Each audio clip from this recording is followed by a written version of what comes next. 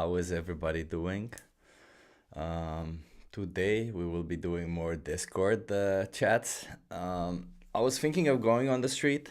However, I have to. I've been working up until like I don't know 2 minutes ago, and when I finish this, I have to continue working. So it's a pretty busy period work-wise.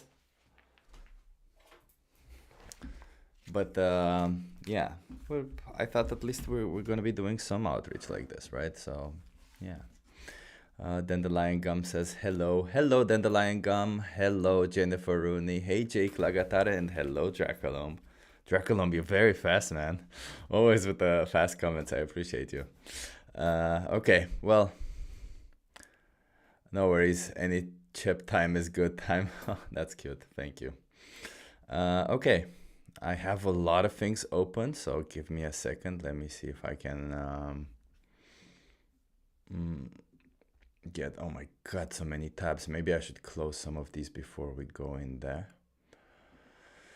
Yeah, yesterday we launched a new version of 3 minutes.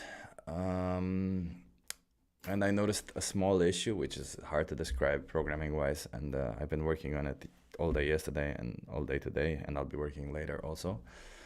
And it's kind of giving me a headache, but all is good. Hey, Mr. Manx, JD, awesome people. Martin is here, always a good time. Love it. Okay, well, let's join the other stream. Let's see if I can join.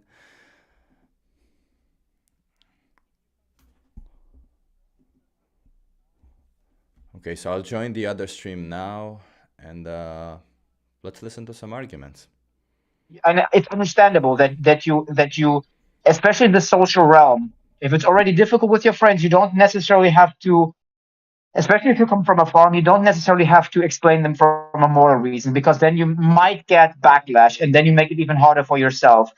If it is the case, maybe go for a different reason to buy yourself time, cut yourself a bit of slack, if that's the right word, and maybe later explain it to them, right? Because it seems that it might be already a struggle for you to navigate through the social domains if you were to become a vegan. So especially with family, it's even more complicated, right? So the very first thing is just sometimes it's just yeah. a matter of like, I'm sorry, I'm gonna use a weird like yeah, no, I'm just gonna use it. It's just sometimes it's just time to man up and do the moral thing and not the convenient thing. It's just a matter of like rising over your inconvenience to benefit others. And I'm not just talking about the animals again. Like the animal agriculture is impeding on the flourishment of all humans on Earth, 100%. So yeah, and especially since you came from a background that is actually quite invested in animal use, yeah, don't put yourself even in a harder position already. If you have been persuaded by these arguments, at least to some degree, I would welcome you and invite you to do it and to give it a shot. And especially in the beginning, try to really digest the arguments, look out for new information, because again, you have been quote unquote, well, conditioned. What? I'm gonna put Sorry? a resource link in the side channel. Sorry. Yeah. What part of Australia are you from? Me? Yeah. Brizzy. Nothing. So Ival, Yeah. go Where ahead. were you from, bro? Yeah. So go on. Yeah. So racism, Australian racism going on. going on. No, not racism. Not racism. I'd say that about literally any city he said. It didn't matter. Yeah. So I'm actually a Kiwi. Yeah. Obviously. I did think so.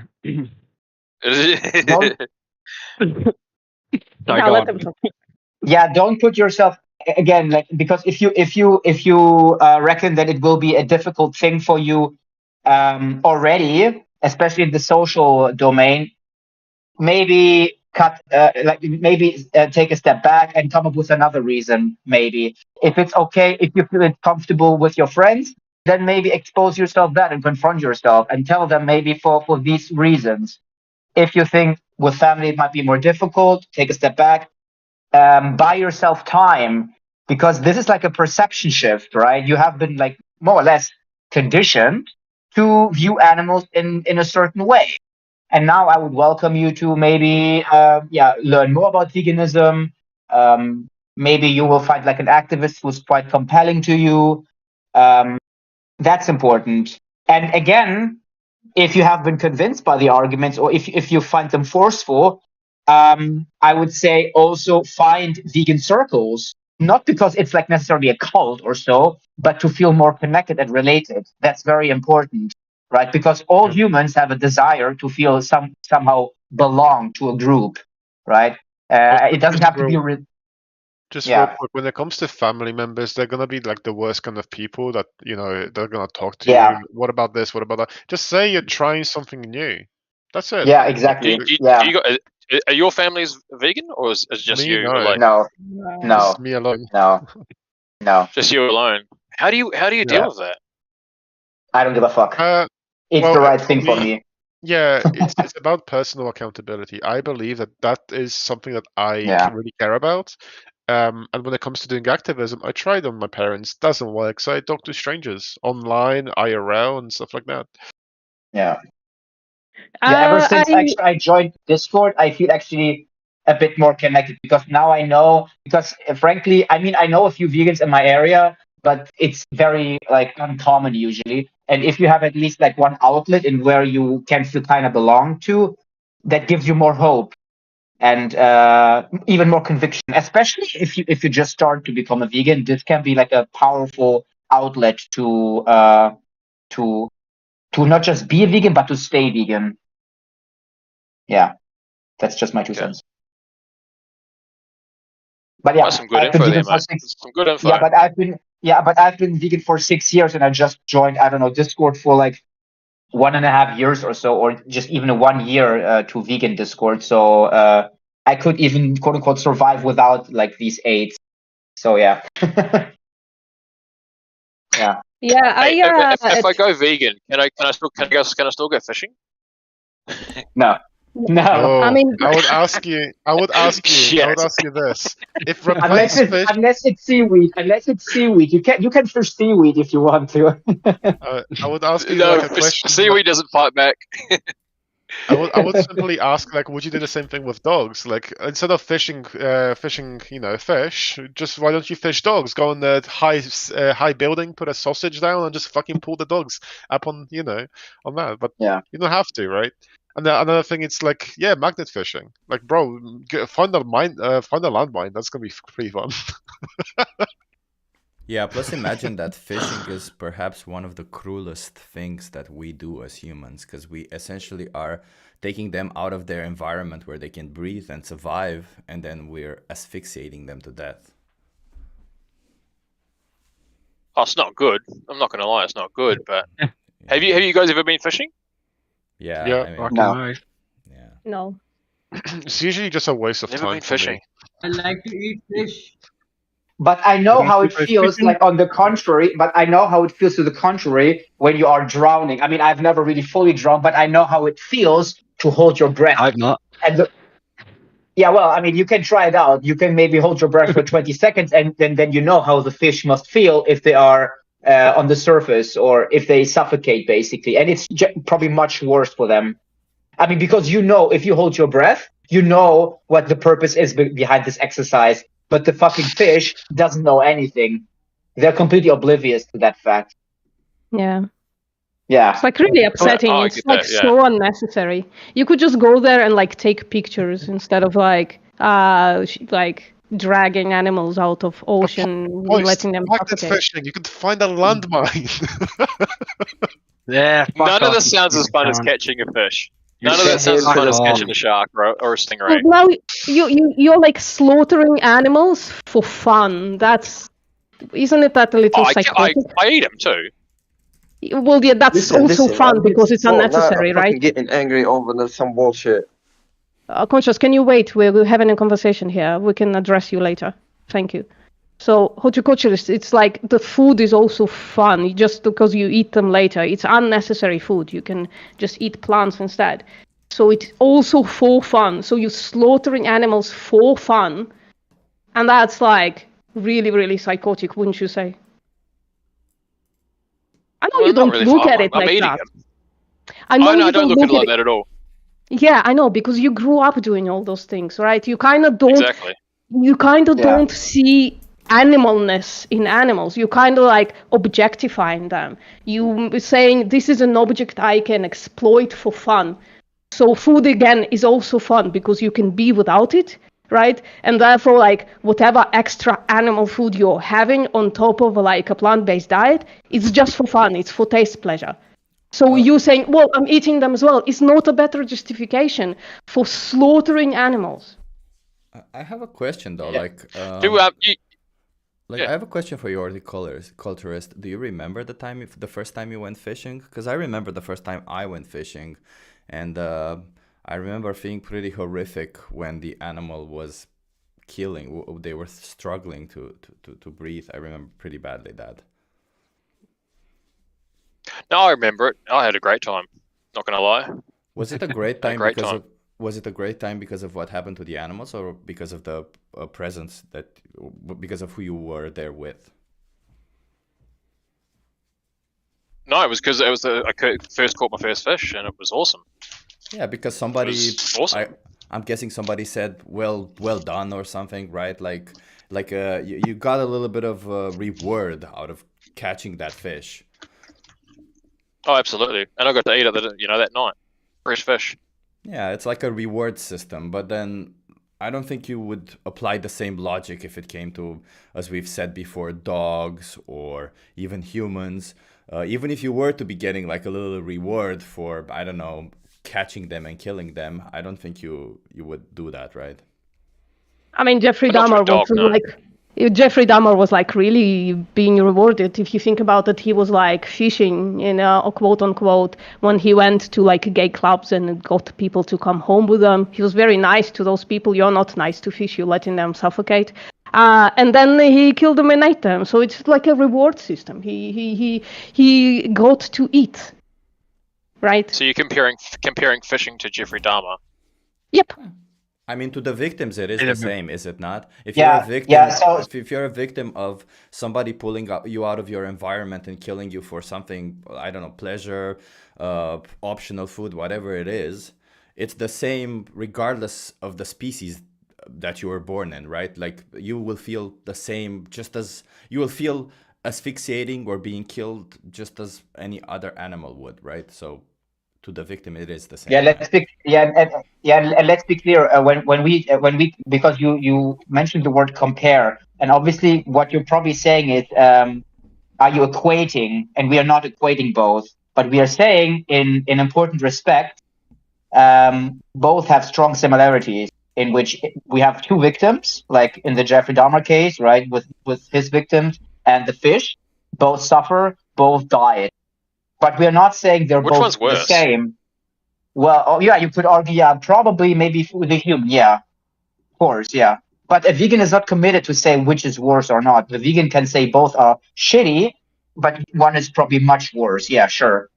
But you shouldn't do shitty things anyways if it's not necessary. That's all the vegan is committed to say, really. Not anything beyond, especially if it's not necessary, right? So you do fishing for, yeah, again, probably trivial reasons, not for survival. It's habit, culture. Yeah, it's like but they're both, recreational yeah. murder, basically. It's like Yeah. recreationally, you just go into the nature and you just like slaughter animals there. It's weird. Yeah. That is You don't go recreation, to it. absolutely. It is totally like you enjoy the fish yeah, I afterwards as agree. well, right? You enjoy the I enjoy body the fishing. I afterwards. enjoy the fish. I enjoy being out on the boat. I enjoy Yeah. the fight of the fish. Yeah. Absolutely. Yeah, it's Yeah, but why can't you recreational. It's just recreational observe- murder.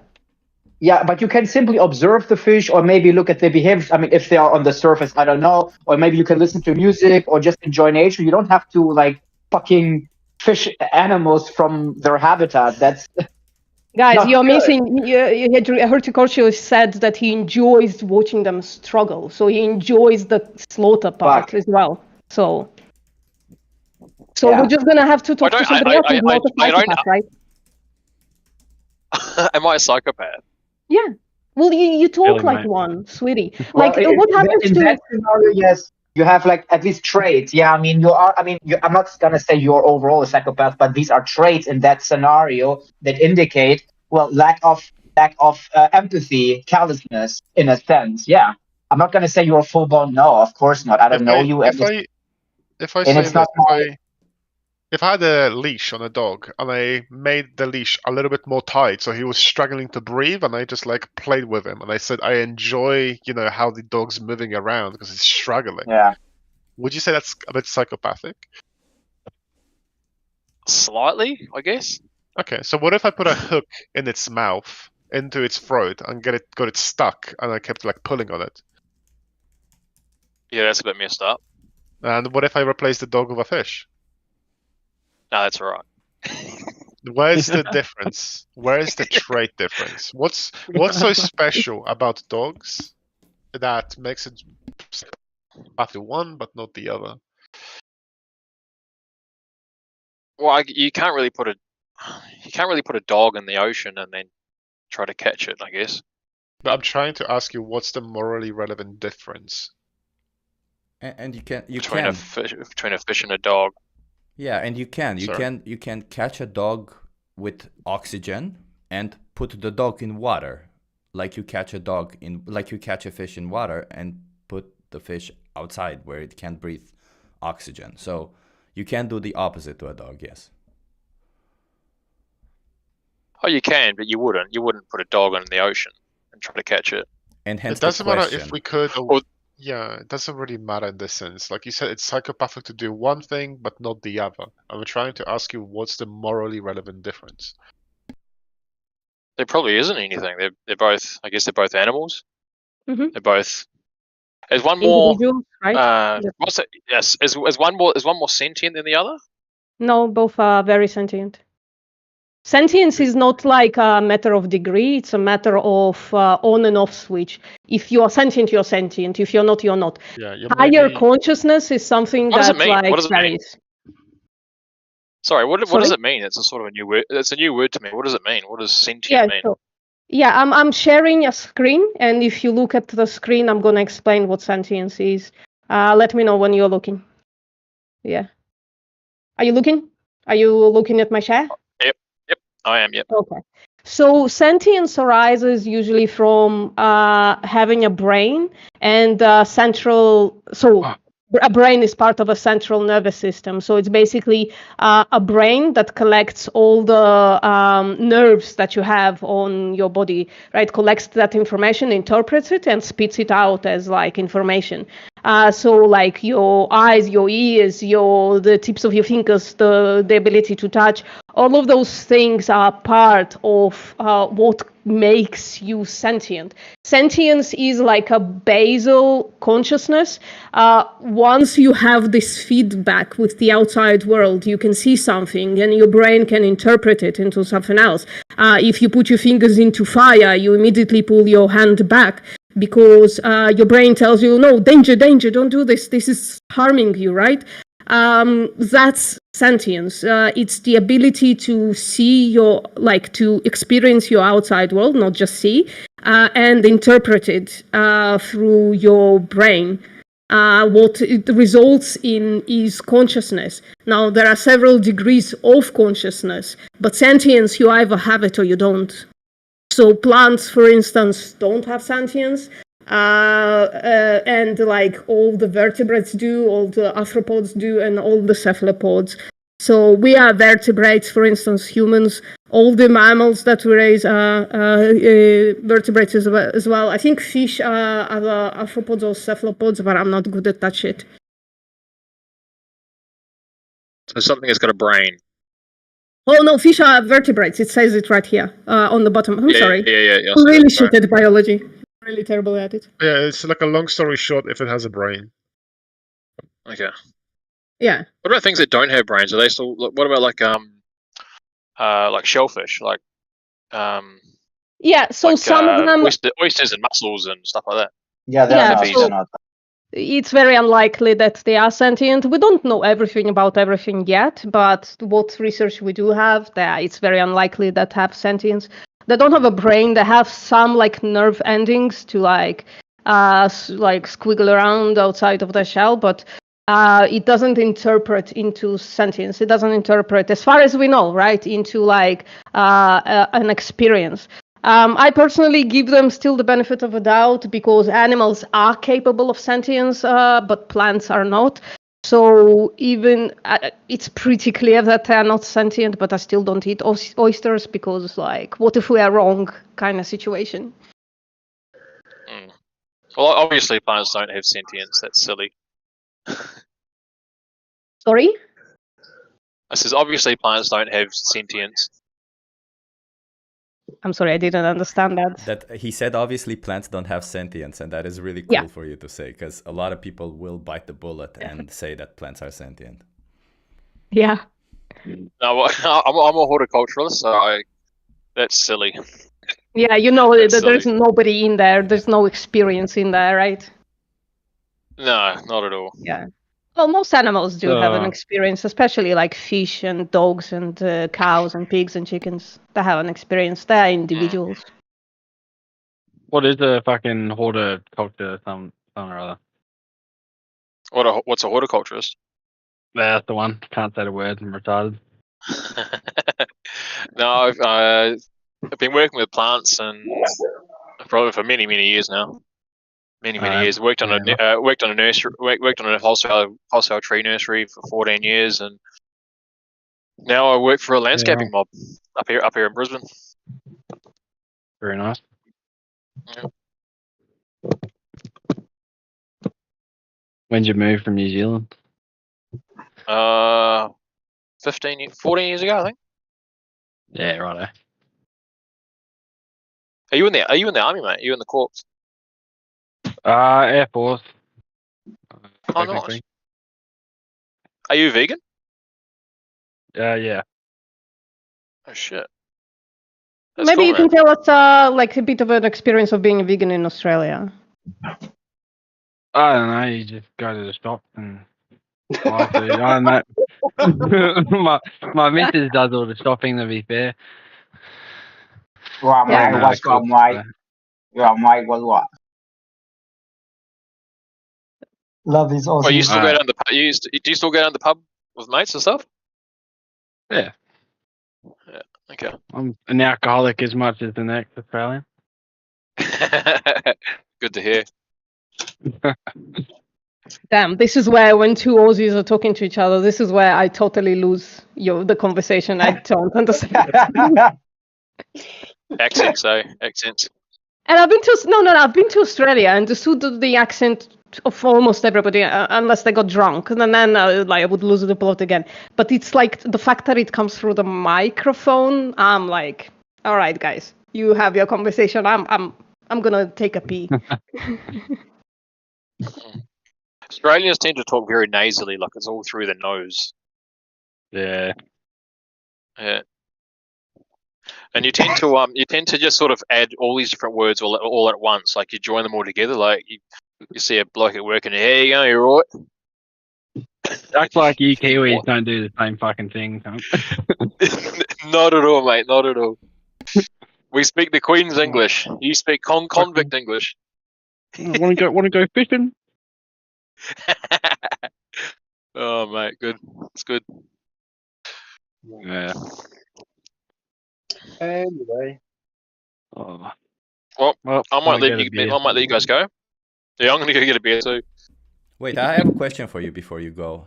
How many more animals should be exploited and slaughtered for you until you make a change? Oh, what's your question? Well, that's a strong You're one. in trouble now, mate. You're in trouble now. I don't think I'm gonna change. So you think you think it's okay? Let me ask you this: do you still think it's moral for you to exploit and slaughter innocent animals?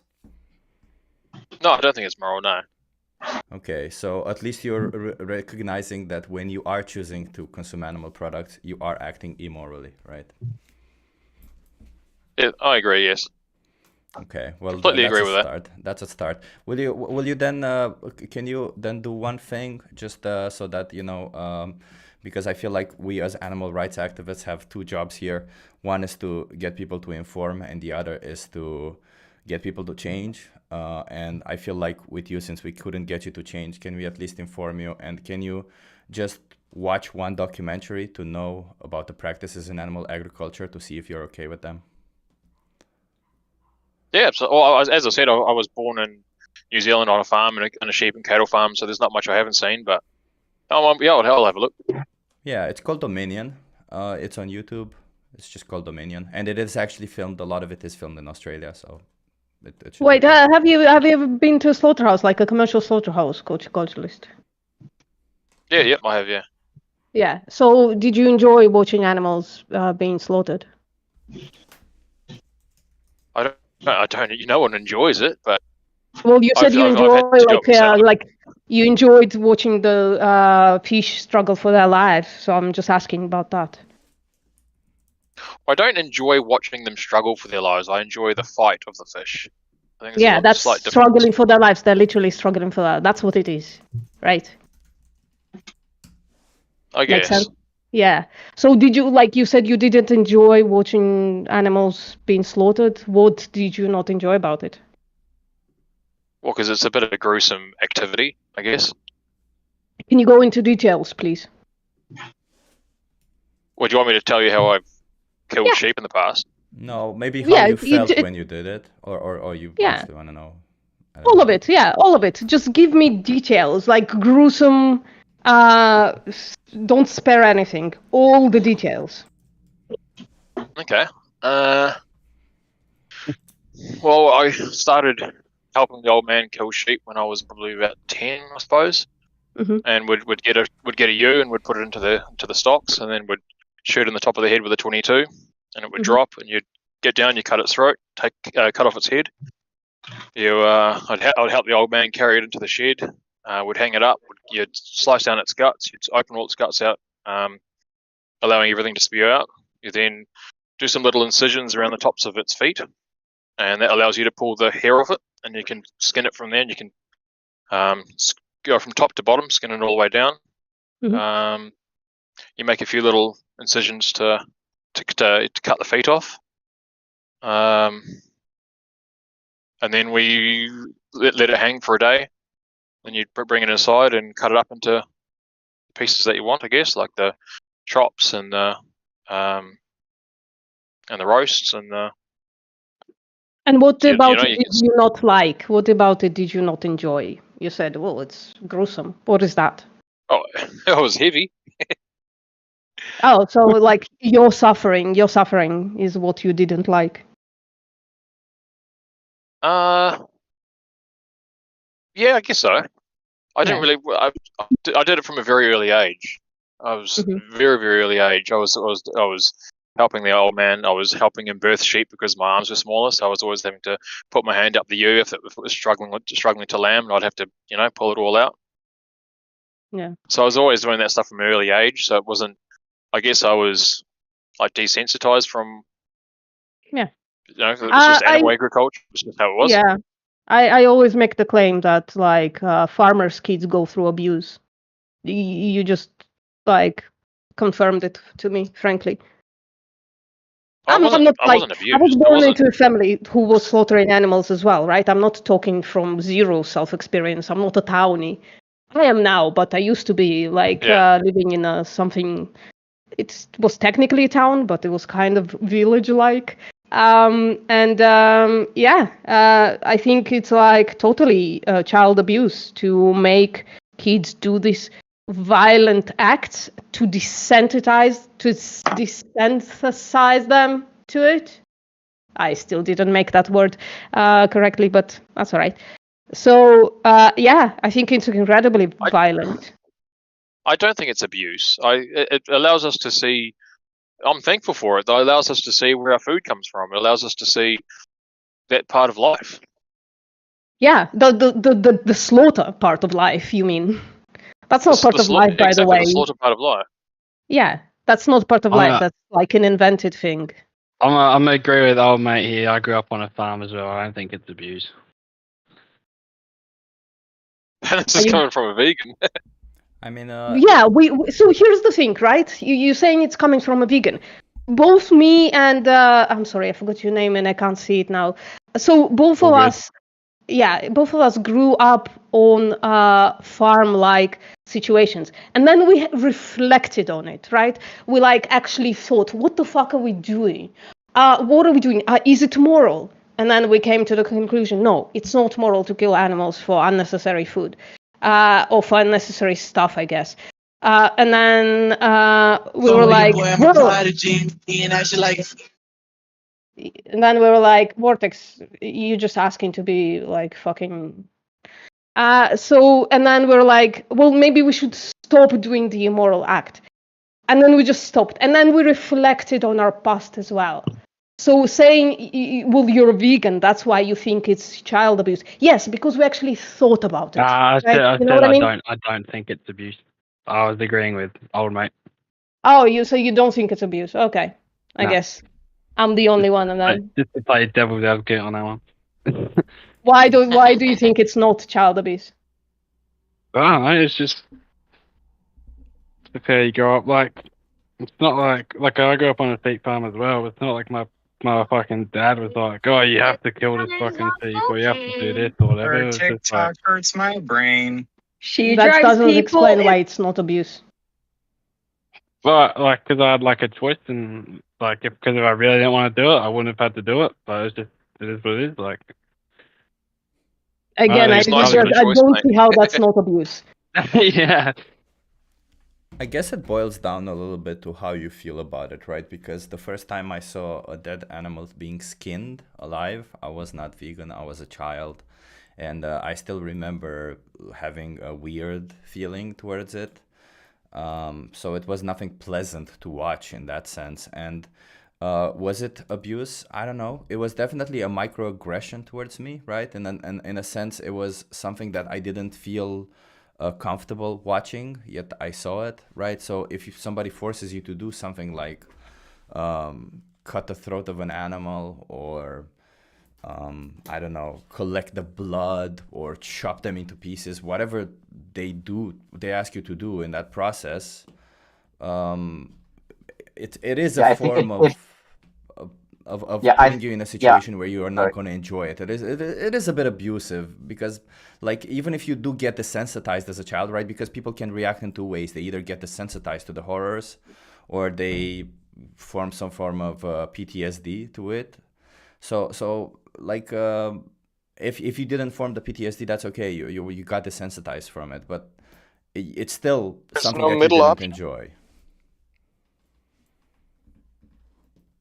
I'm sorry. Enjoy it doesn't mean it's like There's no middle option. It's always just you're desensitized or you have PTSD. Well, give us a third option. What about Maybe it's something that you don't enjoy doing, but you do have to eat? Yeah, you have to eat. You can eat plants. You don't have to eat sentient animals with all the gore around. Maybe you don't have to anymore. Yeah, exactly. So we're talking in the 21st century. Let's not look in the past. We're not talking to people in the past. We're talking to people in the present. And even again, your account of a third option or more options. I mean, that wouldn't be how do you say it? It wouldn't be in favor for your position, because even if you feel sad or depressed or whatever, I haven't presented my position. Yeah, then go ahead. Tell me your criterion. What third option is there? Well, the subject is how does killing an animal make you feel? I think it should always make you feel bad in some way. There's no joy in killing. Mm-hmm. Yeah. So, and if we, yeah, exactly. This is exactly what I anticipated. So, if that is the case, then why would you kill it? If it makes you feel worse, right? It makes you feel worse, and the animal as well. So, what is the benefit there then at all? I can kill grass, and harvest vegetables, and kill them, and I don't feel bad doing that. Please don't interrupt, please. It's a conversation, and there's a lot of people. Yeah, here. but all right. Yeah, I know, but I want to engage. So if you are being made worse off because of the experience that you went through, and the animal definitely as well, right? So this is not so much different than if you're being desensitized or you're getting PTSD. I mean, surely it is less bad, you could maybe say, but you're still having a psychological cost, right? So how is this really of a net benefit to you if you're still experiencing negative feelings. I experience negative feelings for a lot of things that do me good in the long run. Why should this one be unique? It doesn't do you good, that's why. Yeah, it doesn't. And it's not even necessary, right? And you're harming someone else as well. In a non-significant way. In a significant way. It's non-trivial what you're doing, right? So if you want to torture yourself, yeah, you can do that, maybe, perhaps, I don't know. But like if you involve someone else that doesn't want to be treated like that, then yeah, spare them that and have respect for someone else as well, right? You can take your freedom and harm yourself, perhaps, but don't drag someone else into that. No, of course, but I think the entire subject is a very complicated one, and I don't like it when people reduce it down to such a simple concept as it's either or. I really, it's a very common thing I see online. There's always some sort of dichotomy when really everybody points this out. It's actually more of a spectrum on a lot of different things. What's the spectrum? And this is but bottom line is complete. Let him. Well, the spectrum would be something along the lines kill of an animal or you don't. Bottom line is it's not like a Val, let him finish. Let's see what he thinks the spectrum is. Well, I mean, there's multiple emotions. You have everything from the people that are outright psychopathic freaks that enjoy causing harm on others, and then there's the ones that completely have the disgust reaction to any particular action that they encounter. And this is true for everything, not just like the act of killing an animal for food. And there's a big difference between, like, obviously we shouldn't go out and like hunt animals for sport. That's absolutely, like, definitely don't do that. Even if you're somebody that does eat meat, you probably should object to the hunting of animals for sport. It's cruel and unnecessary. Whereas someone who eats meat would say, well, you do have to eat. And but you don't have to eat animal products. You're conflating something. But there is like a conflation because obviously what you said is trivially true, right? So you need to eat. Right. But the thing is, what you ultimately need is basically carbons. You need carbons or energy, calories. You don't need like the category of animal products. That's not necessary. You don't need any animal proteins to perform any singular any single cell function. You don't need omega-3s. No. You don't need omega-6s. Hold on. You're begging the question. I mean, you're assuming already that it is only found in animal products like omega-3s. Omega-3 is not originally found only in fish. The primary source is microalgae. I mean, if we're talking about the preformed DHA and EPA, that is. I mean, the precursor, the precursor alpha-linolenic acid, that is found in exclusively in plants, exactly. So that is exclusively found. But are those plants the most efficient source? They are. Yeah, because they are. They're the only source. Yeah, like I fail to understand. So if you think like, let's imagine, because when you say efficient, you imagine that you take 100% of a certain quantity and your body absorbs 80% of it. But let's imagine that would be the case. That's not necessarily the case, but let's imagine that would be the case. Couldn't you just consume a little bit more and not exploit and slaughter an innocent sentient being in the process? It might be possible. But look, it's probable. Let's make it an analogy for a second. Let's say plants are like wood, and you can burn wood for fuel, but coal is better than wood. And let's say coal is plants, right? It's compressed wood and everything, and it burns a lot better. I know that's a flawed analogy, but I know. But it's like that's kind of how it has to be looked at. If, for example, in fish, you can get significantly more omega-3s if you eat, let's say, a pound of salmon versus if you eat like 4 pounds of seaweed. But Wirsa, let me just first of all correct your analogy. Your analogy would be correct if, as you said, let's All imagine analogies that are flawed in some ways. So go for it. yeah, no worries, no worries. So what I mean to is to draw attention exactly on what the issue is, right? Because you seem to be focusing on a certain perspective, and you seem to be forgetting the perspective of the victim. So the analogy that you're made between wood and coal would actually be a better analogy would be between burning wood would give you a certain efficiency, and then burning a dog would give you considerably more efficiency. Should you burn a dog if it gives you more efficiency? Okay. The way to answer that without being an absolute monster is to realize that you have to prioritize yourself over others. Ultimately, if I have to die so that something else can live, I would prefer to live. But this is, again, of course, but you're assuming, we're not comparing this with a human. But you're assuming again that it is necessary for you to consume animal products. This is like you're stipulating that, and this is under contention whether this is actually necessary. And we are the reason, or we are proof that it is not necessary, right? It's not necessary does it work on a large scale? Yeah, for sure it would. Yeah, it would. It would. Yeah, of course it would. Well, because I mean, from what I've seen, like I've done some research. I'm not claiming to be the ultimate expert on it, but I mean, there's always been like this thing that bugs me, like the rainforest and the soy and the stuff. Like they. But do you know why that happens? I have just to think for that. I have just to think for that. Before you do that, I've been very interested to know if there's an answer for that. Yeah. So do you know? Do you know why we do so much deforestation? Do you know what we use most of the soy for food for? Well, it's always going to be animals. Yep. So exactly. So you hit the nail on the head. So you're right. We do deforestation to grow some soy. We also do deforestation to make animal farms. More than a little bit of soy. Yeah, yeah. Please continue. Yeah, it's like 80% of it. But it's a lot. Yeah, it was concerning. The point is that most of the soy that we grow. Yeah, exactly. Yeah. Most of the soy that we grow for food is soy that we use as animal feed. Okay. So the reason why there is so much deforestation, then you would say that it is because of animal agriculture. I'd have to double check that one. That's a good point if it's true. I'm not questioning look up that the biggest you believe it's reason. True. I don't know. Sure, yeah. Look up the biggest reason. Brazil.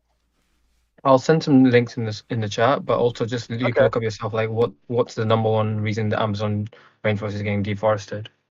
But can I address something really important? That's something else. Yeah. Address something really important. If we do find out that meat or animal products are really bad for the environment, is that something that's going to make you ethically think about not consuming? Hello? Oh? Anyone? Hello? It cut out there.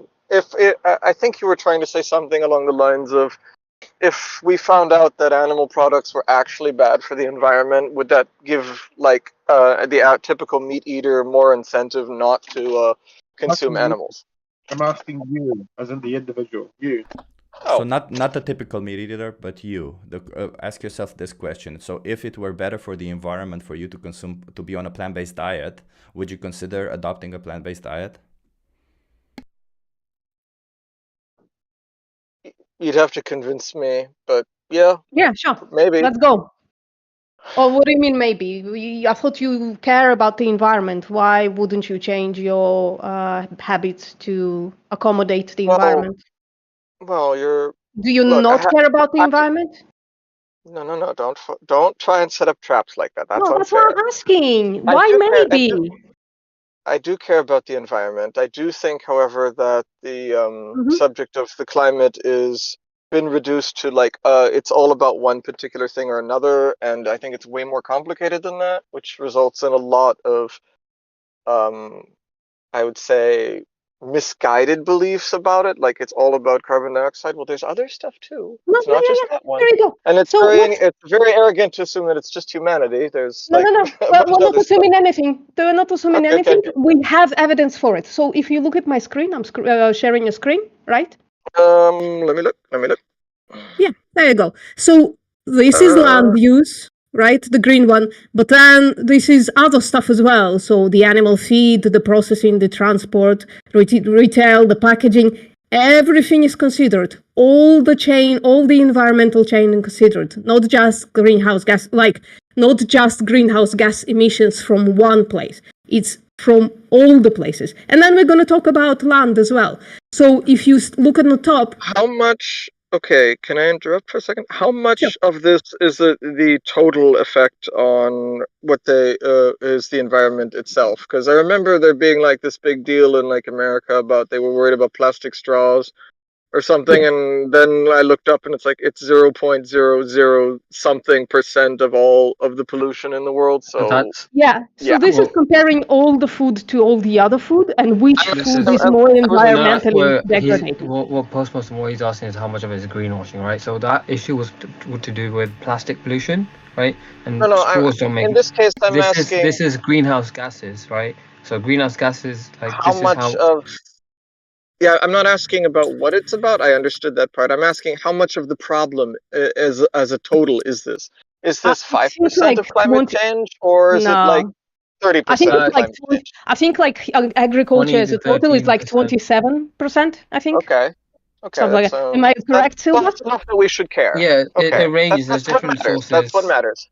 So let me put it this way, because I think you'll understand it better this way. So I think one of the biggest impact you can make as an individual, obviously there's, for the environment, there's several changes that need to happen systemically, especially by governments, which are changes that you can protest for, but you can't really make changes there. But the biggest change that you as an individual can make is adopt a plant-based diet. And that is the biggest thing that you can do to lower your footprint. Yeah.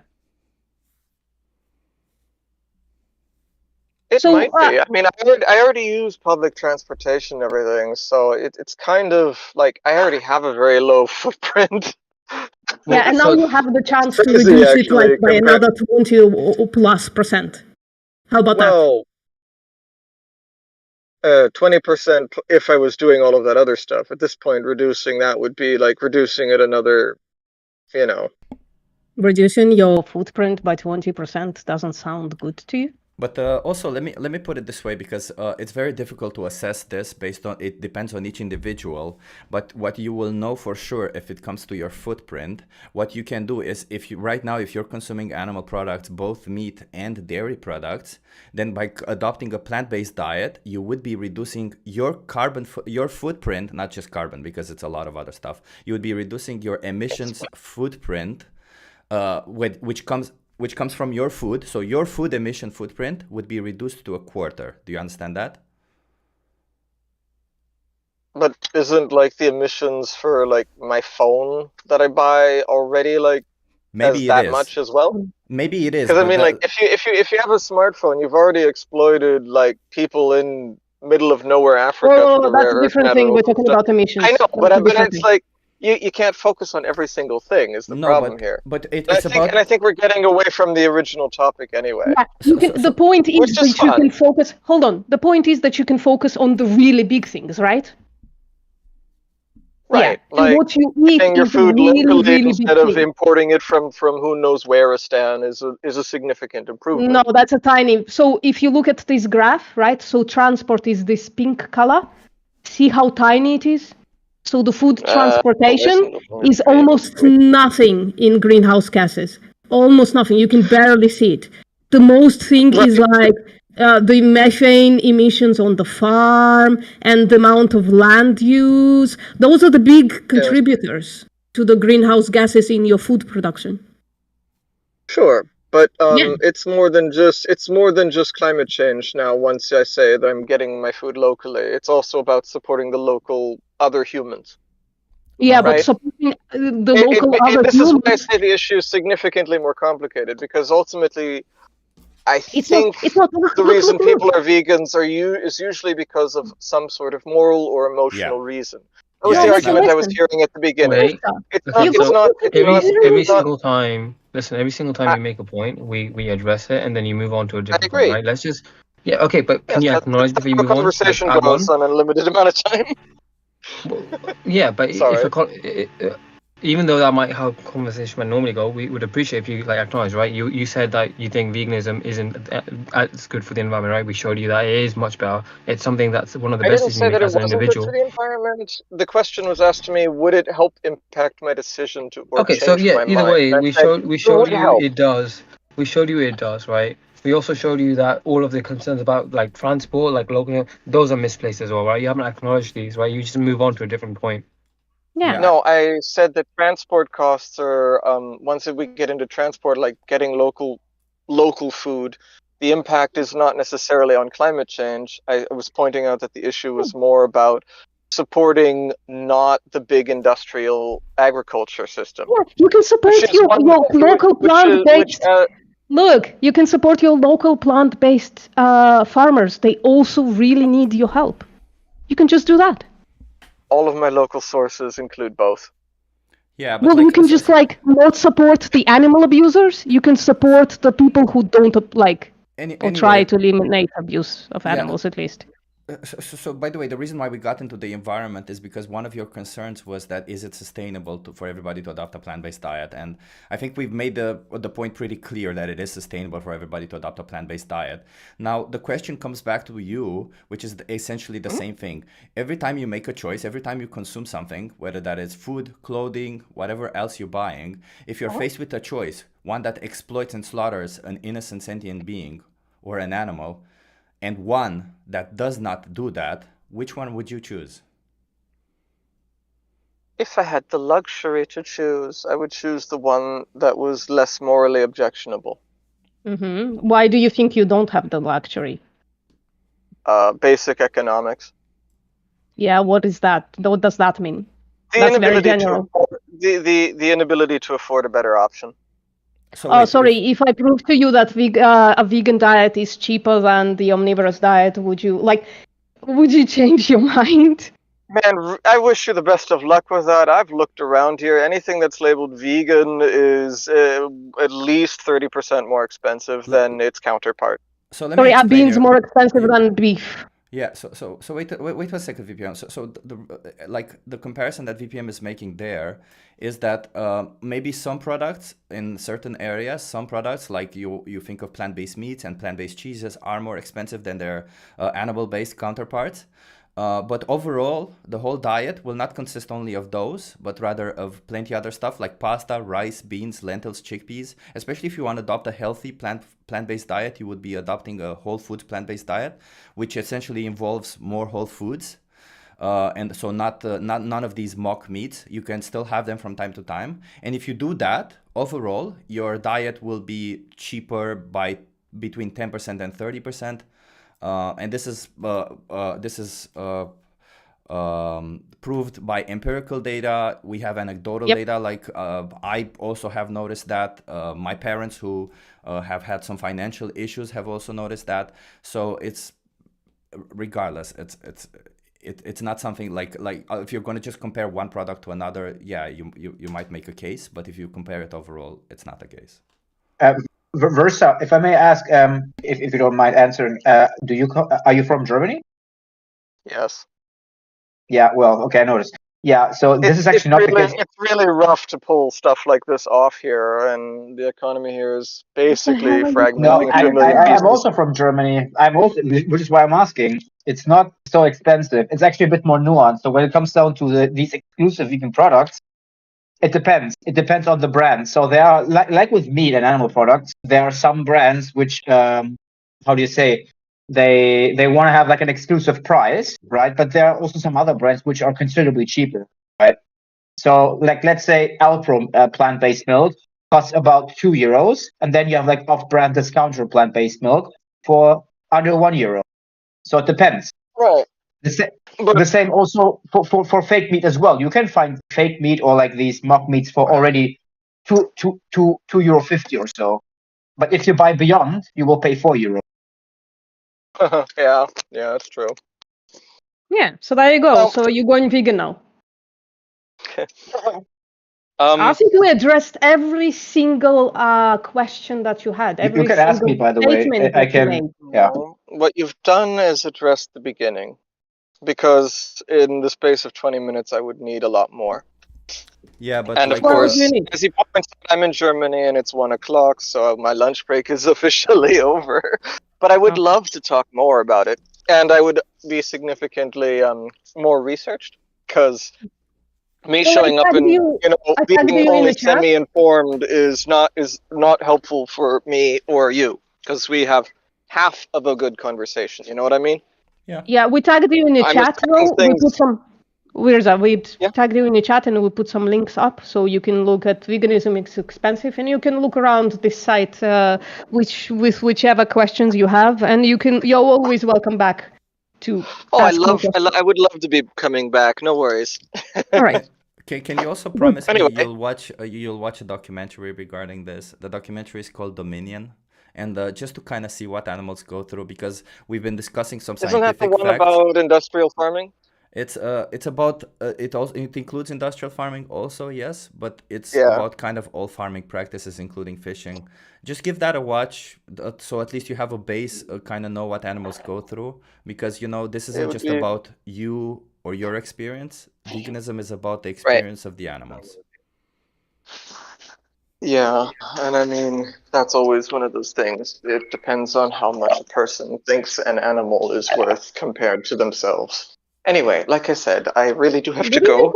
Otherwise, I get in trouble at work. You to die. Hold on, nobody's asking you to die for this. Yeah. Hey, I'm 2 minutes over lunch. I've got to go. Okay. Yeah, I will love to talk again. Toodaloo. Bye. And just to be clear for everybody, the comparison was never made between yourself and an animal. That's not the comparison. That's actually a wrong comparison to make. The comparison is between exploiting and slaughtering an innocent animal or not. That's it. That's the comparison. Anybody else? Next victim. I'm joking. What if I say... You're not a victim. Let's not victimize you. What if I say that being vegan is the only way to respect animals? Does everybody here agree with that?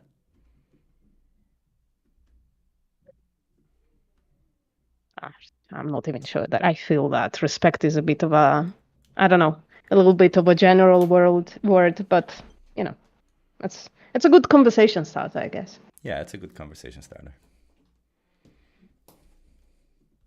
Well, you can't, ultimately you can't respect an animal if you kill them. Really. Exactly. So because you disrespect one of their, because you disrespect one of the most vital interests they can have. Right? So I guess you could say you can be vegan and not respect animals, but you cannot respect animals if you're not vegan. Yeah.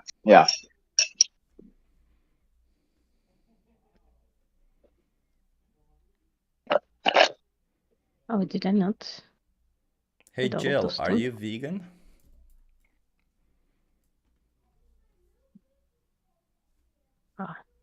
Oh, Jill says I don't agree. Do you want to talk voice or do you just want to chat in the chat? You can try to practice your English if you want. Yeah, we will use simple words, and we will talk slower if you want to. Yeah, we can adapt. Sometimes we use jargon. Then maybe I can talk. Hello, people. Yeah. Hello. Hey. Yeah, a little too much, but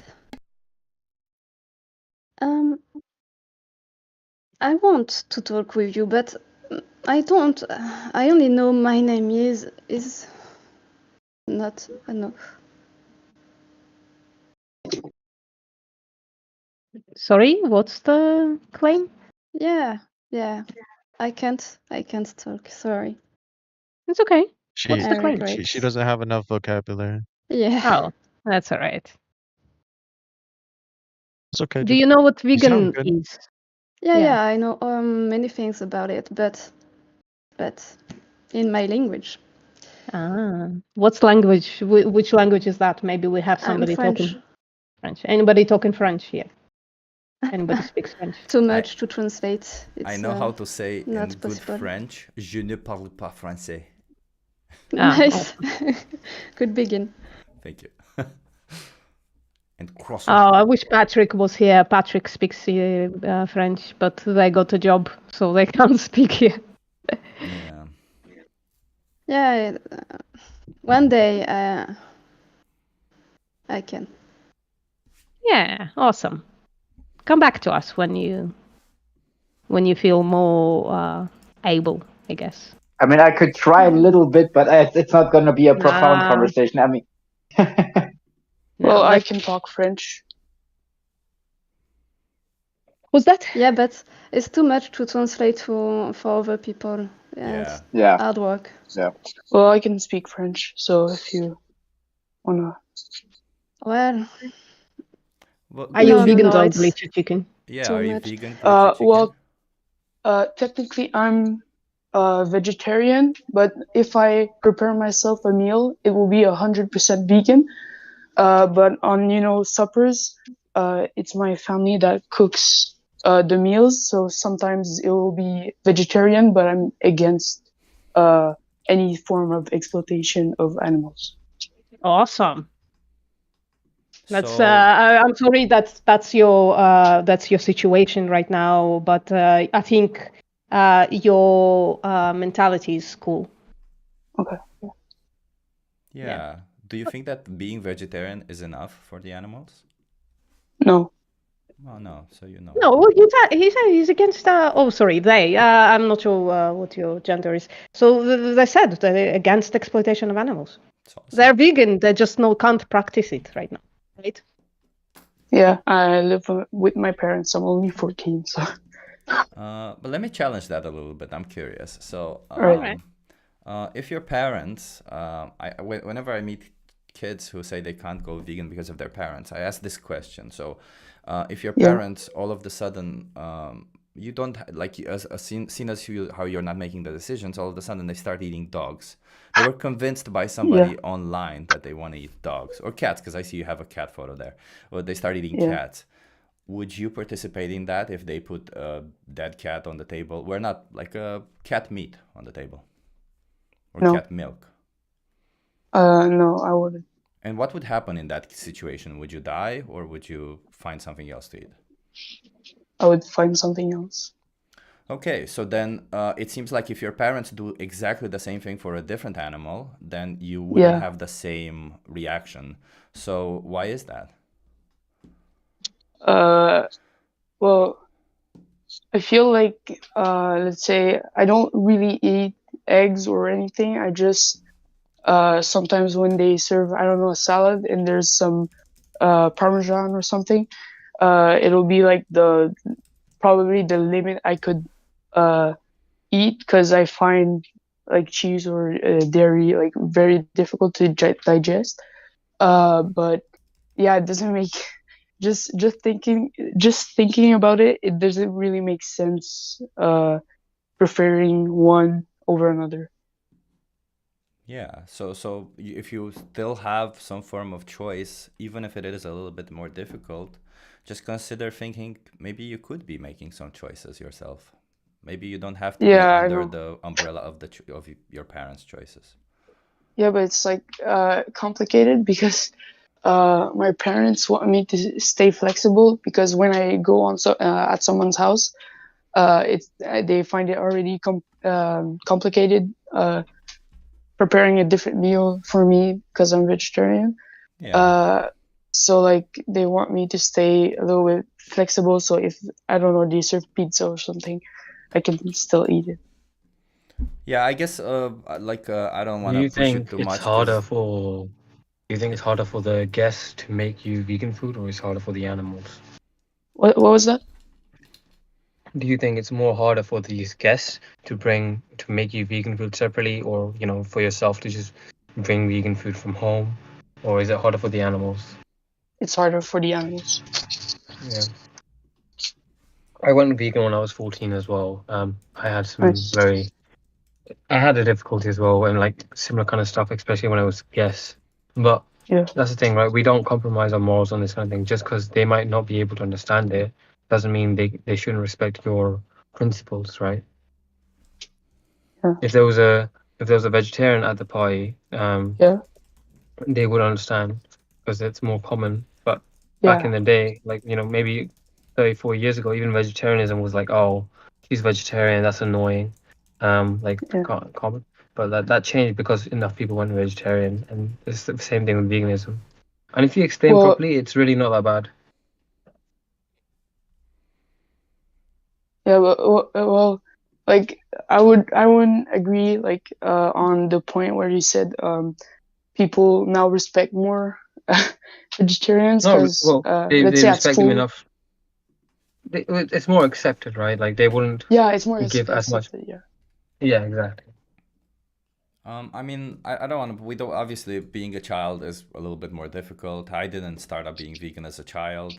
Silver said that they did, but I think like what I just want to emphasize is if you can make certain choices, maybe make different choices. Just think about it. Like that's why I challenged it a little bit. I don't want to push you in any direction, right? You're obviously in a different situation than most people are. Right. Yeah. But can you maybe translate for? Can you maybe translate for Jill anyways? Maybe Jill can state in French what she thinks is the issue, and then we can address it. Yeah. Sure. Yeah. Jill, if you're still with us, maybe Yes. they can translate. Yeah. I can understand you, just I can't talk. Yeah, that's why you could say it in French. No, it's too much. I just think it's less meat is also good. I don't like the extreme thing. Yeah, but do you think it's more extreme to exploit and kill animals, or it's to not? the system actual is the problem. For example, a chicken give close from 1 egg per day, and it can become a little chicken. It's too much. J'ai I don't know. j'ai une question. Yes, you can ask question in English. Don't worry. I can. Okay. Do you think it is possible to kill an animal in a fair way? I think we have to respect them when they live, and offer them a better life as we can. I'm a farmer child. My parents was farmer. I don't know. Sorry. And but what do you think is actually one of the biggest interests that an animal has? Like, what do you think is one of the biggest wishes? Do you know maybe, or I can also help you out if you want to? I don't. I'm not sure to understand, but I believe in reincarnation, and I accept if I become a chicken or other to be killed by humans. I think it's a part of life, as I hear before. Here, we can't say to the lion, "Don't eat meat," and. But Jill, that's a bit disingenuous, because what you're saying is that you would accept it if somebody took your life to eat you. Is that really true? Yeah. So I'm not. I'm not. I'm special. Wait, so you think that do you know who Jeffrey Dahmer was? I only know the name. Wait. Explain to me why you tell about him. Yeah. So Jeffrey Dahmer was an American who hunted people down, killed them, and then ate them. Okay, killer. Yeah. Yeah. Do you think that what Jeffrey Dahmer did is okay? No. Okay, I see what you mean. Yeah, so it's then pretty why low. Because he don't need it. Yeah, well, the reason why I ask you this is because you It said is. you would be Murder, okay. You comparing a said serial killer to so Universe East, you have to wait for a second, because Jill, The reason why I asked What this she said is question, that what she said is she believes in reason, and you're comparing it to Jeffrey Dahmer. the reason why I asked That's this Your mic is question, incredibly bad, and we are in the middle of conversation. Please fix your mic, and we'll talk to you later, okay? so the reason why I asked this question, Jill, is because you said you would accept it if somebody killed you for optional food, right? So if Jeffrey Dahmer Yes. killed you for if you were one of the victims of Jeffrey Dahmer, then would you put it in your will or something? Like, would you find it inappropriate if the government would put Jeffrey Dahmer in jail if they killed you and ate you? It's over how it's too difficult to answer in English. I understand what you mean, and I agree. It's oh, sorry, I can't in English. That's okay. No, Like, Chicken can translate. Say it in French. Yeah, say it in French. Évidemment, ça contredit les principes moraux de ne pas tuer des humains. Okay, so it contradicts the moral principles of killing when you kill a human. okay, but you said that Thank you're you. okay. Translate. You said you're okay if somebody kills and eats you. Yes, when I become a chicken, you are. It's not the same for me. Can I help with the language Yeah. barrier a little bit? Why are humans so special? I don't think that. To me, all species are equal. I don't know if it's. I respect Moustic and I don't know. I understand. Like, if you're saying like, well, what I'm trying to ask, it's why kill chicken but not human? You say, you know, if you think human is special, don't kill human. Why? I don't know. Honestly, I don't know. It's to me. Maybe if you don't know, Human maybe if you don't know, maybe you should stop paying for the killing until you know. Maybe you find out one day what is the difference, and then. For example, for me, I see a chicken wants to live, and I don't harm the chicken. That's easy. Yeah, I understand.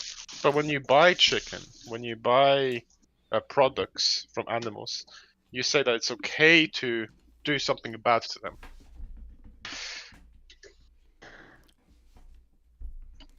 But I can also put it like this, like you know, there's genetical engineering, we can nowadays we can do genetic manipulation, right?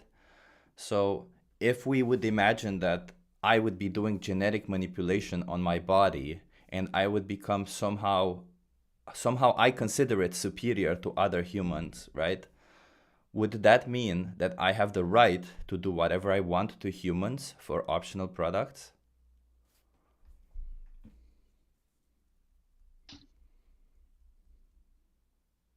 Yeah. I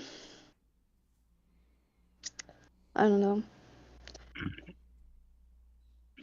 I would consider myself special, by the way. I would consider myself a superior and special, and I would justify killing others simply because I am superior and special. I don't think that.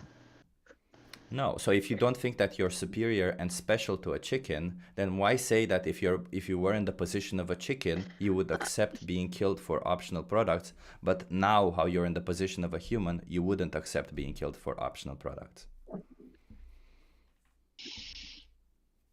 So what we're kind of saying is, like, if you don't think, well, if you believe that everyone is special to themselves, we should not kill each other. We should not kill chickens. We should not kill pigs. I don't. To me, a kill is not. I don't know if it's too. As an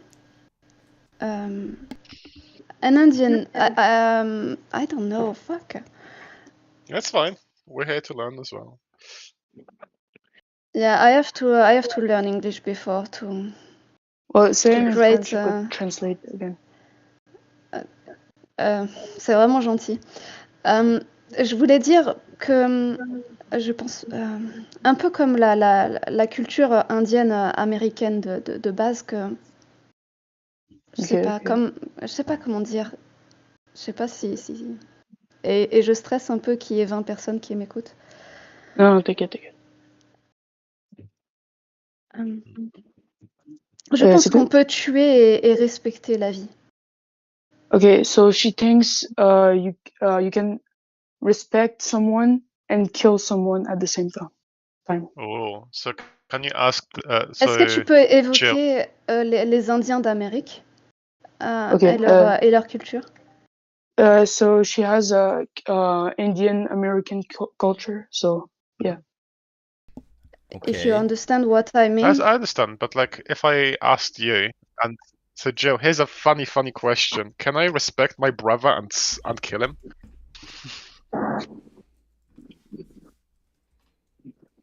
Su frère, the only thing I know. Yeah, I understand. It's well, just boasting about my French knowledge. Yeah, so what about the chip guy or post-mortem? If I respect them, should I also kill them? Oh, if no, don't kill me, please. You mix the morality and it's.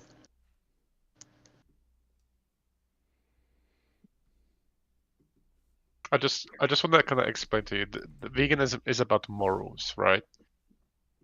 All I'm saying, or we're saying, is we don't have to kill each other. We don't have to kill, animals at all. You're right. I think animals are not equal than human. I don't think I'm special, but I think every species have un rôle. Je sais pas comment on dit. Yeah, but like, do you think that? So I understand what you mean, but it's not about who you put value on, right? Because if I put no value on you or a member of your family, does that mean that I have the right to kill you or a member of your family because I put no value on you? With your before example, if it exists, it exists a species supérieur.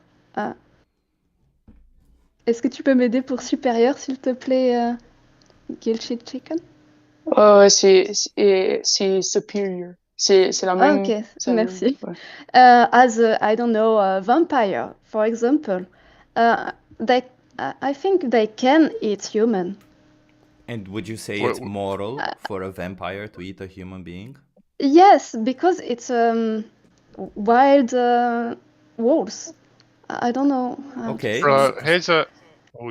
So just human and human don't have to kill them. I don't know. Sorry for my English. Really. So I have a question for you. So what you're saying is that, let's say a bear attacks a member of your family.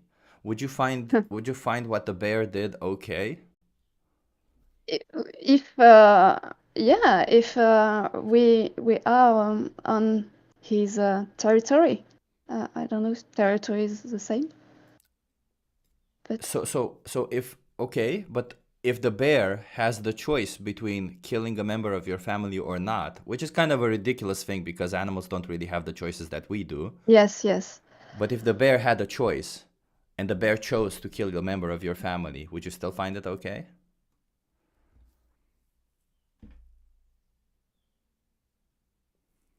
Then with fields, it's not possible, like, of course. So it's not. I didn't understand your answer. I'm sorry. With emotional, I can't accept, of course. Yeah. So you can't accept it because you recognize there's something wrong there, like they're making a choice to hurt somebody. So aren't you, when you're consuming animal products, also making a choice to hurt somebody?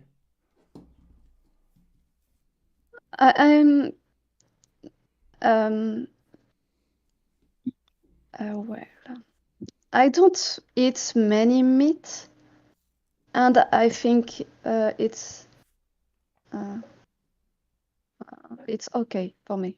But when I you do my best. I do my best for this world. But Jill, let's imagine that you consume any animal product once per month. If you consume that once a month, do you think that to that animal, is it fair that you chose to be violent towards them? My health is bad if I do that. I did it. I have a problem with I don't know.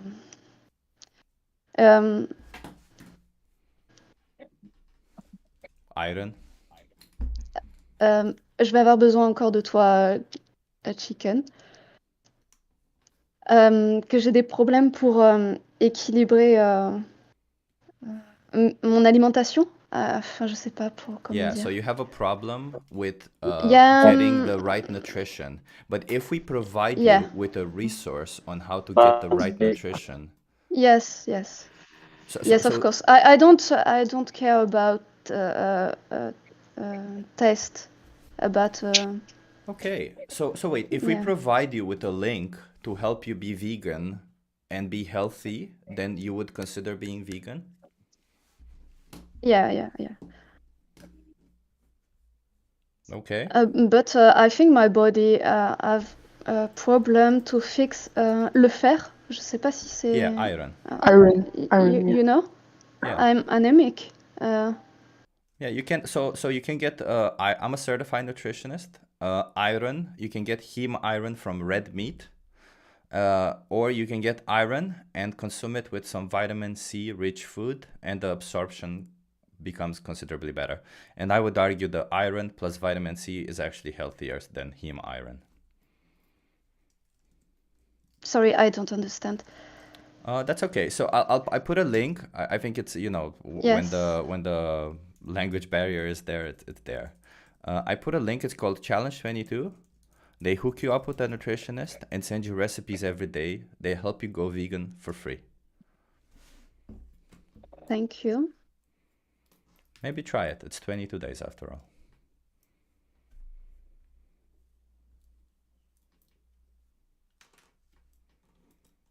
I can ask a question.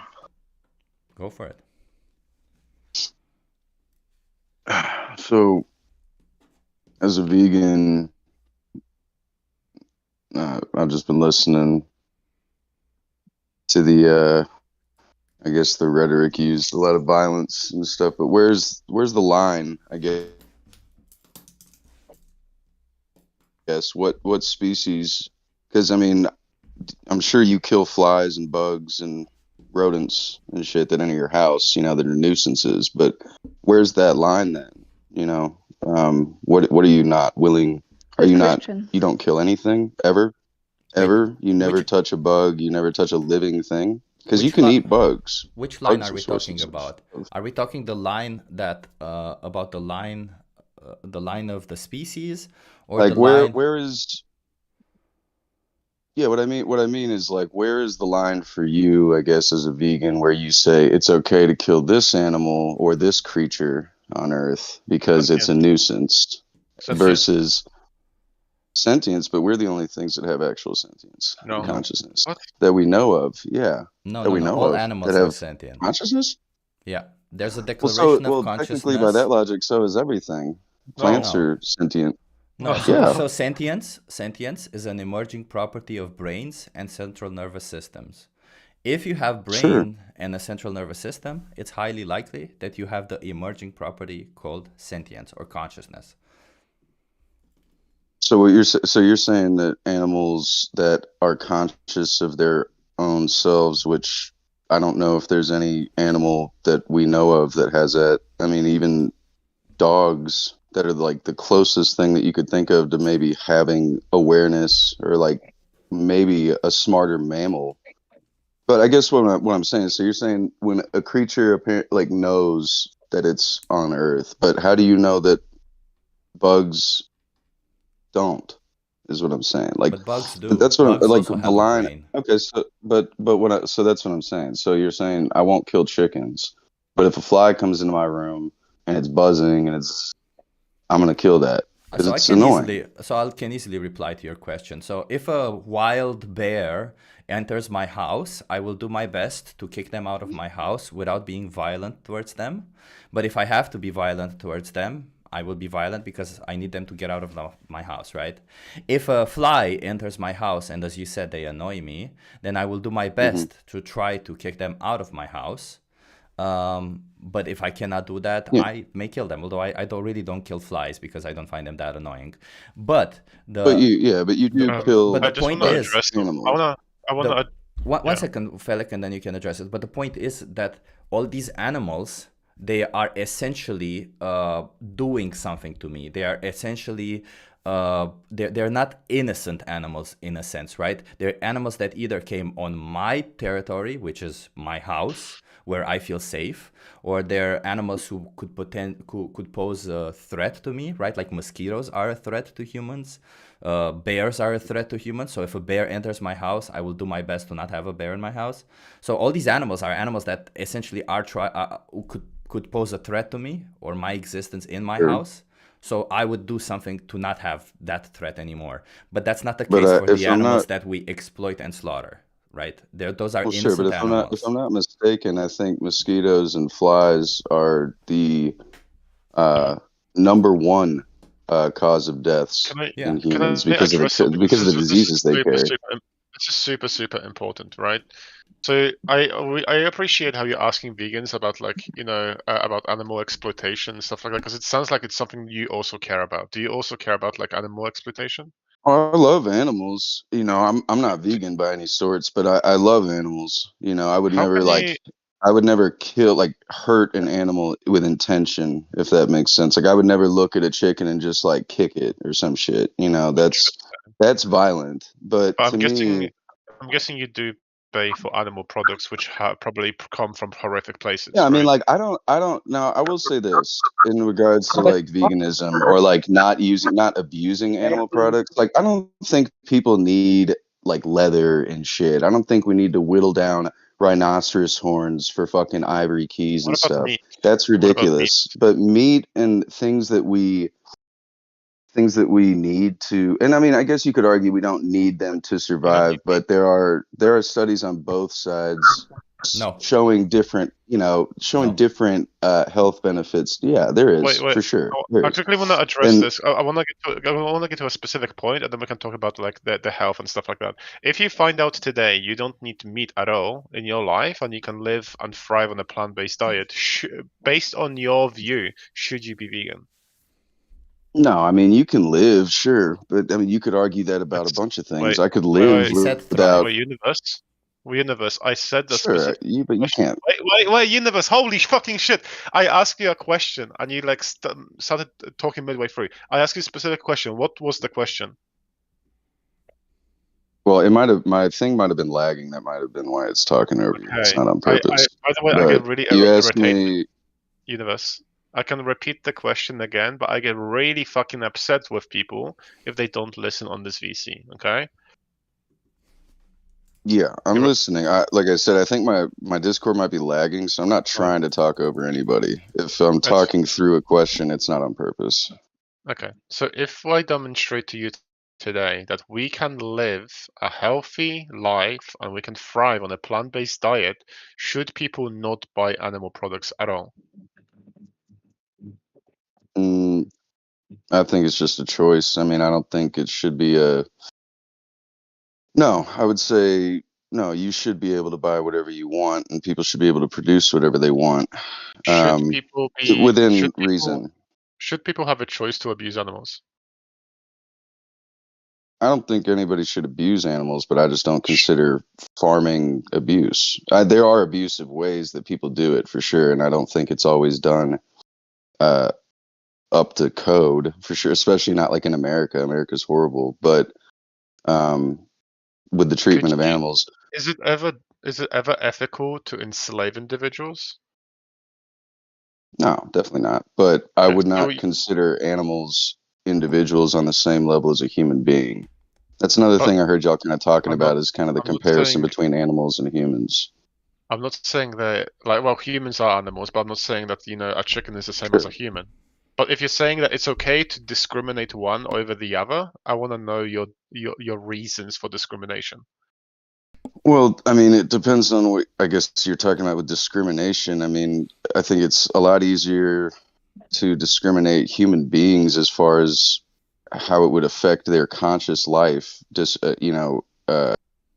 but as an animal, like I'll use a dog as an example. I don't know about other animals, but a dog, for instance, or most pets, even small children for that matter, you can kind of walk up to them and say whatever you want, and as long as the cadence of your voice is pleasant, they will assume that what you're saying is pleasant, and they don't understand what's really going So, on. are you telling me Like, it's so as okay? much as Hold on. Are you telling me it's okay to farm individuals that don't know they're being farmed, including children?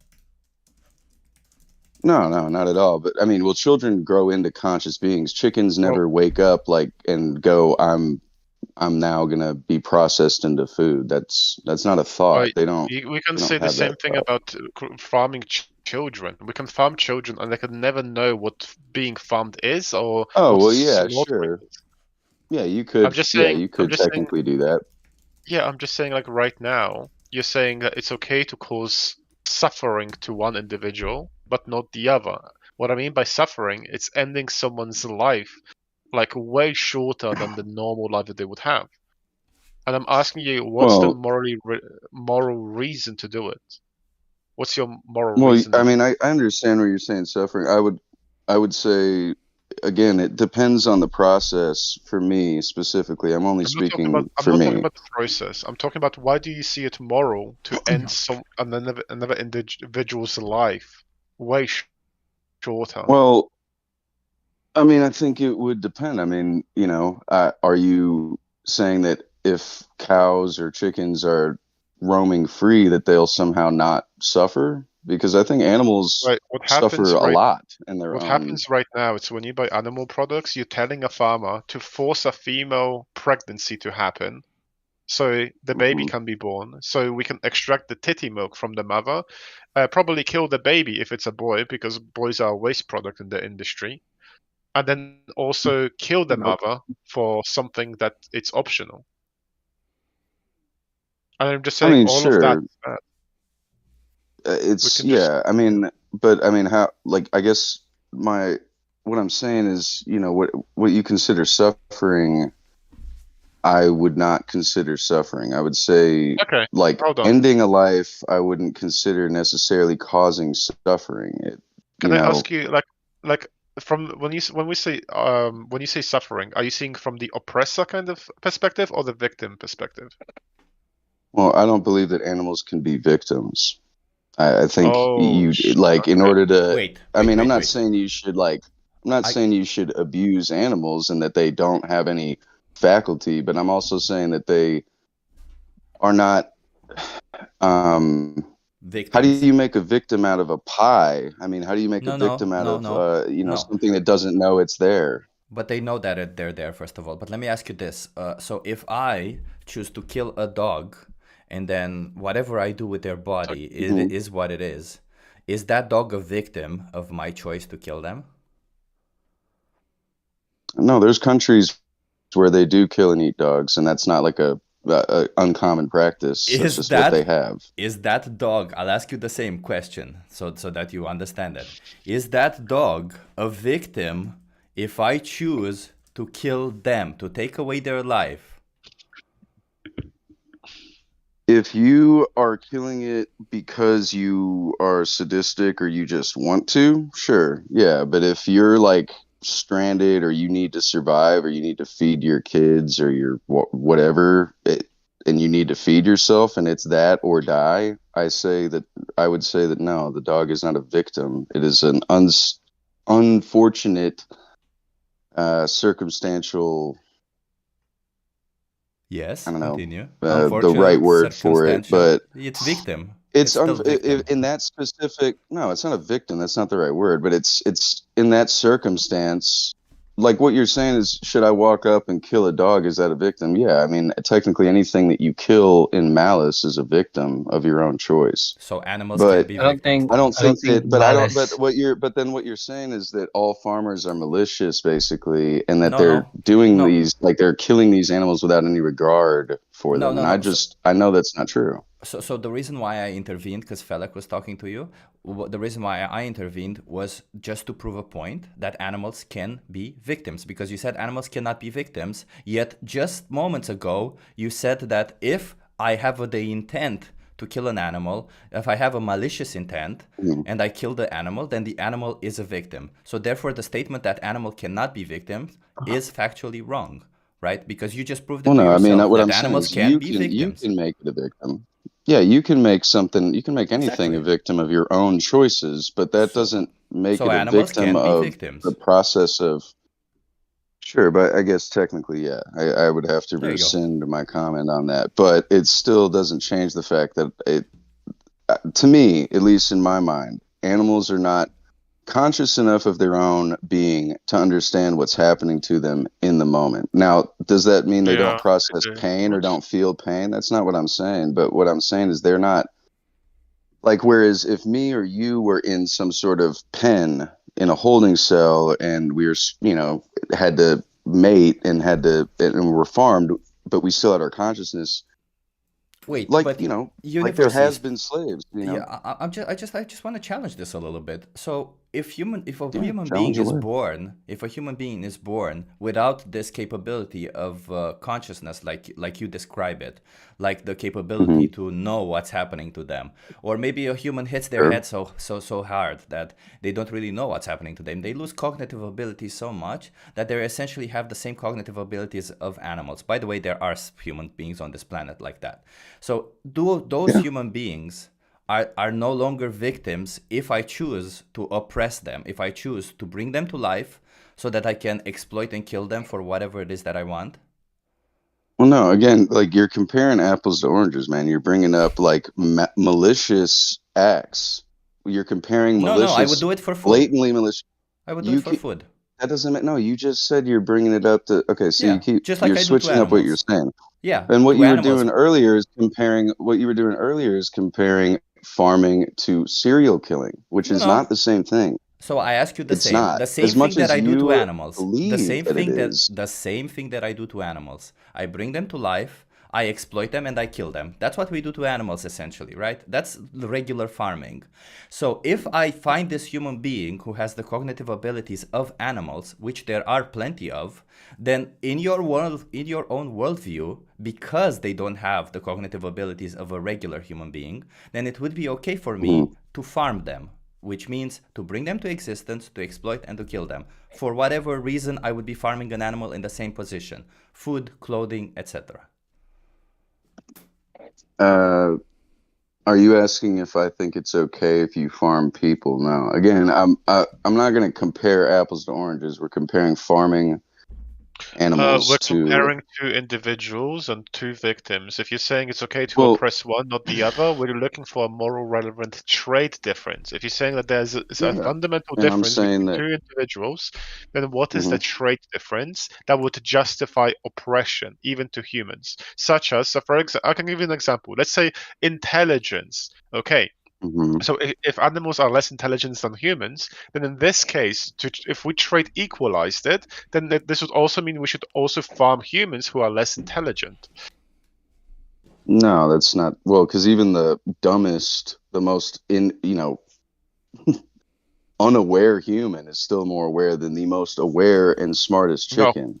For sure. If I show you right now an evidence where someone is so disabled that they cannot do even normal stuff than a chicken would then you be okay with like farming those disabled people? Well, they don't farm them, but they do kill those people. They let them go. They unplug those people. You're talking about vegetables.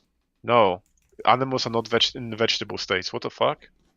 No, you're saying that you could prove that a human is incapable of all that. That would be a vegetable. That would be a human that is a vegetable. So I can pose this question a Well, little then bit I would differently. love to see this But human that is unaware of their own. Wait, because this is super important. Wait. You need to let him finish. Okay, I'm just gonna mute you because this is super important for the conversation. If we find a human right now who is as intelligent as a cow, should we farm those humans? Yes or no? No, but I also would. What is the morally relevant trait difference then? What is the trait difference? Listen, this argument almost has no legs to stand on if there are no people like that. If you're there are people. You're making an argument about hypothetical. No, there are people. It's called. You're right. There are it's people, called Cotard. Let me finish. It's called Cotard syndrome, and it's a rare neuropsychiatric condition where a person does not know that they exist. They also, believe that they are dead. Keep in mind, he doesn't care about that trait. He already said he doesn't care about that trait difference. Yeah, the question is this way, because you seem to think it's okay to farm animals, but not okay to farm humans. So the question essentially boils down to what is true of animals. Let me finish. Why do all vegans like that? No, step belt. You have to shut up and let me finish. So what is true of animals that if it were true of humans, it would make it okay to farm humans? Well, really quick, what are you talking about? I just looked up Cotard syndrome. It is not a direct cutoff between reality and one's existence. They're just delusional. They don't know everything about their own existence. There's confused morality. That's not even close to the same thing as being a chicken, man. No, that's okay. But there's others. Like if you want, I can post to you other diseases, right? Like there's people who are born with half a brain, who lack certain parts of their brain, and those people are cognitively similar to animals. So the question is, even close. But let me ask you, it is, but you probably don't know enough about it. But let me ask you this: what is it true? Like what is true of animals? That if it were true of what is true of animals that if it were true of a certain human, if that thing were true of that human, that it would make it okay to farm that human? What I think makes it okay is that I believe that humans are superior to animals on our Earth, on our planet. What traits do they have? In the way that we've evolved, we are conscious beings. We're the only conscious beings in the known universe that can contemplate our existence, navigate universe. So your point is intelligence. That if we find a human it's not just intelligence. It's not just intelligence. So you're talking about a brain. That's not what that is. You're talking about the brain state, right? What's the trait? I'm talking about the infinite. I'm talking about the infinite complication of the human mind. So this brain, the thing that cannot be boiled down or broken down. Yes, but it's not as simple as comparing two things that have a brain. That's ridiculous. Yeah, that's a ridiculous comparison. Again, we're comparing apples to oranges here. But you see that you're not even listening to us, because I said if a human I'm listening, has a but I'm brain trying to navigate how y'all. Universe, can I explain this, because this is super important? Yeah, go ahead. I literally asked you multiple times, and you still said no. If a human had the brain of a cow and it had all of the properties of a brain, right? All of the cow's properties inside that brain, you still said it would be bad to exploit them. So whatever the fuck you just said has no relevance in terms of what we were talking about. Oh, that's not what I'm saying. Just because something has a brain does not mean that it can contemplate its own existence. Okay, universe. And that is a fundamental difference between us. You're not understanding his point. Hold on. I'll just ask universe. What was the last thing I asked you? What was the question I asked you? Let's see if you were listening. Yeah. You already talking about the last question. I was talking to what's the name, Vegan Power Lab down here. I don't even remember the last time you spoke, man. No, you were discussing Tufel. Like I haven't talked in a while, so you weren't even listening to his question. That's kind of disrespectful. I was literally watching universe, your thing pop up. Universe, can I ask you a question again? Sure, you can ask me as many questions. If you're not gonna listen, I'll kick you for 24 hours. Okay, let's make this into a bet. Okay. Sure. Okay. So I literally told you, if we have a human with the intelligence and everything that the cow brain has, let's say that human literally has a brain of a cow, you'd still said it's wrong to farm them, right? Sure, yeah, in this extremely hypothetical situation. Which completely contradicts your own point. Yeah, sure. I mean, I could contradict every one of your points with a psychotic hypothetical that would never happen. Your own point. No. You're contradicting yourself. No. You're arguing my point by saying if there was a human that had the same mental faculties literally as a cow, which just isn't ever. It's never going to happen. It's never happened. It's never going to happen. It's called anencephaly. It's human beings who are born with certain parts of like it is possible. It's ridiculous. It doesn't really matter because he's gonna move the goalpost. I just want to stick to this universe. If we do find out, you said Cotard's symptom was this, and it's not. Mm-hmm. No, Chip, you made him go into a rabbit hole. Fuck. Well, it's not like he listens anyway. It's not like he listens to anything we're saying. But we're almost there, right? So, universe, you said that it's okay to enslave individuals who do not possess a human brain, correct? It's not really as simple as that, but sure, we'll go with that. It's a yes or no. I mean, you guys continue boiling things down to like this super simple stuff that it's just not. It's just not the same thing. Okay, this will maybe help me understand where y'all are coming from, because this is, I think, the disconnect I'm having. What's up? Between my logic and y'all's. How are human beings and animals that are farmed, let's say, just to use farm animals, how are they similar enough to warrant the comparisons that you're drawing? How are we similar enough to chickens and sentience? Okay, so they're alive. No, sentience is not alive. Something is living. Sentience means that they have sentience means that they're conscious. It means that they have a subjective experience. Do you know what a subjective experience is? Yeah, so wait, you're saying that chickens are conscious of themselves. No, they know not that conscious they are of themselves. I said they have a subjective experience of the world. Do you know what the subjective experience of the world is? Sure, so does everything everything that lives has a subjective experience. Do you think a plant? Do you think my flower has a brain? It has it's not a brain, but it has very similar functionality. I feel like y'all don't know what the hell you're talking about. Like I don't know how you're saying that plants you're basically saying plants are not living things. Okay, no, okay, hold on. Not sentient. Crazy hypothetical debate. Wait. Okay. So then define sentient to me, because maybe that's this guy saying that plants have subjective experience. Yeah, this person is saying that plants have a subjective experience. Can you imagine that? Yeah, there is no evidence to suggest. So that y'all plants do not have think subjective that experience. y'all don't think that. So then define sentience. Maybe that's the disconnect. Okay. What's sentience to you? Universe. I have a quick question for you, just to find out where you like position yourself. Do you think like my flower feels happy or sad? I think flowers can feel. Can I say something? I don't know if I would say feel. Yeah, sure. Oh. About it. Isn't because we don't know what they feel, then we have evidence. They feel nothing. No, sorry for my English again. No, so we have evidence that animals feel, that animals have a subjective experience, and there is such a thing called the declaration of I agree consciousness. About animal, just about vegetal. I think we don't know everything. It's not just that. It's not just that. The reality is that as far as we know, and as far as modern medicine, and as far as everything that we know right now, subjective experience and consciousness as you call it, is an emerging property of brains, nothing more. If something doesn't have a brain, if somebody doesn't have a brain, then they might not have a subjective experience.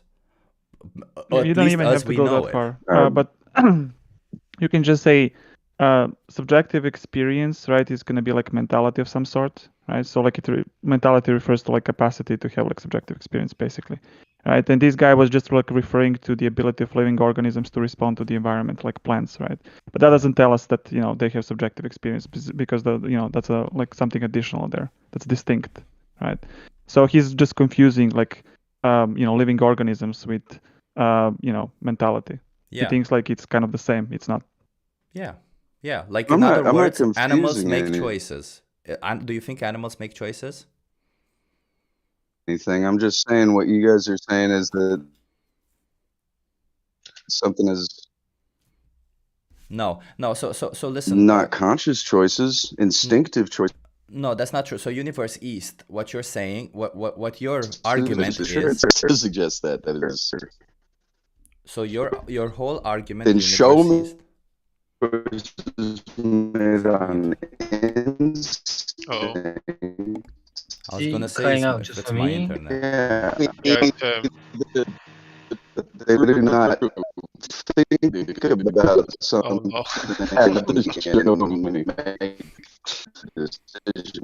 We as animals, I have to see him. Yeah, I'd like to. I can't just say this. Hold on. Universe, just real quick. Universe, you're lagging. If you can't fix that, we'll just try to move on to another question because you're lagging really badly. Sorry, someone had a question. Yeah, if it's okay, I would like to kind of challenge your paradigm from a Muslim perspective, so as a religious person, and have that kind of discussion. But for Universe, maybe if you listen, so I do agree with them that your points, logically, if you follow them through, they are the people who are more consistent, logically speaking. So all the points you brought, if you take them to a logical extreme, if you follow through with them, they're actually more consistent in their logic. So I will. Wait, I will you're point saying out that we are think logically personally, consistent? Is that what you're saying? You are logically within your framework. You're logically consistent, and he's actually the one who is inconsistent. He's making a bad argument. Yeah, that's what we were saying. That's fine. Yeah. But how is that, dude? I just wanted to say that because I think you do need to think about it, and maybe my discussion with them is gonna spark something in you and make you realize things. But that's fine. I just wanted to give that as a neutral person. Like I'm actually with you. I don't think like I'm not pro-vegan or anything. I have nothing against you guys. I think you guys are nice people, right? It's just that Muslim guy, do you think that you're logically consistent? Yes, I am logically consistent. Hold on. Without going too much into it, Chip, before we get into like a religious discussion, let's explain what veganism is to the Muslim person. Yes, please go ahead. I may have missed that portion. I can Chip. Yeah, sure. So veganism is a moral position. It's a moral principle where we reject animal exploitation as much as it's possible and practicable. Okay. So the way you argue that, you could say that Islam in a way is vegan, but I don't think that's the case at all. So you probably need to define that a little bit more. Do you mean that animal exploitation includes in some way benefiting off of them, farming them, killing them for the food and all that? So exploitation means unfair usage. So if you're using an animal unfairly, whatever that means, bringing them to life to kill them for meat, bringing them to life so that you can exploit them for the milk that they give, whatever that is, if it's unfair, it's exploitation. And unfair... Go ahead, define what fair is, because I'm kind of confused on that point. How you would classify what fair is? We can debate what fair is, but I would say fairness is a little bit subjective. So in an essence, if fairness, because we're talking about moral fairness, right? Not necessarily legal fairness, right? So morally fair, what's morally fair to you is if somebody does that to you, then it is, and you consider it fair, then it is fair. It's pretty simple. I would say exploitation is also just benefit for yourself at the expense of someone else, and that's not fair. I see the kind of moral paradigm you're coming from, which is that the idea of whatever I wouldn't have people do to me is what is moral. Is that correct? Is that one way of looking at it? So if something, I wouldn't want something to happen to me or my loved ones, the exact same thing is therefore objectively immoral? We're not. So just real quick, because I understand when it comes to religion, people usually like to talk about objective and subjective morals.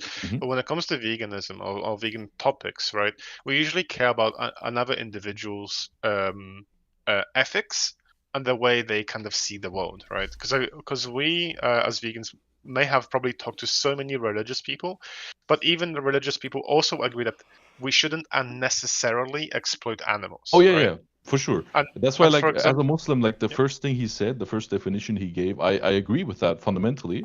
It's just that the concreteness of that is defined differently within our framework.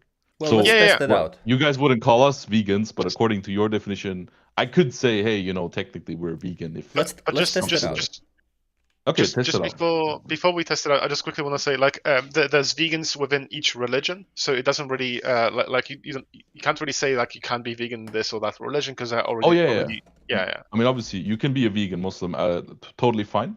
What you cannot be, though, is you cannot be an ideological vegan, because Islam does prescribe to sacrifice animals once a year, and it does prescribe explicitly that it is moral to. Wait, just real quick, because I read the papers, or read what the scholar said, and the scholar said it's not mandatory, but it's highly recommended. Yeah. Wait. So you're talking about Eid once a year? Eid, right? The Eid, it's highly recommended, but it's not mandatory. Exactly. No, that is an obligation if you can afford it. Yeah. So I will have to show you documents on it. But for example, when it comes to Eid, you don't necessarily have to slaughter the animal. You can do many other things during the Eid, right?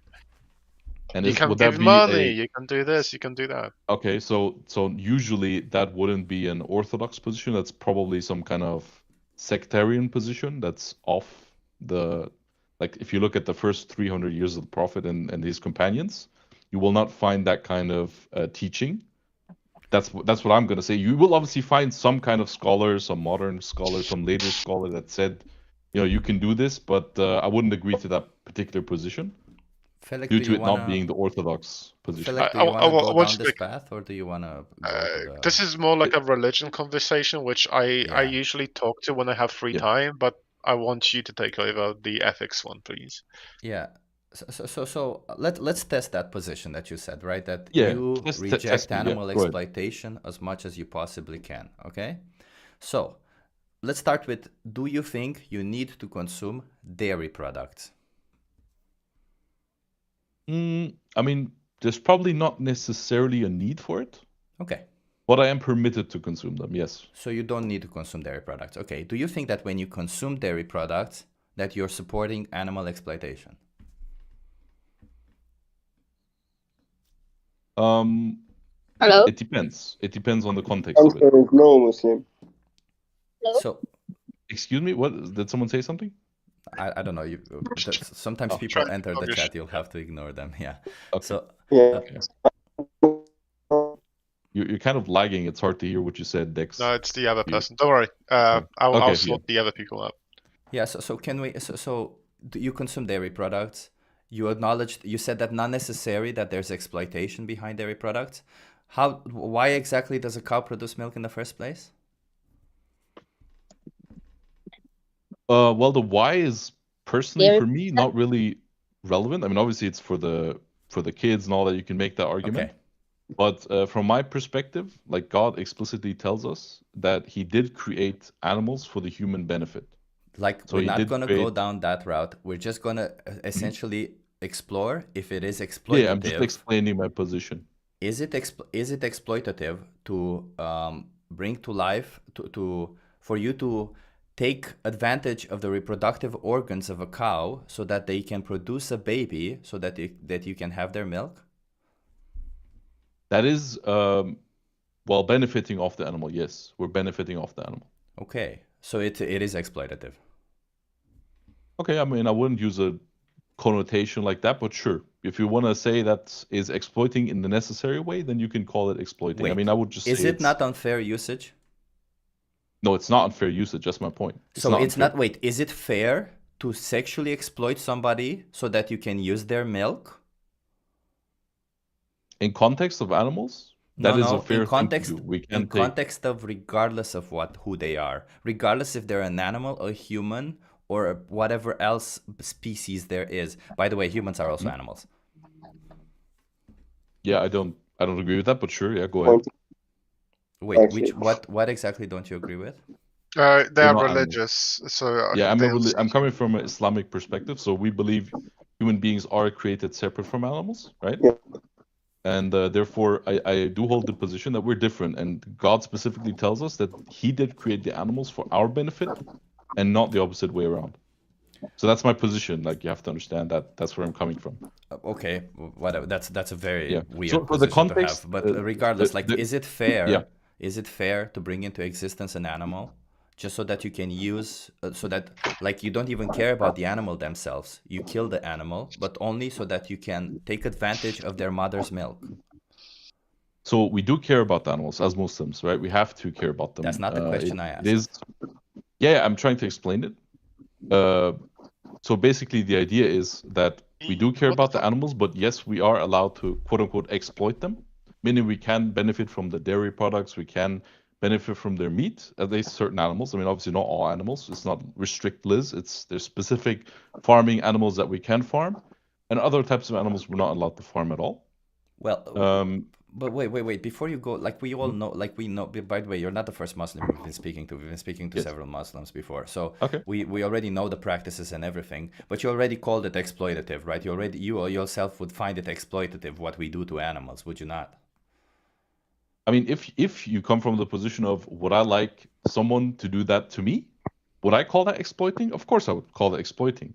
But my position is that is permissible for me to do, and that is moral for me to do until the point where I actually, abuse the animal and mistreat it. If that makes sense. No, I understand what you're saying. Specifically means is different.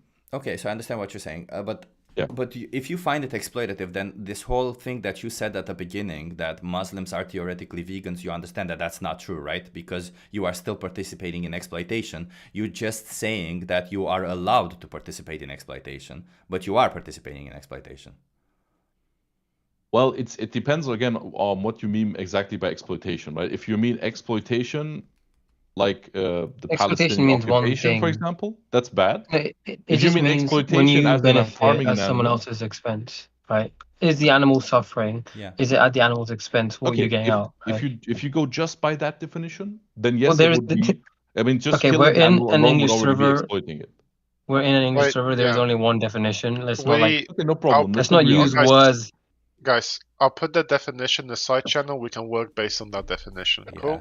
Cool. There's not like definitions. There are only one definitions for things, right? Yeah, that's fine. That's fine. Obviously, I'm just trying to agree on it. So let me read this. The action or fact of treating someone unfairly. So already it's subjective. This is a bad, in my opinion, bad. Because unfairly, what is unfair here? It's not defined. The action of making use of and benefiting from resources. Can we agree on the second one?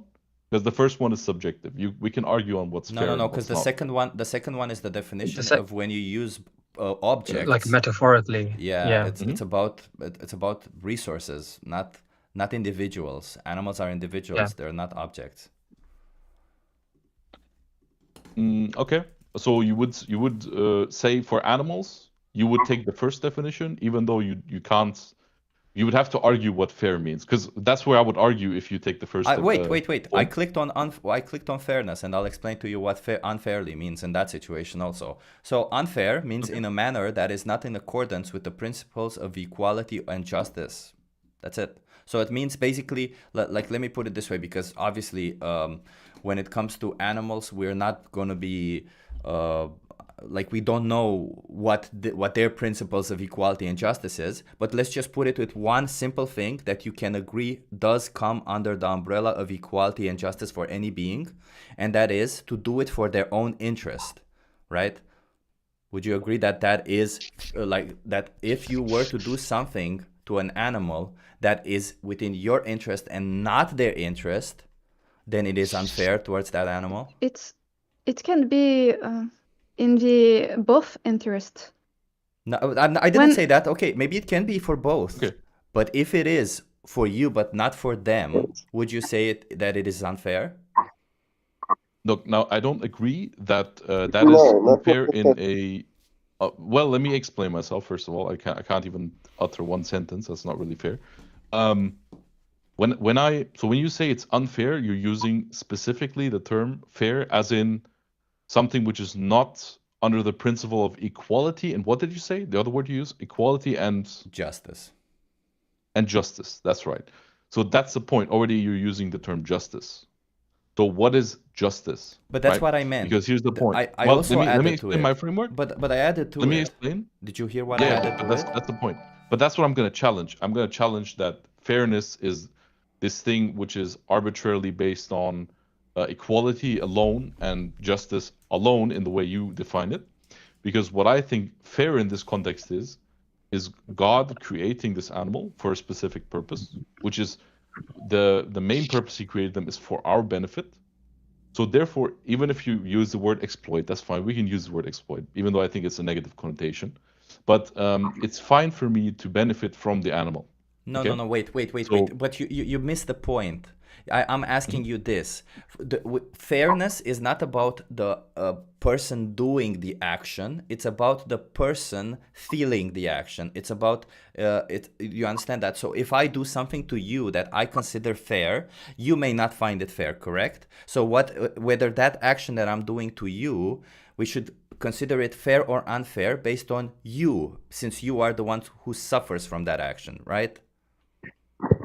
I don't think that's true. You wouldn't apply it to a criminal. If he killed your parents, you wouldn't care about how he feels. Exactly. No, that's my point. The point where I agree actually. So this is my point. So fairness is, from my worldview, it is basically divinely positioned. No. Okay? So don't bring religion into it. Don't bring religion into it. Let me finish the point. That's my position. Let me finish the point and I'll explain why that's also not your position, right? So you said, so when it comes to an animal, you're doing an action to an animal. The question is whether that action is fair or not towards that animal. All that I'm going to do is take the bare minimum and say that an action is unfair towards an animal if I'm not looking after their own interest, if the interest of the animal. Is that just a safe assumption that it's probably not fair if I'm taking advantage of an animal, if I'm doing something to an animal, and it is not in their own interest? No, that's not correct. That's the point where I'm going to disagree. So wait, you think that any animal will find it fair if you're doing something to them or with them against their own interest? Oh no, so that's the point. First of all, we don't know if they actually find anything fair or unfair. No, right? But that's why I established the minimum. Yeah, the minimum is that you do it for their interest. Let's say they were able to somehow distinguish that they want something or not want something, and they have some kind of conception. Even if they did have that, which you're not able to prove, first of all. I do. I can prove that. I can prove that. Yes. I can still hold my position that it is moral. Why? Because God appointed. I understand that. Like you got to stop with that. I understand that you still find your position to moral. You don't have to put it as a logical conclusion to everything that we're discussing here. I understand you still find it. Find it moral to do whatever you want to an animal because your God said that it's okay to do whatever you want to an animal. But my question is, I understand your God said certain things to an animal. I understand that, right? But that's not the point that I'm asking here. Well, I could also go down that route and ask you a couple of other logical questions to test that. But that's not it. What I'm saying is that the bare minimum of unfairness towards an animal is you using that animal against their own interests, right? So I use them however I find it fit. Maybe I benefit from it, maybe I don't. But the point is that I'm using them against their own interests. Is that unfair towards them problem. Or not? The animal doesn't want to. Yeah, sure. The animal doesn't want to die. The animal wouldn't want to be necessarily hurt. Well, I mean, okay, that part is hard to argue. It could be that it's in the benefit of the animal if it's in a farm area and all that. But the point is that the animal doesn't want to die. Okay, no problem. Okay. Now, so my religion teaches to kill the animal once a year. So therefore, we have a conflict here. No. Wait. You're trying to get at. Wait a minute. We'll get there. We're far away from there because we've just only established all the terms. So based on the terms of fairness and unfairness, would you say that we are essentially exploiting animals when it comes to the dairy industry because that's where we started from? Sure, I can agree with that. It is in a way exploiting them. Yes. Okay. So then you agree that you cannot say that Muslims and vegans, that Muslim is in accordance with the definition of veganism, which is rejecting animal exploitation as much as it's possible and practicable if you consume dairy products, because dairy products are 100% not needed. Agreed. Yeah, I mean, not the as much as possible part is relative, because our religion does teach to not be wasteful and stuff. So there is that aspect of we cannot kill an animal just to waste it, right? Sorry for But interrupting. Yes. What's the relationship between the vegans and the Islam? Just sit and listen. Just sit and listen. Oh, that's Yeah. all I'm gonna say. Yeah. So there's that's the whole point. There's no relation. That's my point. That you can be vegan and Muslim, or you can be non-vegan and non-Muslim, or whatever. There's all the combinations work, right? Well, that's the thing, though. The ideology of There veganism isn't goes any against relationship between being a being Muslim and vegan.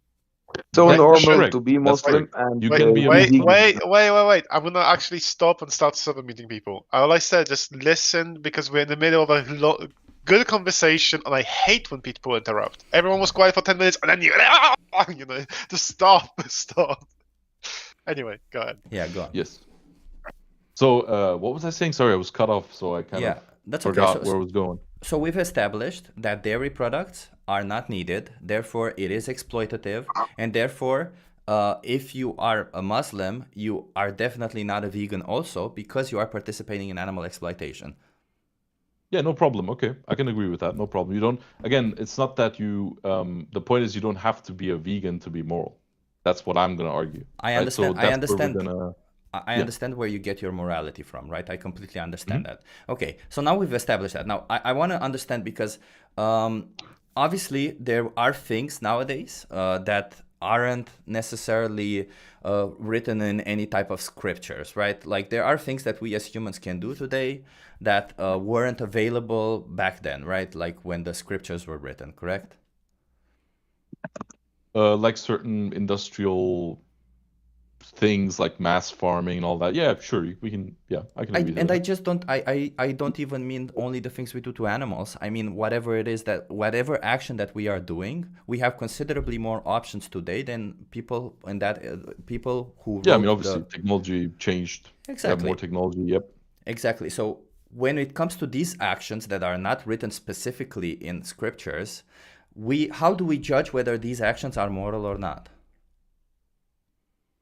So in my worldview, we judge. So first of all, it's not me who judges it. Okay, I'm told to go to a scholar who gives a fatwa based on the issue. Okay, so the scholar will look at the context of the issue, will look at the individual case, will look at the specific details, and then he will also look at abstractions. So basically, just to give you an example, they didn't have cars back then, but they did have camels, horses, right? So that's the equivalent.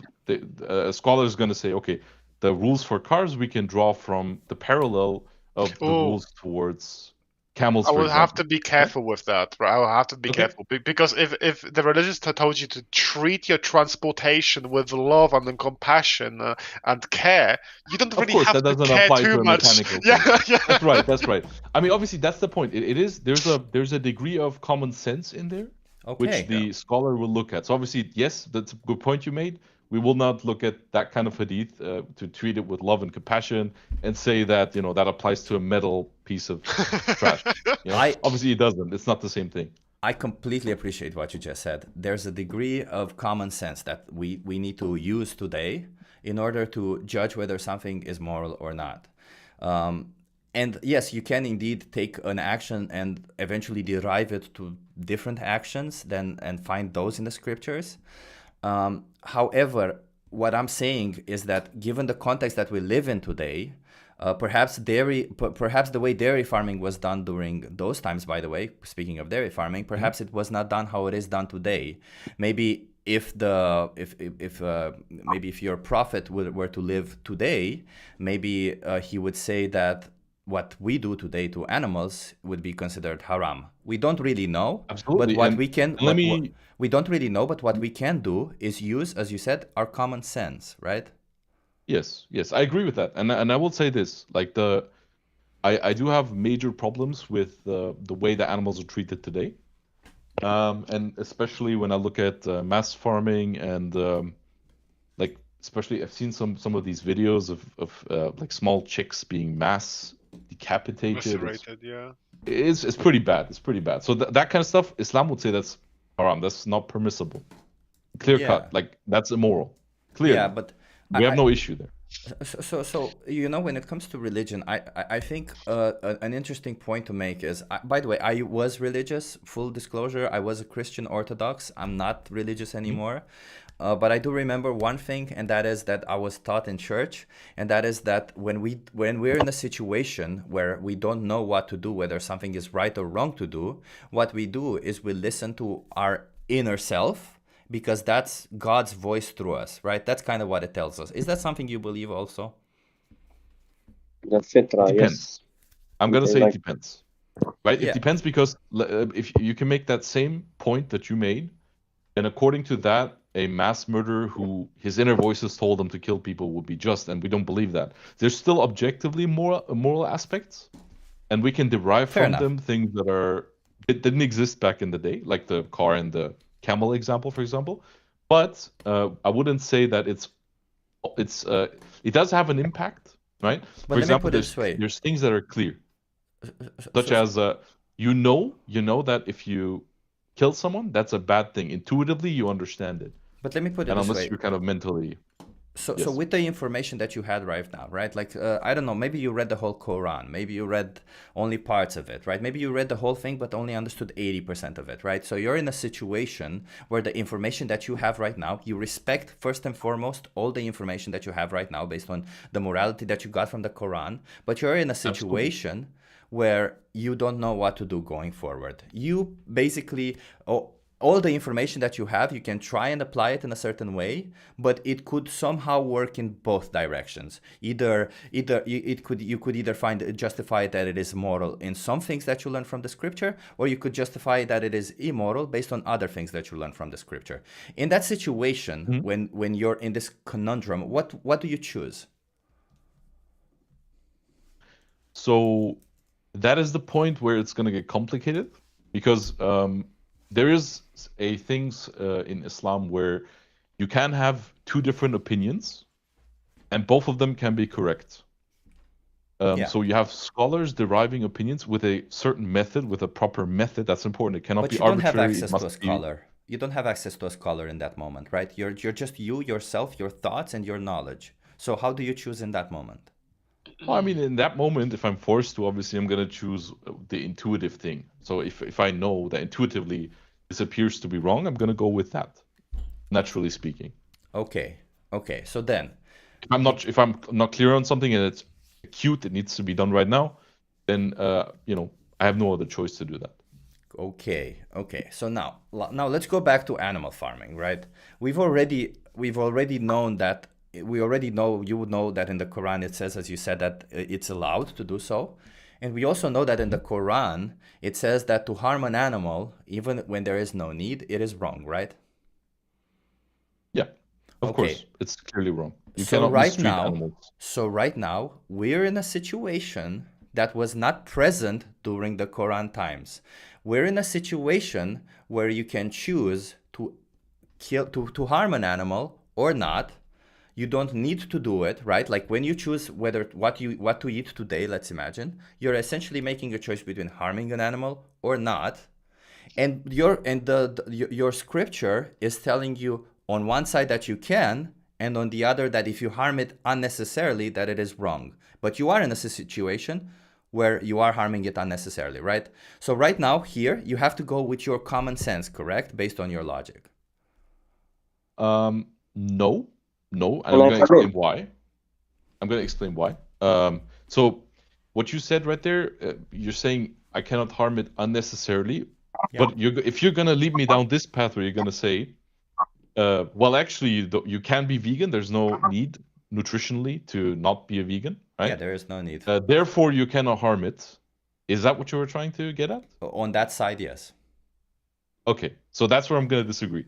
Because Islam does allow me to kill the animal, and harm it. I said that. Even if it's proven scientifically that, I cannot, I don't need it necessarily. Even if that was the case, even if you proved you can take everything from these capsules, I can still farm the animal. I'm legally allowed to do it. It's moral for me to farm it and eventually kill it and consume the meat. Yeah, but you're also going, and you admit to going in contradiction with the idea that harming an animal out of when there is no need for it is wrong, right? This is also you are contradicting this other rule right now. You understand that, right? But there's a context to that rule. It doesn't mean that you, for example, if you're permitted to in general farm animals, and you're permitted to generally eat animals, which means you are therefore permitted to generally do this thing. Now there's a specific rule that says specifically outside of this general rule, don't go ahead and just harm animals, don't kick them, don't mistreat them, don't feed them badly. But it doesn't apply to the part where you're allowed to simply kill the animal because you want to eat the meat, you want to consume the meat, you want to consume the product.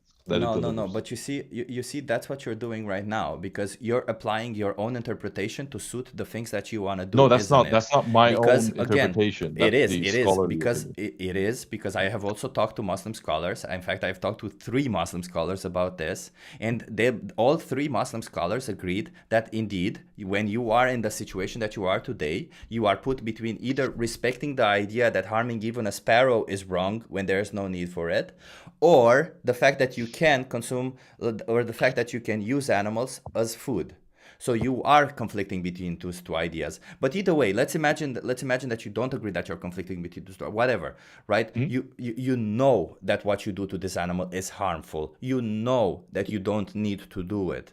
Wouldn't you say that your God, given all the context that you know about the scriptures and everything, knowing that they needed to do that, you can judge what they wrote in the scriptures because of the need that they had back then, knowing that today you don't need to? Wouldn't you say that your God would rather you make a kind and benevolent choice, given that your God is a kind and benevolent one, rather than a violent and oppressive one towards the most innocent, defenseless creatures?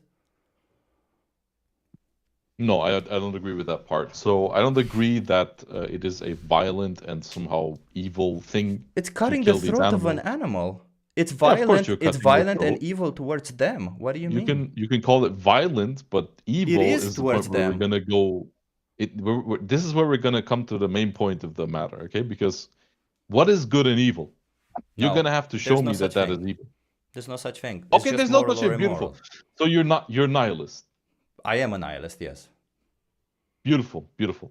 So as a nihilist, okay, can you hold a position that if you were in front of me right now, and I took your kid, and I cut the kid's throat? It is immoral, yes. Can you? So you believe, but that's not nihilism, though. You know that what nihilism is, right? Yeah, I do know. What is nihilism? So listen, I can make judgment calls. I can make judgment calls whether something is moral or immoral, while at the same time saying that none of it matters. Okay, sorry, can I come in? Yep. Wait. Before you come in, let me just quickly on this point specifically. So, nihilism, objectively, okay, it means everything's pointless. Ultimately, that's what it means. It means that life has no meaning. Here's why. Yes, and this is the problem with your position. Yeah. Because your position, what it essentially entails, is that there's no difference ultimately between me cutting the throat of an animal, or me cutting the throat of your kid, or me doing nothing. Yeah, and that's actually in the grand scheme. Yeah, well, in the grand scheme of things, you're right. There is absolutely no difference between it. In the grand scheme of things, if I go and choose to destroy this whole planet, the universe will still continue to exist because it's so big and we're so small, right? We're nihilistic. That's what nihilism means. But I acknowledge that every sentient being on this planet has a will to live their life however they want to live their life. I can act immorally simply by me doing actions that goes against their interest intentionally. I would be acting immorally. If I'm going and slapping women's asses, it's against their own interest, I'm acting immorally. If I go and kill animals because I want to, or because I want to put their flesh in my mouth hole, I'm acting immorally because it's against their own interest, and I can always choose something else. Do you understand this? I understand that point, but the issue is that your point just logically doesn't follow, right? Because if you hold the nihilistic, if you hold the nihilistic position, then ultimately you have to come to the realization that there is fundamentally no difference between you doing this thing or not doing it, or doing something good or doing something bad. There's no difference. I think they explain the position. Like yeah, I understand. In the grand scheme of things, nothing makes sense. Exactly. But Chip is a person who can make his own sense. He exactly. Can make, I'm an existential nihilist. I'm an existential nihilist. I believe there is no meaning, but I believe people can make meaning out of their life. Yes. Okay. There you go. No problem. Okay, you believe that. Fine. Yeah, the issue is, sorry, is someone... Wait, can I... Please, I just had the question when you were done, that's all.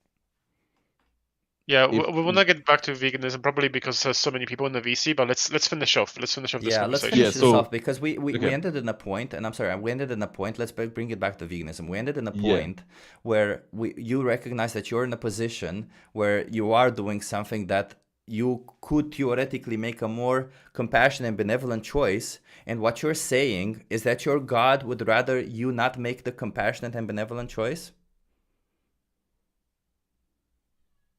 Yeah, so that's the point where we're going to ultimately disagree, right? Because I don't agree that that is something evil to fundamentally kill the animal. I said one choice is, and you will agree, I didn't even make, I no longer called it violence. I listened to what you said.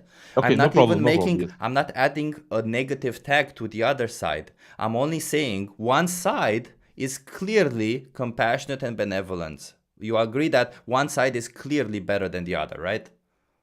No, not better. Not better. That's where I disagree. I agree that you guys come from a passionate point, and I respect that. And I do think that's where you're coming from genuinely. No, this is. But I don't agree that. So someone who is a Muslim, let's say he's a vegan, okay? He doesn't want to kill the animal on Eid when it's time to kill the animal. Well, now he's actually the evil person. Why? Because he's going against what God is commanding him to do. So I'll just quickly say context, it is actually the opposite. I'll just quickly say I don't mind debating religion later if you want to come back. But I have some strong points against that, which we can discuss later. But, yeah. Anyway, let's move on to another person who wants to talk about veganism. Yeah, because I feel like when it comes to religion, by the way. Yeah, when it comes to religion, we get to the same point. But I just want to conclude to give a little bit of conclusion before we go, and maybe you can, if you want to say something, you can say something. But you did say that factory farming is bad. You did say how we treat animals is bad, and that essentially does tell you that you performing an action on an animal that is against their interest, whether that is cutting their throat, bringing them into existence, whatever that is, only to use them, whatever that is, you agree that that is bad. Like your senses tell you that it's bad. So you can't say that it isn't arguably better for you to not participate in that. That's all that I'm saying. You can't say that it is morally preferable for you to not do any of that, to inflict any form of violence on those animals. So I do agree with the part that you. So let me just give my conclusion real quick, and then I'll leave you guys. But I do agree with the part that you said that I understand it's coming from a point of compassion. I really respect that. No problems there. What I do think the difference is that you think, for example, the logical conclusion of that is I should not eat meat ever. But what I'm doing, for example, is I'm eating only halal meat. So I'm only eating meats that pass a Islamic criteria. Right, so the animal should be treated correctly. Now, here's what I will give you is this. It's probably the case that not all of these meat manufacturers are completely abiding by that. But at this point, I am trying my best to shop from these people that claim to be halal. Now, what they do is between them and God. That's not my issue. And I'm not immoral for consuming meat from them. What I would be immoral for doing is if I knew there's this factory farm and they treat animals with like complete disrespect, then I am doing something bad and I should not do that. So I do have to explicitly go and choose the thing which is ultimately treating them correct. But I don't have to. What I don't have to do is I don't have to say that I never can meat again, even if it was halal. No, I'm allowed to eat meat if it's halal, and there's no limit to that. But I cannot be wasteful in general. That's a rule. I'll finish off with a last comment. Just to elaborate on all of this, there is, from vegan's perspective, there is no nice way to kill an individual who does not want to die. Exactly. So even if people claim we have a more ethical, more humane, there is just no nice way to kill an individual who doesn't want to die. Simple. Of course, yeah. Yeah, Cool. I mean, killing is I always have the a kind of question on killing. that point, though, if I may. Yes. So, Yeah. like, you say there's no nice way to kill an animal. There's no I've nice come- way. No. There's no nice ways to kill an individual who does not want to die. Against their but interest. if we're to say that Against their individual interest. was an animal, right? I live in Scotland, and in Scotland we have a lot of deer around, and there's no natural predators because we've killed them off. Now, if they did have natural predators, they would die horrific deaths. However, what happens instead is they get killed off in numbers where the shots have to be made that one shot kills instantly. Yep. And if a hunter does not do that, comply to that, if they do 2 shots, 3 shots, they get their hunting license taken off them. So what is a vegan answer to that? Do we just let animals overpopulate to the point where they die? Or do we bring in natural predators where they die even worse deaths than being shot? Maku, I have I can make a really fun analogy for you, or we can talk like serious with Chip. Which one do you want? Do you want a funny analogy, or talk about serious topic You with could Chip? have both, but like if you were to bring wolves back, those deer are going to die worse deaths than being killed by hunters. Okay, I'll let Chip answer it because I wanted to be a little bit funny, but it sounds like you're really You're from into the it. Netherlands, and they're bringing wolves back there, as far as I'm aware. Could we stop the coughing for the person? Just drink some water, by the way. Just Not bad. Not bad. Yeah, by the way, like I would say the most invasive species on this planet is humans. Should we tackle that by killing them with a single shot? We should take them to some terrorists and like kill. Well, humans have ways to like stack each other up. Like there was someone who said like if we lived in the density like the Netherlands live, then you could cover like probably the size of Britain and the whole of Europe. Okay, I'll jump into the conversation real quick. Do you think we should tackle the human population by killing each other, by shooting each other? Just one shot. Just one shot. Absolutely not. No. Okay. What if? But so what's the difference in a way? Like, what's the difference between humans? Well, the difference is humans can stack among each other and live in cities, and deer can't really live in cities. So what if we have a population of like a lot of humans in another country where they don't stack on each other, they just spread everywhere? Do you think we should just shoot them in the head? I mean, you're talking hypotheticals. I'm asking a real life question here. No. This it's is not very hypothetical. relevant. Yeah, It's urban not even sprawl is an issue. I don't even have to engage if it is Well, or it isn't. like rabbits, for example, and things like that. Wait, like Maku, listen. I don't care if it's a hypothetical or not. I just want to see your question. What is your solution for it? Don't give me what is your solution for that? My answer to this is we have so many other ways of tackling overpopulation issue among different animals where killing is usually the last resort, which I have no issue with, even including like other things, right? If it has to be done, then that's understandable, right? If you were in charge of the Scottish Government, what policies would you put in place instead of employing hunters? I think one of the best ways right now, which I remember reading some documents about it, it's fencing off certain areas, preventing animals from entering certain areas, like electrical fences or whatever. If that doesn't work, escalate it. Cool. Let's try to find a way for animals not to reproduce. And stuff like that. Like that has been done. Natural life cycle of an animal. After all these animals and cut their ovaries out. Wait, can I say something? We actually have done this with Pablo Escobar hippos. There was a situation where people were like, oh my fucking god, there's so many of them. What the fuck do we do because there's so many hippos, right? They're going to start overproducing. We just sterilize them, and that's it. We shoot them with like a dart gun and prevent them from breeding. And do you think we have the funds to do that? Sorry? Do you think we have the funds to do that? I think we. Is that not an act of violence, like taking their ovaries off them, like sterilization? Wait, I would say that sterilizing another individual is way better than shooting them in the head where they want to live. Every creature I would wants. rather be shot in the head than sterilized, personally. Well, that's your personal opinion, right? But when it comes Yeah, to well, individual, doesn't that deer have a personal opinion? It's an individual. wait, Maku. Here's a fun little question, right? Which one is better for a country to like? Oh, hold on.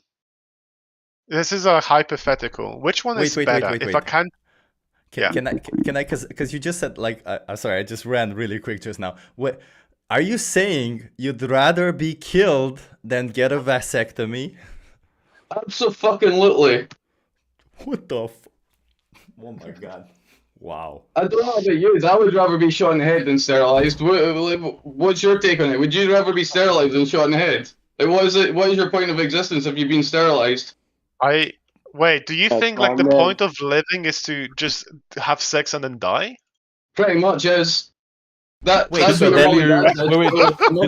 earlier say everybody has their own way of defining what their point of living is? So how do you judge him if he wants to literally die? Because that's not true. I'm not judging him. God told me to be fruitful. We're just questioning them. That's all. Yeah, and it's not true. Saying you can't judge him. And it's not true. That's why I'm judging, because it's not true. Because you would say that if you were to find out you're infertile, let's find out that you have some issue and makes you infertile, you would kill yourself. No, I'm not saying that. What I'm saying no. We're asking the other person. Just hold on, because the person made the claim that if they find out today that they are infertile, that they can't make babies, they would hang themselves. That's what they say.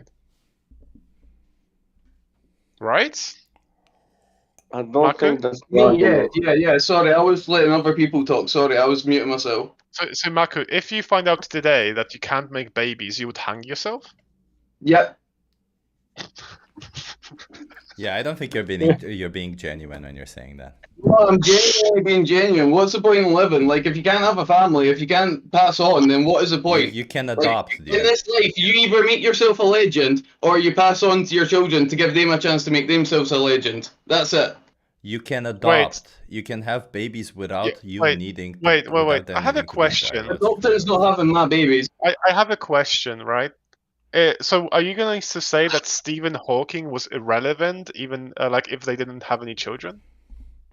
No, because he became a legend.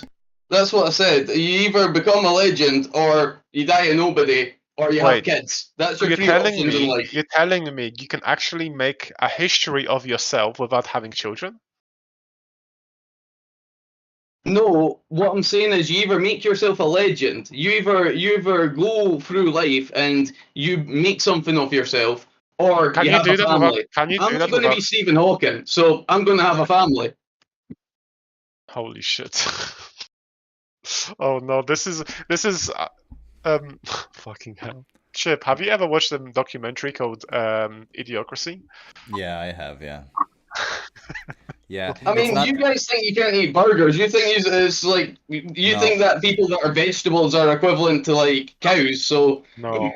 I think humans are above every other species. Okay, let me ask you this, Maku.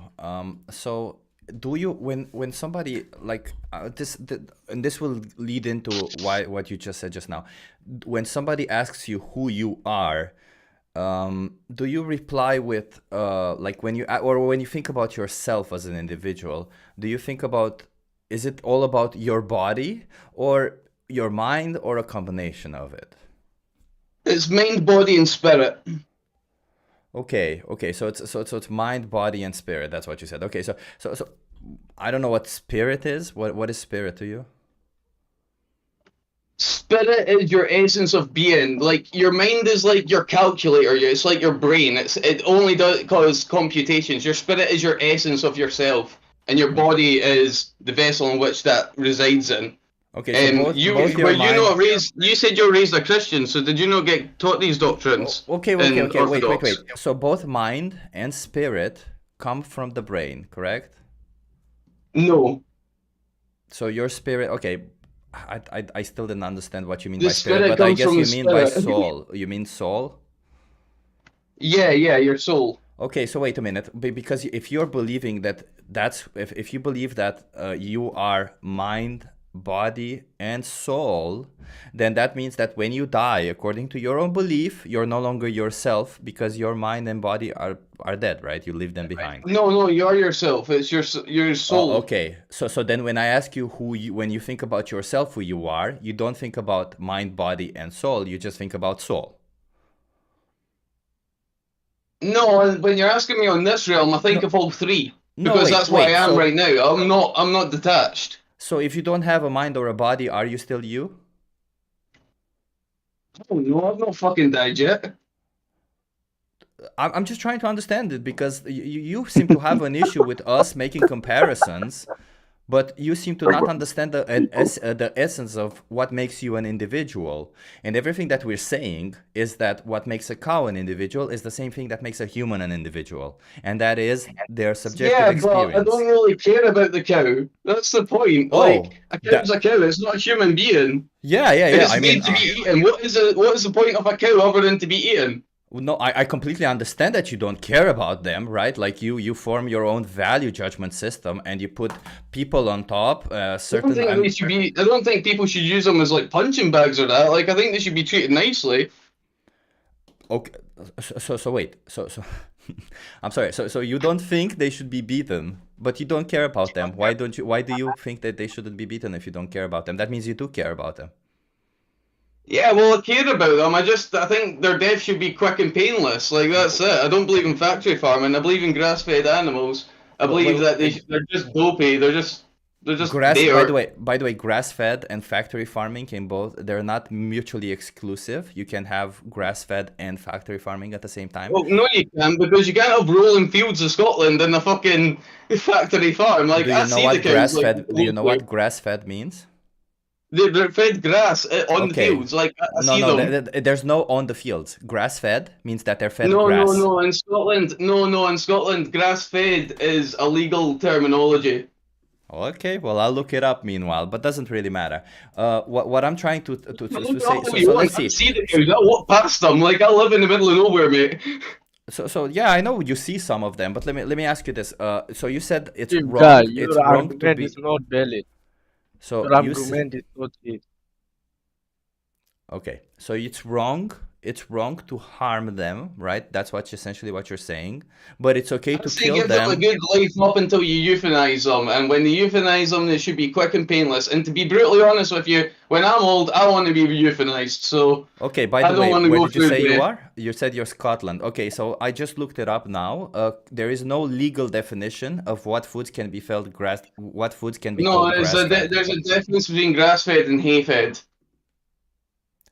Yeah, so grass-fed means that they're fed grass. That just doesn't mean that they are on the field necessarily. Okay, cheap guy. Do you support the slaughter of grass-fed for human protein?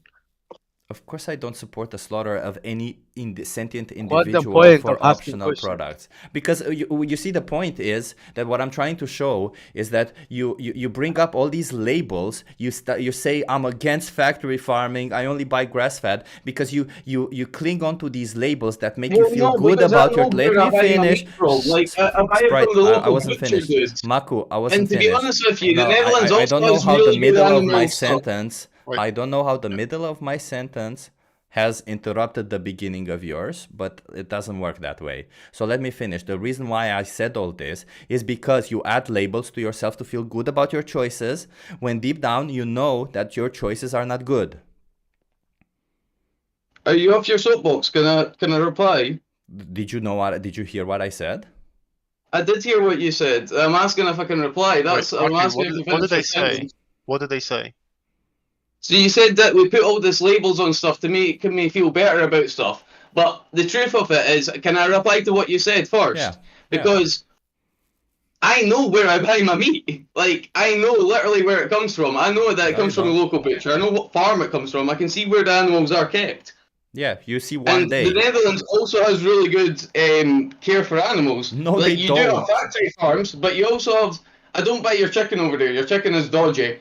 My girlfriend, by the way, is Dutch. I'm frequent and often over to the Netherlands. Dude, I the reason why I became vegan is because I looked it up. It's because, yes, if you go to the farmer, if you go to the places that sell you the products, of course they will tell you to not feel bad about you buying their products. Are you insane? Of course they will tell you whatever you need to hear in order for you to give them your money so that you buy their product. It doesn't really matter. I come in You here understand that? because it tastes good. That's the only reason. Like, I love Crowder. As someone who owns a ranch, I have over 60 cattle. I mean, I feel like I'd be a pretty good person to speak on this. We do take good care of the animals a lot of the time. Can I just quickly say something? When it comes to ranchers, farmers by themselves, we have to remember that it's about exploitation of female genitals to make money. Exactly. We don't do that. We let the cows open out into the fields, and when they naturally reproduce with each other, then that's just when it happens. Jack, would you ever have a dairy farm where all of the vaginas were shut closed?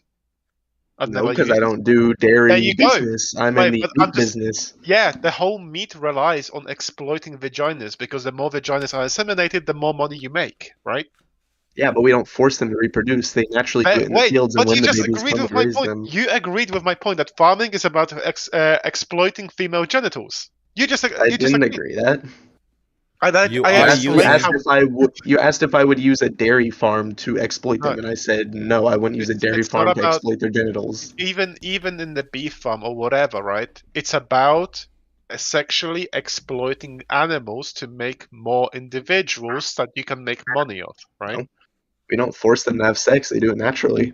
Wait. That's how it is. Wait, but are you telling me that you would have a beef farm where vaginas are never used? Well, they're not never used because the cows naturally use it. We don't force them to use it; they just do. That's just how life is. Wait, Jagger, I'm not sure if you're understanding my question. Don't buy money or you're a rapist. Wait, Marcus, shut the fuck up just for a second. So the whole farming agriculture around animals, it's about inseminating vaginas in natural or unnatural way, it doesn't matter, for business for the farmers, right? Because that's how they make more income. The more cows there is in relation to supply and demand, the more money they can make of selling those individuals who are being exploited, right? Sexually. If you're using that argument, you could say humans are exploiting. You could say that any kind of business is sexual exploitation of humans because they use humans as their workforce. In which business do we get two individuals into a room and financially benefit from them having sex? Pornographic material. That's porn. Wait. Is porn consensual or not consensual? It's consensual, just as it is in nature with cows. When cows naturally have sex. Hold on. Universal. I'm gonna mute you for a second. So so let's try to like equalize it. In what industry do we take individuals from the families, put those individuals into a farm, wait for them to fuck, sell their children, and then get money from it? Which industry? In which human industry does this? Trafficking, slave labor, but that's completely different it's than not animals. ethical. It's bad, right? The same way how trafficking is wrong, exploiting animals in a similar way is wrong as well. Yeah, but animals like pigs, cows, those are completely different than humans. Even if humans are considered an animal, those are... Juggler, what's the morally relevant trait difference between humans and, let's say, a pigs, in where if we remove that trait from a human, you would be in support of human trafficking? Well, one, I would never be in support of human trafficking because they're humans. Why are you in support of trafficking pigs, then? What's the trait difference? Because bacon tastes good. Okay, Maka, I'm going to mute you. Because pigs are mainly used for food. Like, we're not going to do cannibalism unless you're just completely mentally ill. Wait, what did you say? Sorry, we're not going to eat other humans unless we're mentally ill, of course. Don't make judgments. Do pigs eat each other for fun? Do cows just eat each other all the time? Juggler, if you said if the main industry does it, if like a huge industry does it, then it's ethical? Sure, if they do it the right way. Okay, so you're in favor of human trafficking if they did it the right way. Oh no, sorry, I got confused. I thought you were talking about the cows and stuff again. It's not ethical if anyone's doing anything like that to humans. But where's the trait difference? And if you said that there was a big industry which relied on it, then we can also say the same thing about humans, right? I'm asking you, like, what's the morally relevant trait difference, which would the way you justify pig trafficking, you would also justify human trafficking. Like, what's the trait difference? Because it comes down to humans are our people. Like, we are all humans. We're all connected in that way. We're not connected to a pig. You're not a pig. I'm not a pig. Okay, Juggler. Amazing. So I have a question for you. Have you heard of the Sentinel Island? No. Sentinel Island is a remote island in the middle of the ocean. We discovered some individuals on there which look identical to humans, have all of the like looks of a human, but we never investigated them because they're trying to kill us, right, when we get close. So if we find out that those individuals which looked almost identical to humans are actually not humans, they are completely different species of individuals, would you be okay with trafficking them? I mean, I don't see how it's much different than monkeys if they're not humans. Would you be in favor? It depends on their cognitive abilities. If they're able to speak, have effective communication, prove that they're an intelligent species that can be formal. If they're as intelligent as, let's say, a pig or whatever, would you be okay with trafficking them? I mean, it depends for what you're using it for, but yeah, slavery. In some scenarios, sure. Would you be okay with? You're okay with slavery? If it's some other race, then sure. It's not like it's humans. Like it's humans. Wow. It'd be like using monkeys for slavery. Jesus, man. Did you know people already use monkeys as lab rats? Did you know that they're actually humans, and they've already done studies on them? They are humans. They're not a different species. You're coming up with a completely hypothetical scenario. You're acting like we can't have a line. We're allowed to have a line. Exactly. Can I ask you a question real quick? I have a garden. I just bought worms and worm castings, and I put them in the garden. Did I participate in chattel slavery?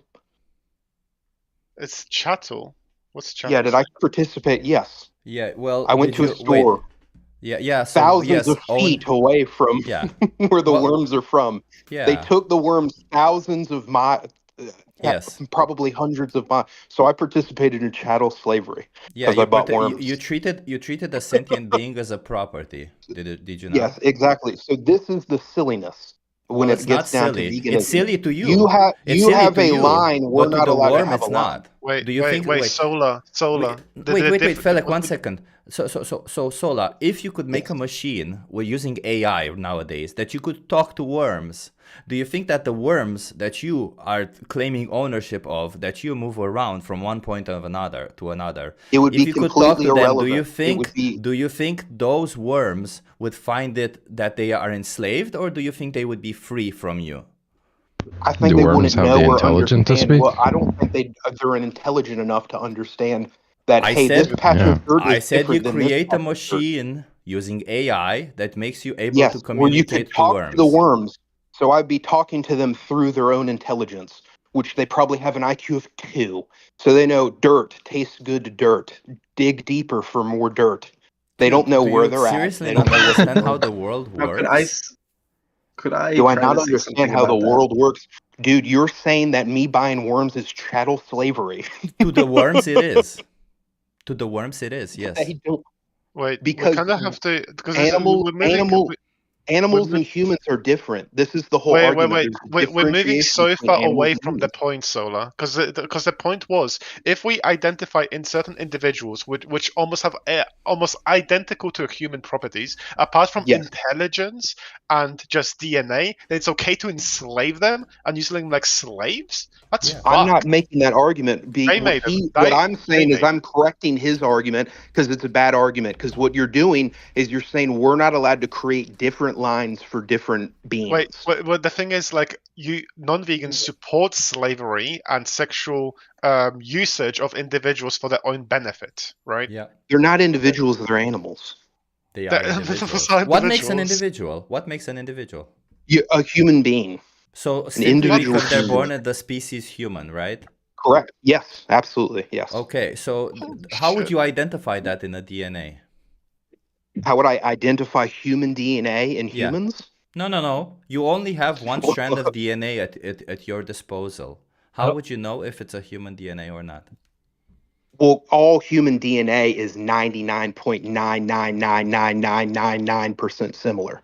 So I assume I would take, I don't know, only the have first one strand. 9 nines, and I take the first strand. 9 nines and I put in there. What? You only have one strand of DNA. What do you? How could you tell the difference between that and plant DNA? Well, you can't. That's true. That you also. I don't know. probably I'm couldn't do not that, a but scientist. So listen. My point Relevant? when I make this point about the DNA, the reason why I make this point is that species I didn't is not. I didn't mention let me. DNA. You mentioned DNA. I know. That's what I was saying. I was explaining why I mentioned But DNA. why would you bring it have up to if let you're me trying to finish use for it a as an second. argument against me? Otherwise, okay. So the reason why I mentioned DNA is because there is no specific part of the DNA that makes you human or non-human. Okay, there is none. It's just several characteristics that we have that makes it, like, the only thing that makes it a species is whether we can produce fertile offsprings. That's literally the definition of a species. So now what we're asking you is, because let's say somebody looks exactly like a human but has the cognitive abilities of a pig. Would it be okay for you to enslave, exploit, and slaughter that individual that looks exactly like a human but has the cognitive abilities of a pig? No, you can't. You can't harm disabled people. That wasn't the question. Well, then what's the question? So a different species of animals. You just described a mentally impaired person. I said you can't abuse that mentally impaired person. Why? No, never, What do you mean, why? Yeah, because why? they're human. So Because they are human. simply because they can produce fertile offsprings. What if they're a different species? They're just I genetically didn't so say. different. Whoa! I never made no, the never, claim. no, that never, they can no, produce never, fertile no, never, no, never, no, never. Say it again. I never said it was because they can produce fertile offspring. That was what you said. Yeah. I Well, said being human, I made that's a what being very human clear means. statement. I made a very clear statement. Humans have more worth than other animals. Yeah, but you know what being Yes. human is? Being part of the human species. Yeah, and that means being able to produce fertile offsprings with humans. Okay. Okay, so if we find somebody... wait, so hold on. No, let's clear this up real quick. Are infertile women non-humans? No, they are still part of the species Okay, humans. well then your statement's wrong, isn't it? I mean, that's actually a good question. I don't know if infertile human, if they would. Which we all know they are, because then we've just negated your entire argument. I don't know. Let me check. I'll check. Meanwhile, Felek, maybe you can do that, because I'll actually check. That's actually a good question. Okay, and not just women, by the way, because men can also be infertile. Why did you all of a sudden say infertile women? And I think they're all humans and they deserve rights. Okay, so I'm gonna throw some hypotheticals on you. Okay. Okay. Do you think it's okay to enslave individuals who have the same, who are not human species but have the same cognition as a human? What? I don't even know what that means. Let's imagine like a random animal, right? Just literally like a Pokemon or something. Yeah. Just imagine a random Pokemon with a brain of a human. Do you think it's okay to enslave an individual who thinks and feels like a human? So we're talking about some mouse that has the IQ of any Pokemon you can think of with an IQ of a I don't know, okay, so we got an Indian child or something. Okay, we got Bulbasaur. He's learning calculus. He's got a college degree. Not even calculus. Look, bro, let's say the bro has the same brain as, let's say, like an African child who never studied, right? Okay, so he's got an IQ of 50 or 60. Whatever, right? Do you think it's okay to enslave them? Define enslave. Enslavement involves enslaving a man. What is enslavement? Okay, let's say if I took that individual and whipped them with a lash for them to, like, say, build me a building. Forcibly. And I don't think you should whip animals with a lash. Yeah, but I'm just trying to ask you this question. Like, is it okay? No, you shouldn't whip them with a lash. Should I use, can I use them for any of my personal wants? Sure. Depends on what it is. Just like we draw lines. Just like nobody gets mad if you step on a bug that's in your house. But people would get mad if a chimpanzee came in your house and you stabbed it to death. Yeah, but for example, see how in each individual case we can make individual. Yeah. I wanna extend this a little bit. If we have that Pokemon with intelligence of an African child, right? Yeah. So which would probably be the same intelligence as a dolphin. So yes. It doesn't matter, right? Can I like make food out of them? Can I use them as a livestock? Well, it would. I wouldn't think you'd be able to use chimpanzees as livestock. I think It that'd be doesn't matter. macabre and If I strange. can, should I? That's the question. I just told you no because it's it makes it macabre and strange.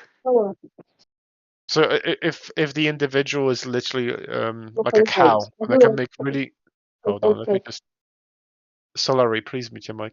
If I could make quality meat out of them, similar to beef or whatever, right? Yes. Would it be okay for me to farm those individuals with the IQ of an African child? I just answered the question. Just like it would be macabre and strange to farm dolphins for their meat, it would be bizarre to take some cow that has, or some weird Pokemon creature that has the IQ of a uneducated African child and farm them as well. What was your We reason? we can make differentiations for each case. That doesn't mean what was your reason? Because I didn't get your reason for it. Macabre and strange. Which could you elaborate it? Yeah, have you ever seen? Have you ever watched a documentary where they eat dogs? Sure. That's way more macabre and strange, isn't it, than somebody like, I don't know, sitting down at like a luau and eating a roasted pig, isn't it? It's just your feelings towards it. Yeah, that's just it seems like a value judgment. Yeah. Yeah, it's just my feelings. Yeah, it's my feelings. Yeah. So do you think feelings should determine what's ethical, what isn't ethical? I guess it would be a case by case basis. Okay. My whole argument is humans are different than animals. Humans have more rights than animals. Hold on, I got a better one. I got a better question. What is the trait difference between us and any other animals? Such as if we remove that trait, then it would justify farming humans. Yeah, we're man. We're stewards of the land, and we're created in the image of God. Oh God. Oh no. Wait, Felix. Yeah. God bless you, brother. God bless you, actually, man. Your take is actually very interesting. I'm a steward of the land. I'm created in the image of God. Pigs are not created in the image of God. Cows are not created in the image of God. Neither are dogs. Wait. Neither are dogs. Dogs are not created in the image of God, but somehow you think it's immoral for you to exploit and kill dogs, wouldn't you? Yeah, because I got a book that tells me not to. Okay, so why is it? Wait. Why is it? What's the morally significant difference? The same question about dogs, between dogs and pigs, that justifies the difference in treatment. Because dogs are work animals. No. I did not ask you what value judgment you place on them. I ask you what is the morally significant trait that these animals have that makes it okay to exploit and slaughter one for optional products, but not the other. Yes. Objectively, I have been given the right to use them. Yeah, but you're not exploiting dogs. That's not a trait. That's not a trait. That's still a value judgment on your behalf. What do you mean? This makes no sense. I just told you that the values come from the Bible. Wait, and does the Bible tell you not to eat dogs? The Bible shows us differentiations on how we should treat each individual. Do you remember my question? Animals. Do you remember my question? Yeah, you're asking what is the trait that is different between dogs, pigs, and cows. So we have a society, we've created a society and a culture, a Christian society and culture, by the way, that tells us that dogs are pets, companions, and work animals. So that's nothing to do with religion. That's to do with how popular Well, it does have to do with religion because that value is founded in Christianity. That's why we don't eat dogs, and that you only find dogs in Southeast Asia. If you're saying that the value that is created by the population, it's from the image of God and religion, then you should also justify slavery. Why would I justify chattel slavery? Because it was in the Bible. Because okay, you want to pull up Leviticus and see how it says the punishment for man stealing is death? Wait, this is irrelevant. Sola, you said that population... No, it's not. Hold on, that's not irrelevant. You just said the Bible... Wait. Sola, I'll repeat myself again because this is really important. Punishment for man stealing is death. Sola, I'm going to repeat what you said, and I want to get to a specific point because this is really important. I ask you, okay, so your ethics come from population. I did not say that. No. Okay. Could we then go back? I made a comparison of how how the objective Word of God has made an effect on our culture, and then how in our culture we don't eat dogs. Yeah, so culture dictates. So my whole objective standard comes from the Word of God. Wait, but you said culture, right? You said culture. Does religion affect culture? It does. Okay. Absolutely. Yeah, now what? Does the culture dictate ethics? I'm saying, does the culture dictate ethics? Yeah. Well, it should it? Probably not. Should it? Yeah. There you go. Cool. No, right and wrong are objective. So cultural norms and all that. So just like the Aztecs. So right and wrong are objective. Let me test it out again, because I pulled out everything that the Bible says. Okay, so in Leviticus 20:13, in Leviticus 20:13, it says, "If a man lies with a male as with a woman, they have committed an abomination." Do you think it is immoral for somebody to be gay? Yeah. Do I think it's immoral for somebody to be gay? Yes. Yeah. Okay. So you bought the bullet and think that that gay people should not exist. Should they be punished for that? Did I say gay people should not exist? Well, you think when did I make immoral? that? Wait. Do you think that immoral acts should exist? I don't think. Well, do you hold think on. people I'm should a be doing Christian. immoral acts? No, I don't think people should be doing So then, immoral if you think that it is immoral for somebody to be gay, then you think that that person should not be gay. Therefore, gay people should not exist. Correct? No. You're putting words in his mouth. Let him speak. You're putting words in my mouth. Let's move on to the next It's one. a sin. Let's move on to the Why next one. are we veering on the argument that vegans are better? We should go back to the original argument. Let me get back to that ridiculous argument. Hey, I just read in the Bible in Leviticus, it says that, or I just read. Yeah. You follow it. So you said that gay people is bad. It's kind of fucked up, by the way, to think that gay people are immoral. Does that mean we should kill that kid? Wait. I just quickly want to point out, we can talk about religion all we want to, but I just usually stick with the main perspective of like veganism and animal rights in relation that we should not unnecessarily abuse animals. And what I mean by because we have a disagreement. Yeah, go ahead. And when I say unnecessarily, it's I'm just trying to demonstrate that right now we live in a society where we can make more ethical choices, and paying people to harm individuals such as animals for the shared pleasure, which it is, I can elaborate a little bit more, it's one of the most unethical things you can do to another individual's life.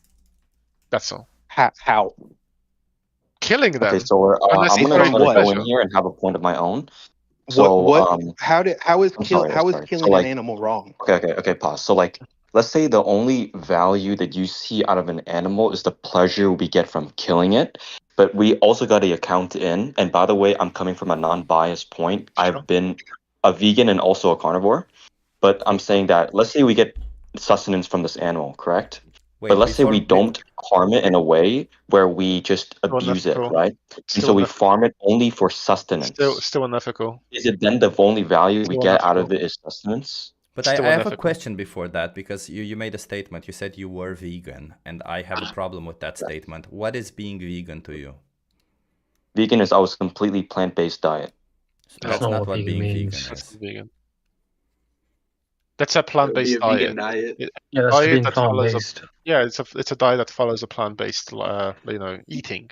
Nothing to do with. Yeah, it was mainly plant-based, but whatever the outlines of that definition is, what I'm curious about is if a vegan is being very unethical towards the life of another being, then can we argue it's more of an energy problem and a technological problem more than the actual ethical morality around it? Energy problem? Veganism is ethics. Veganism is an ethical sense. I understand that, but what if we can create meat off of plants that are completely replicable to meat, but we don't have technology to copy it one by one? We remove meat from the picture.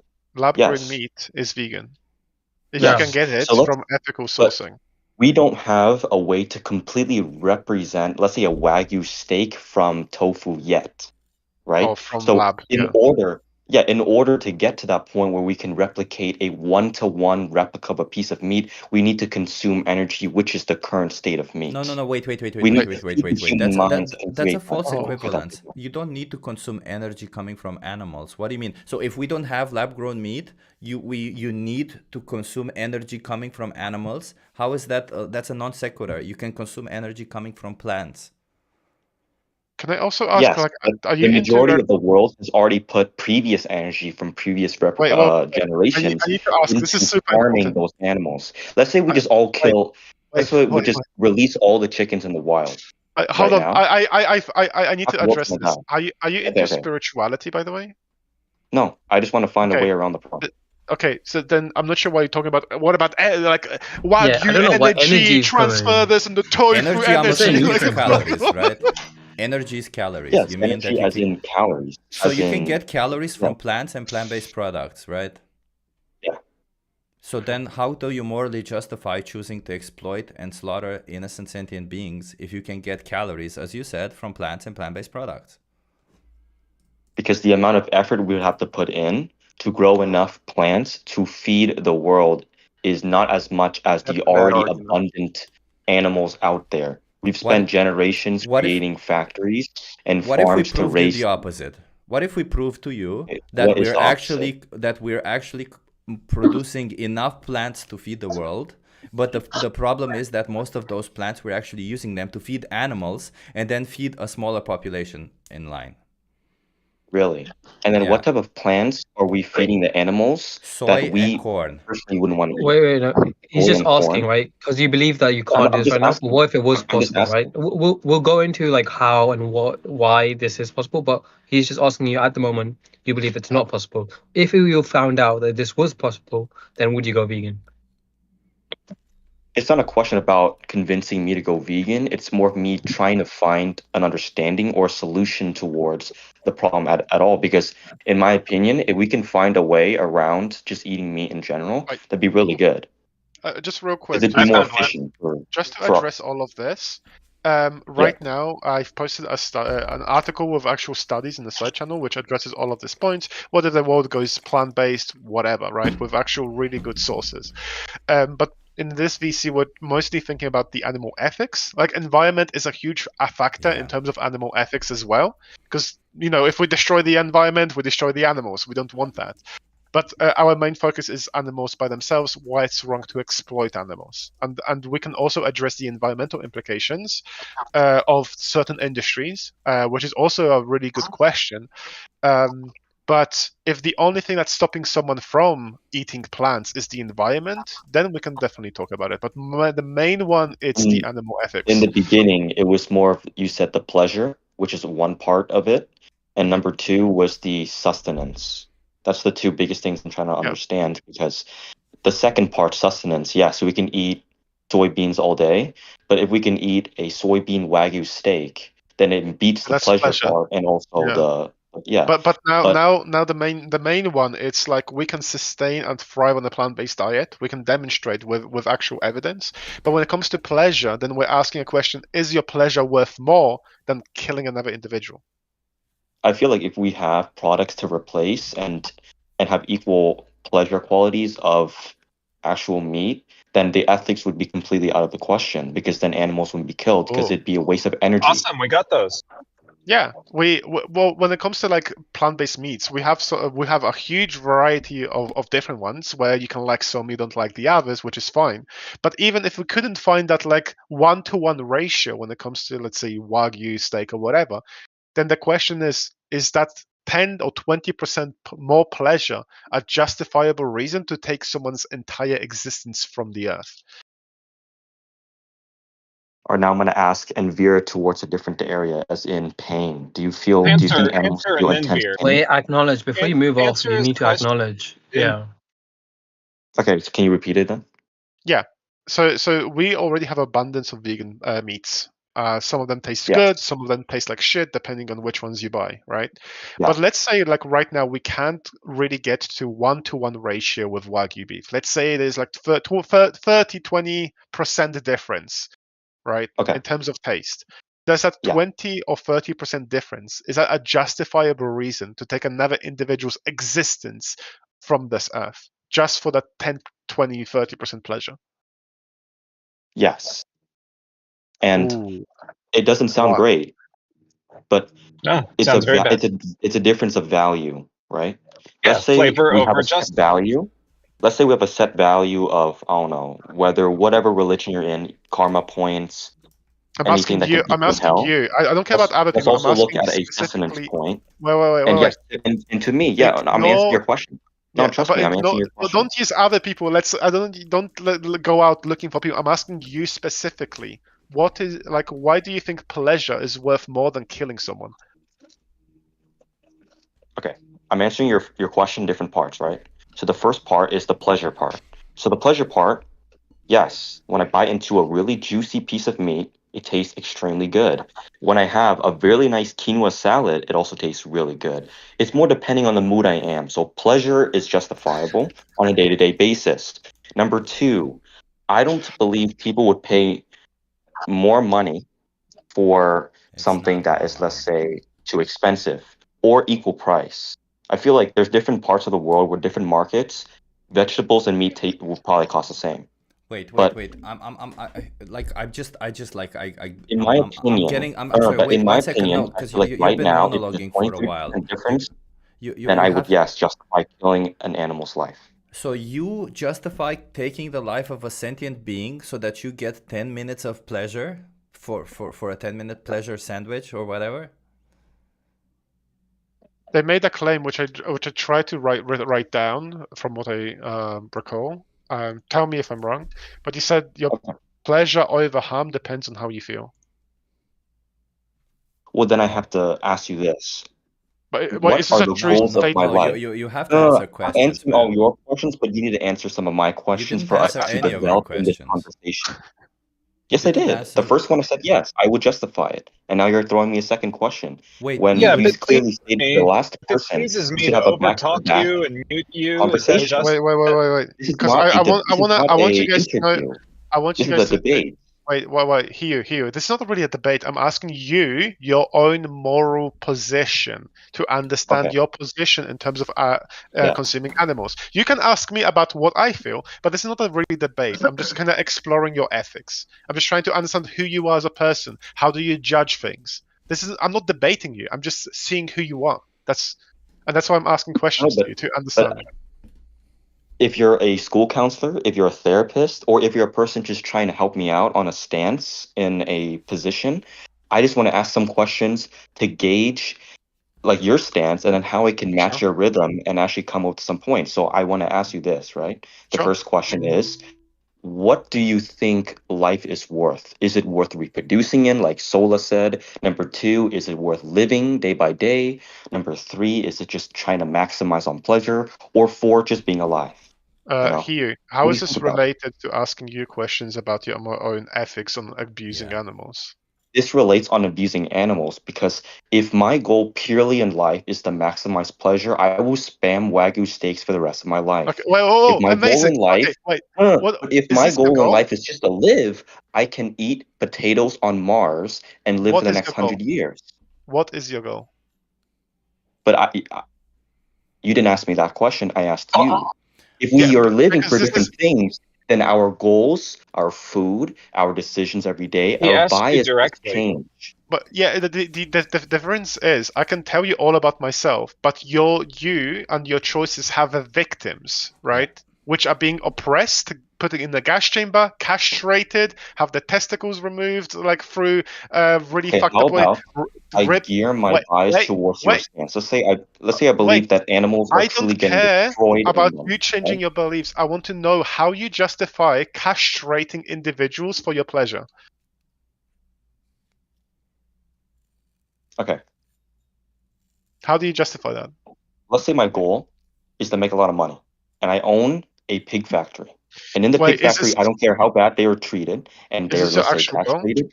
Let's say that, no. No. So what is your Everything. goal? Like, we can talk about Why hypotheticals are all you like getting aggressive? Number one, bro, and hold on. two. We can circle jerk each other for all I care. I don't care about all of these hypotheticals. I'm trying to Your ask points. you right What's now, your idea? as in the individual, what's your justification for castrating animals with your money? Over him and muting him. Because he's not addressing this. He's just like circle jerking. He was trying to answer your question, and you. No, Maku. He said I'm trying to answer you in a calm way to develop the point, but. Okay, I'll just want to address this. Maku, they said, hypothetically, let me think, if I was in a fantasy land, what I would do. I don't care about what he would do in a fantasy land. I care about why is he exploiting animals today, as in the individual they are. Do you not see how your point could be selfish? You literally put individuals in a gas chamber. What's your defense? Nothing. I just die. Guilty. If I'm a pig in a gas chamber, I just die. There's nothing I can do. You pay to put individuals in a gas chamber. What's your defense? No, I pay for a piece of meat, and if that is their effective way of cutting costs, then I pay for my food like that. Yeah, but you do the same. Wait, amazing. Wait, Hiyu. Would you pay for people to rape children if you could Wagyu steak cheaper? Say it again, sorry. What, Hiyu? Would you pay an industry? Let's say a steak literally costs 1 cent, right? Yes, but people have to rape children for that to happen. Would you pay for it? That's another hypothetical, and you told him not to do hypotheticals. So then your basis is broken. One is relevant. This is very relevant to why they're abusing animals, right? So you're trying to. Then you do that hypothetical. Oh my god. I will get to it. Yeah, but I'm You're just doing that people over and over. I'm just trying to get to a certain point because he only cares about pleasure. Okay, then I'm sorry, but what was your point? So you said about the raping the children part? Yeah, you said you only care about the pleasure you get. You don't care about what happens to the product of the meat. You only care about the meat, right? And sorry to cut in, but I said clearly that it depends on the goals for each individual. I said right now, entering this conversation, I have no bias in the beginning, correct? And I said that if you were to talk about the pleasure point, there would be a certain path you could take in that. If you're talking about purely for human life, that's that. If you're talking for just to be alive, there's also that. We don't need meat to be alive, right? We can live without meat. And you said you don't care about what happens to the animal, you only care about the end product, right? No. Okay, what did you say then? Let's go again through it. I pay for meat, period. And what does that mean? I pay for a product.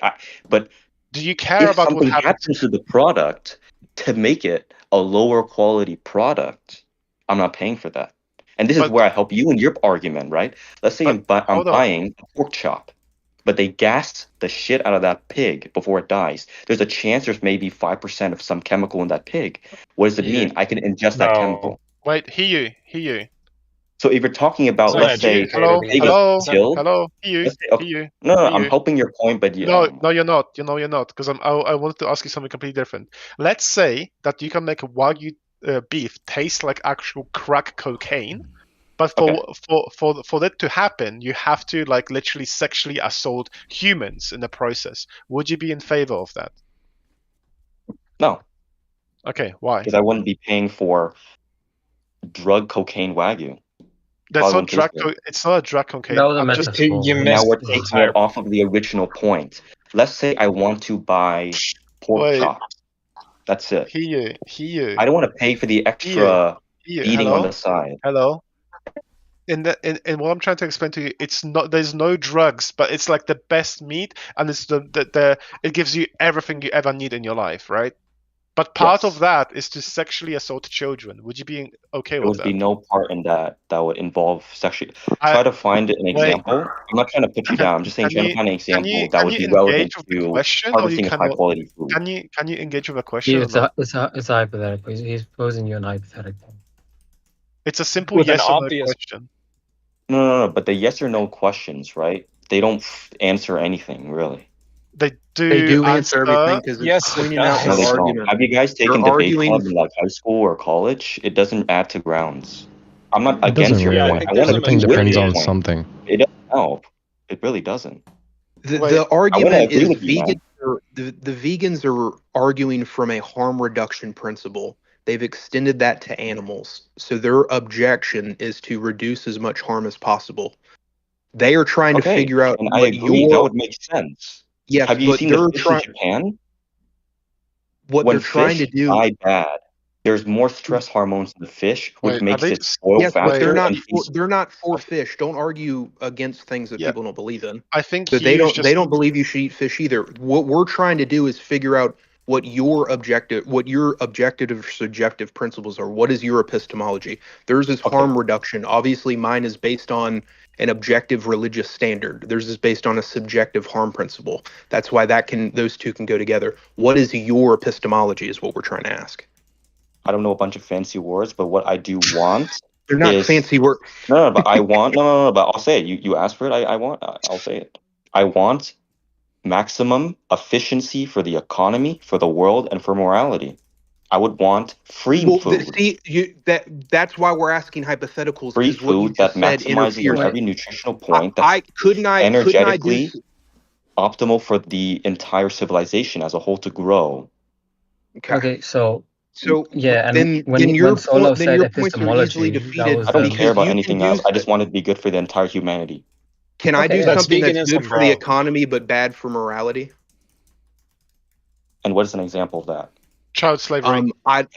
Yeah, chattel slavery. I decided, hey, I figured it out. We got a new efficient way to produce goods and services at a cheaper price. I'm just gonna have to go to China and slave a bunch of people. Would that be okay? Okay, let me ask you this, right? So the human hand. There's not even addressing. Answer Vinveer. No, and yes. We're not. These aren't. We're not. Hey, both. I get what you're on the defensive. We're not asking this because we're trying to do gotcha questions. It's because you made a statement that you want what's best for morality and the economy. So then what we have to do is, well, what does that? Everybody here is arguing from a moral standpoint. Nobody's here like, I'm actually arguing against immorality. I'm for immorality. Everybody's for morality. Our arguments are, where does our morality come from and what are our moral principles? You get that? And we're only fighting we're for trying to figure out where morality is comes stronger, from and which what our doesn't make moral. sense. Why don't we just fix the problem? Everybody has different moral principles. Yes, and that doesn't matter. Because it does matter. We just that's fix the whole. problem, That's the whole point of debate. Well, no, I mean, that's the point of debate. I don't understand your point. That it doesn't make sense. Can you please repeat it? The whole conversation here. I didn't understand it. Wait, the whole conversation here is to understand your ethics. Because if you keep moving from left to right when asking, do you think this is ethical? Then we're not going to go anywhere, and you're just monologuing. We actually want to have a conversation with you. But if you keep like avoiding simple yes or no questions, then we're just going to go to someone else. I actually want to have a conversation with you. No, and I do want to have a conversation as well. But it's not. It's more of just a pigeonholing of answers. You're not having the conversation. No, you need to understand what you believe in. The only way we can figure out the only way we can gain an understanding of what you believe in is by asking you questions. There's no other way to do that. I'm just gonna do this one more time. We're gonna ask you some questions again. Just not. I'm not trying to trap you in a corner. Simple and don't make it. Let's say the table causes 10 children somewhere in the world to die. Hello. Yes or no? I'm just gonna say, like, if we can't really go anywhere, we're gonna ask another non-vegan to have a conversation with us, because no problem. Okay, which one is more preferable for you, the economy or the ethics? Both. If you had to pick one, which one would you pick? It's not possible to pick one because you have I choose ethics. If you want to ask me black and white questions, make them better, please. We just did with the chattel slavery question. That's how we figured out your preference in the economy or morality. I'll make it super easy. Okay, I'll make it super easy. I can literally strangle my child to death and get $1 million. Which one is more preferable in your position? Why would you strangle your child? It's a hypothetical. $4 million. Okay, guys. Why would you strangle your child? Because Mr. Beast said that he will give him $1 million if he strangles his child. Guys, I try to. Wait, guys. So I think even if simple questions cannot be answered, let's move on to another non-vegan. Because look at how many people we have, right? Wait, Can I give a simple, like, can I give it one last attempt? Can you unmute them? Can you? Yeah, okay. Look, I want to have a fresh start, all right? I want to try again. I've been listening a lot. I don't have an issue if you want to throw hypotheticals to me as well, right? Huibi or Maku, who wants to talk to me? Oh, I'll mind. I want to ask. I want to come to a common point where we both agree at, and that's all I want. Okay, I agree, absolutely, right? Let's reach some consensus, right? I think one easy point of consensus is because you said you want to live in a world that's efficient. I think that is such an easy win for us. Like, it is massively, massively much more efficient for the world to head towards a more plant-based food system, right? I think there's no question about that. Not just from like an environmental point of view, but from like a resource point of view as well, right? I agree. So that's one side. I disagree with that statement, to be honest. Okay, yeah, sure. You know what? I think I don't mind going into it. Why do you not agree? Yeah, Mike. I'd love to hear why. I don't mind going diverging. You can say anything you want. Say it again. With plant-based being more efficient, I don't agree that plant-based food is more efficient. Sure, and it is more. As a meat eater, it is more efficient. Most of our food is grown just to feed the animals that we eat. Well, I don't eat grass, and like we have fields of grass in Scotland. Wait. I know, but we'd put fields of shit we eat on them. Wait, let's imagine you just have two steaks in front of you and they're the exact same, but one, on like some whatever reason, is plant-based, right? It's literally made out of grass. Okay, whatever. I can accept that. And then if you're talking about the efficiency, imagine you have vertical farming, which is a thing. You have hydroponics. You have all of those things. Look, it's more efficient. If there is, having if there's a question directed to. If there's a question directed to vegan, let me answer it. I appreciate Salah, you as well. But let's just keep it one vegan, one non-vegan, and let's try to keep the conversation one at a time, right? Now, Mocha, you said if there was grass, there wasn't like we can't really utilize that, right? Now, I get that point. This is why we went to animal agriculture in the first place, right? There was like back in the day, we couldn't just make use of land. We couldn't always grow crops everywhere, and that's why we'd have these grazers. We'd have these goats and like cows, and we'd have nomads making them like eat the grass through pastures. No, we were hunter-gatherers, and then we just contained the animals. Well, it was a slow process. We were hunter-gatherers, we were mostly gatherers, then we went into crop farming, then we went into livestock farming. Either way, the point is that land where we can't grow crops anymore, that grass, that is a fraction of the land that we use, right? Most of the arable land, which means land that we can grow crops for, that cropland, most of that cropland, we feed that to the animals, to the livestock, right? We use the crops that we grow and we give it to these animals as supplementary feed and grain. Even if they're like grass fed, like you have to understand, a cow eats a huge amount of like calories, right? This is if you're watching my stream right now, you can see as well. Most of the land we use goes to like livestock animals, right? Beef, lamb, cheese, beef. It's even more than that. So, like a lot of grasslands are also own arable land. So exactly.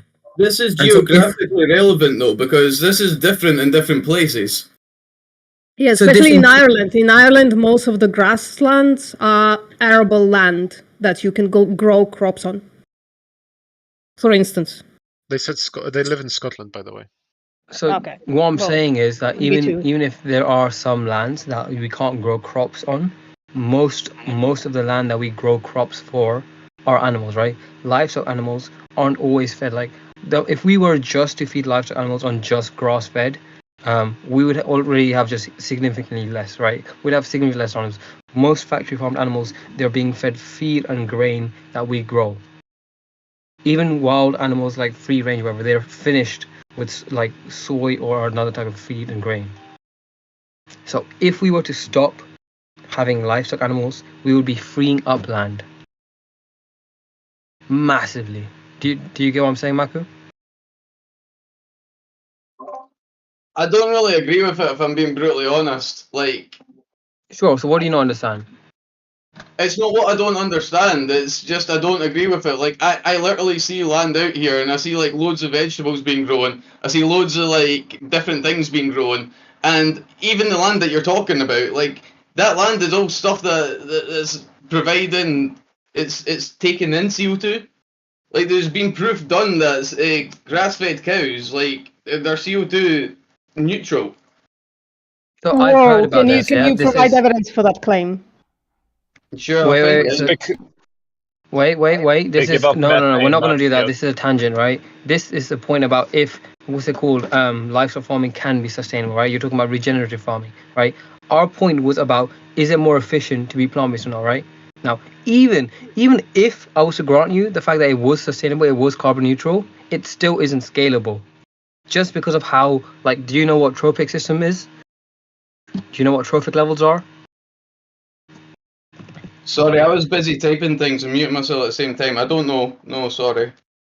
That's all right. So even if I'll repeat myself, even if like regenerative farming was legit, it was carbon neutral, it still isn't scalable, right? Going back to the original point, is it more efficient? It's not, right? Because of trophic levels, because of energy transfer. Anytime there is energy transfer, right? As you go up the triangle, there's energy transfer. And every time there's energy transfer, energy is lost, right? So right now, livestock animals would be somewhere in the middle, right? We make the crops, we feed them the crops, and then we humans eat it, right? But if we were to directly eat the crops, we wouldn't have these Yeah, I know energy this changes. is the food pyramid. I don't know it called that. Yeah, so the point is, if we eat directly, we would be saving massively on land, water, and just other resources as well, right? There have been enough studies to show, this is scientific consensus, right, that it's more efficient for the world to be plant-based in terms of resources. So do you just want to get rid of all those animals that exist then? That's not what I'm not getting there right now. That was my main point, right? I was talking to Hubie and we were agreeing that it's more resource efficient, right? I'm just trying to get that point across. You disagreed there. That's the one point I want to get across, and then I'll answer the other one. Wait, then yeah, okay, I agree with your point now, but then he does have a good point. What happens to all the hundreds and millions of animals? I'll get to that. Absolutely. No, I'll get to that. But Maku, do you now understand that it's more efficient for the world to be plant-based? No, I don't Is agree there with like that. an article or something that you're referring to when you're Sorry, what? Lag. saying that it's going to be more before? Is there something I can read about this efficiency that comes from going vegan? Do you have something I can read right now while I'm listening? Because I'm reading about some other stuff because I want to bring up some stuff, and I have a couple hypothetical questions that I would love to ask y'all. I'll put it. So this one is just like land use. Sure. You could read it in the chat. I'm putting a link as well for you to read. This is from Yale.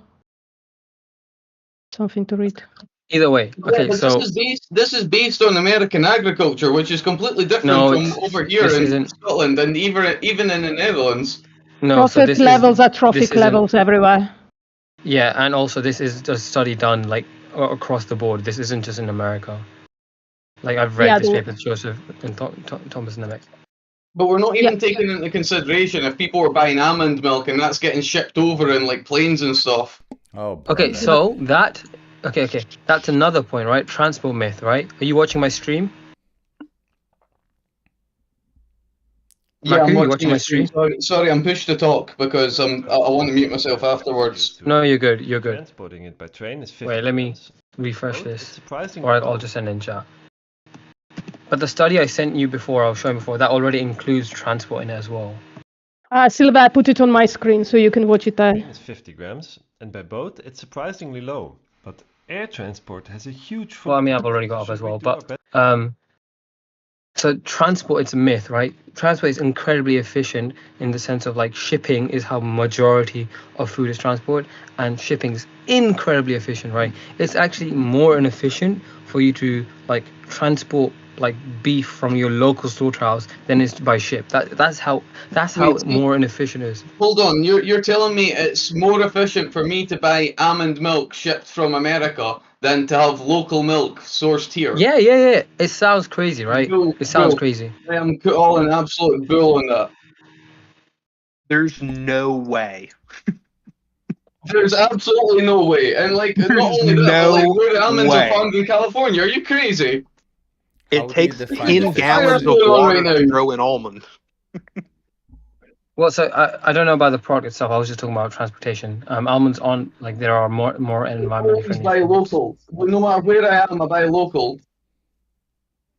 I don't understand. Wait. I don't understand what the whole point is. We already know from the IPCC, which is the Intergovernmental Panel for Climate Change, that a plant-based diet considerably reduces the footprint that any individual chooses to adopt. So I just failed to see that, but saying that creating and shipping across the world almond milk is more efficient than me going down the road and milking a cow is crazy to say. So if you look at my screen, the screen that I'm sharing, guys, if you look at the screen that I'm sharing, right, it's very simple. Like all the greenhouse gas emissions are like broken down, and the transport is like this tiny sliver. It's this pink stuff, right?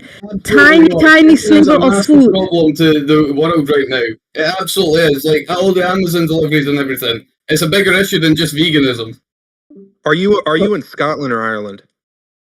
I'm Scottish. I'm from Scotland. Yeah, they're like. You're talking about a local farm where they're feeding on grass? I'm talking. I only buy local animal produce. I only buy local animal produce. They're not like and America. Look how much greenhouse gases. They have farm stores. There's nothing close to greenhouse gases. They live in fields, like surrounded by trees. Yeah, look at the land use as well. Yeah, and they fertilize the soil. Wait, guys, could we not chat with each other? Just because my ears are gonna slowly bleed.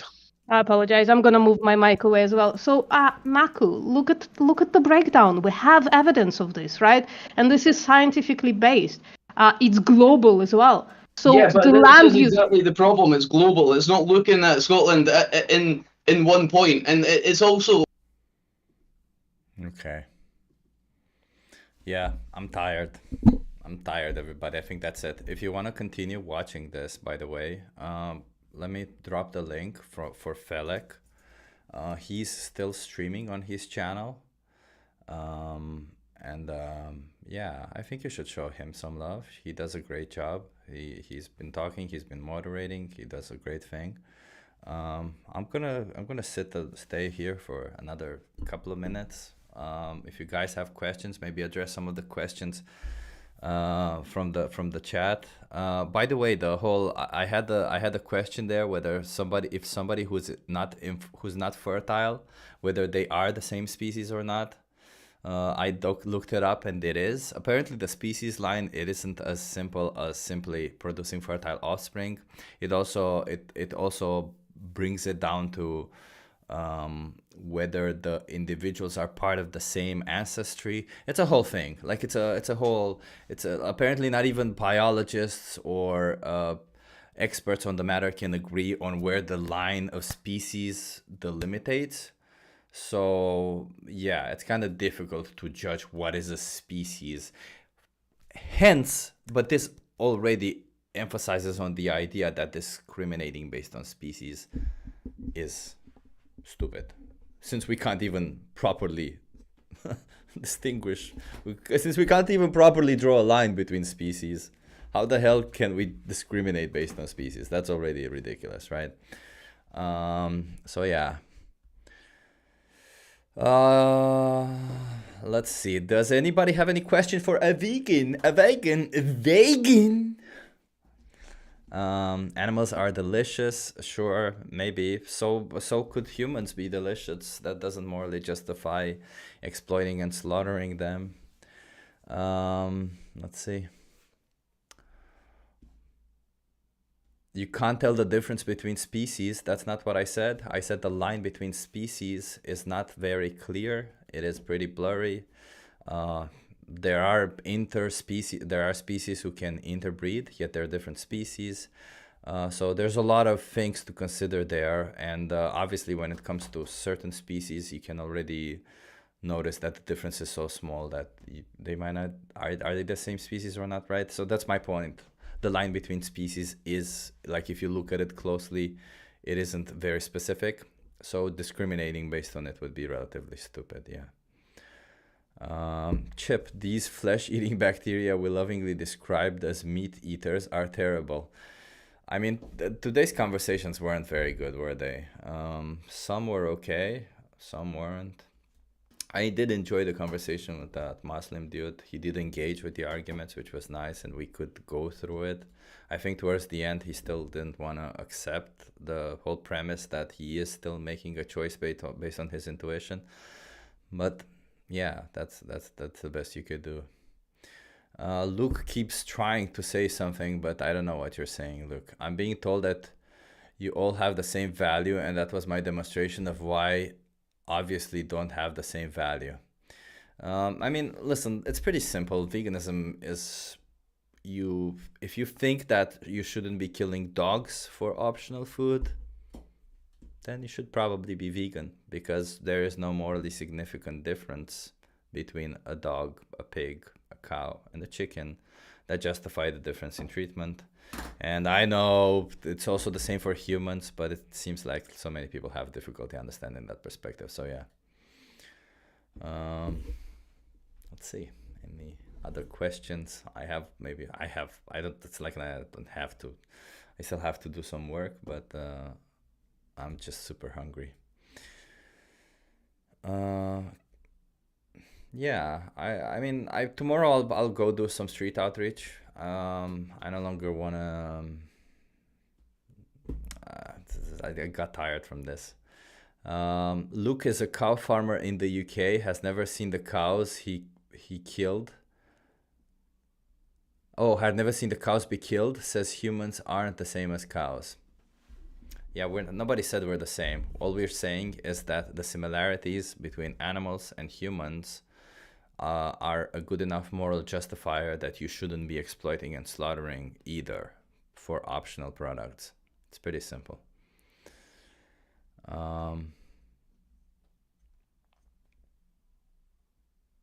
Yeah, Luke doesn't want to debate me. I know. I tried it. Luke doesn't want to. Luke doesn't want to appear on camera or something, or maybe they're technologically challenged or something. I don't know. Yeah, so that's a good perspective. There is a 3-minute video in the description of this stream. You will understand. It takes 3 minutes out of your time, and you may understand what kind of got us into veganism. Yeah, I feel like a lot of the times when I do this outreach on Discord,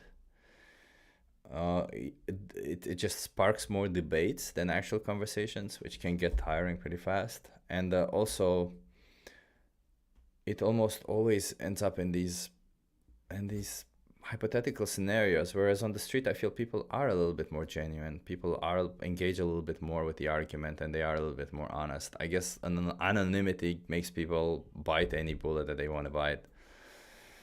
But religion, using religion to justify oppression, to me is just extremely wrong. And yes, it is oppressive to force innocent animals into slaughterhouses. Somebody says, dude says we are animals, but animals eat animals. Yeah, sure. I would say that if an animal who eats animals has the option to not eat animals and has and is aware of that option, and is also aware of the detriment that they're causing to the animal that they are eating, then animals should also not be eating animals in that situation. Yeah. So if an animal knows, if an animal is in the position that we are, and by that I mean that they know that what they're doing is causing harm to another animal, and that they can always choose something else, then yes, that animal should not be causing harm. It's pretty simple. Yeah. Why do animals eat meat? Because some animals are doing it out of, actually most animals do it out of necessity. I'm not sure of any animals who consume animal products without necessity. Every animal that eats meat does it out of necessity. For us, it is not a necessity. Therefore, knowing that we are causing harm, that we are exploiting an innocent sentient being,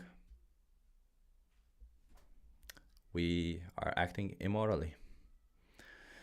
Why do cats hunt?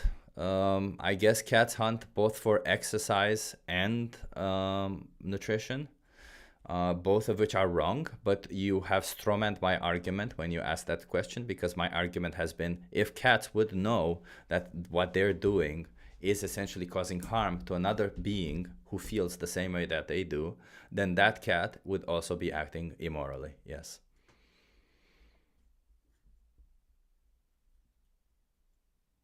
Why not debate an expert with an opening viewpoint? I want to debate somebody. It seems like nobody wants to debate me. It's like everybody who says, yeah, I'll debate you, eventually chickens out and doesn't debate me. So yeah, sorry for the expression. They become cowards. That's not a good expression because chickens are not cowards, but humans are. And I'm going to a Korean barbecue. Enjoy your KL. Yeah, forcing sentient beings into slaughterhouses is not really nice, but you know, you're on the other side of it. You just see the end product. You don't really get to interact with the animals. So I'm guessing you are being cognitively dissonant when you do that. I'm lack of energy. No, I'm a bit lack of energy right now because I haven't been eating in 4 hours and I only had 1 meal today and I've been awake for 10-12 hours. So yeah, if you've been awake for 12 hours and if you've only had 1 meal, I would say you also kind of lack energy. But I still have enough energy to go to the gym, by the way, if it needed to. I just don't like forcing myself when I'm in this position. Mobius says, I want to discuss the religious argument sometime. Mobius, but you're already vegan. What do you want to discuss about the religious argument? You mean why I'm not religious, Mobius? Lol, you weak before you're a vegan.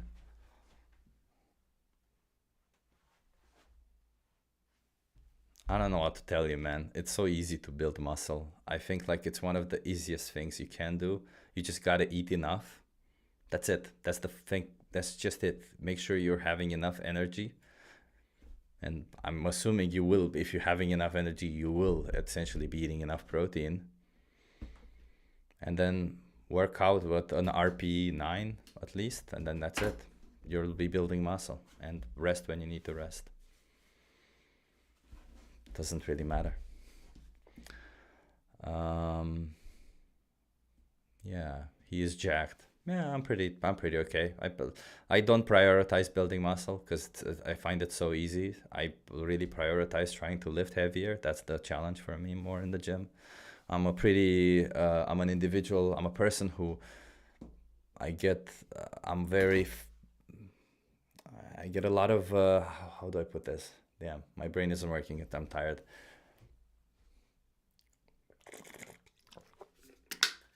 I last for a long time. You see what joke I make there? Yeah, I have endurance. That's the word I was looking for. I have high endurance for any type of physical activity. Yeah.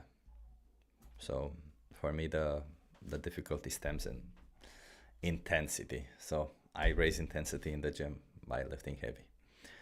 Mobius, I think the religious argument could be rebutted fairly easily. Oh, Mobius, I would love to learn more to debunk this argument. I just hate it so much because when people bring up religion as a justification to exploit and slaughter innocent sentient beings, they're just being so disingenuous. They will bite any bullet. They will say it is compassionate. They will just say, well, I can. They won't bite the idea. Like I've been trying this idea that, well, you pick and choose stuff from the book that you follow, because that's the reality. No matter how much, like the person I'm discussing with, they're just going to be so incentivized to prove me wrong that they'll bite any bullet. But the reality is, if you're listening to this, if you're religious in any way and you're not vegan, you know for a fact that what you're doing is not compassionate. It's not good for those individuals, and you know for a fact that any compassionate God would rather you be compassionate rather than violent. It's pretty simple. Or you also know the fact that you don't follow everything that they say in the Bible, so when you start using the Bible as a justification to do something horrific, then you're already disingenuous, right? I'm just saying, like, we're trying to be genuine here. We're trying to have conversations with people, trying to get them to go vegan. Oh, somebody said they'll debate me. Yeah, you can contact me. You have all my contact details in the description of this video, and we can schedule a debate. Do you think it's odd that slave auctions were closed during Jewish holidays? I don't even know what that question is. I don't know if that is true. I don't know what to think about that question. I don't know what to tell you about that. That's kind of, yeah, it is odd. But, you know, Jewish people were also enslaved at some point in our history. I don't know what to tell you. It's kind of... I don't know. I don't know how to answer that. Yeah, religion isn't a good point for debate for most people. Exactly. I eat fish because of Jesus. See, like this kind of stuff. Well, what's your name? Ilu verb. Did you know that fish was loosely translated? That the original translation didn't actually mean fish? Did you know that? Did you look into it? Or did you accept the violence that you are committing or paying for? And then said, well, it's convenient for me, therefore I don't need to look into it.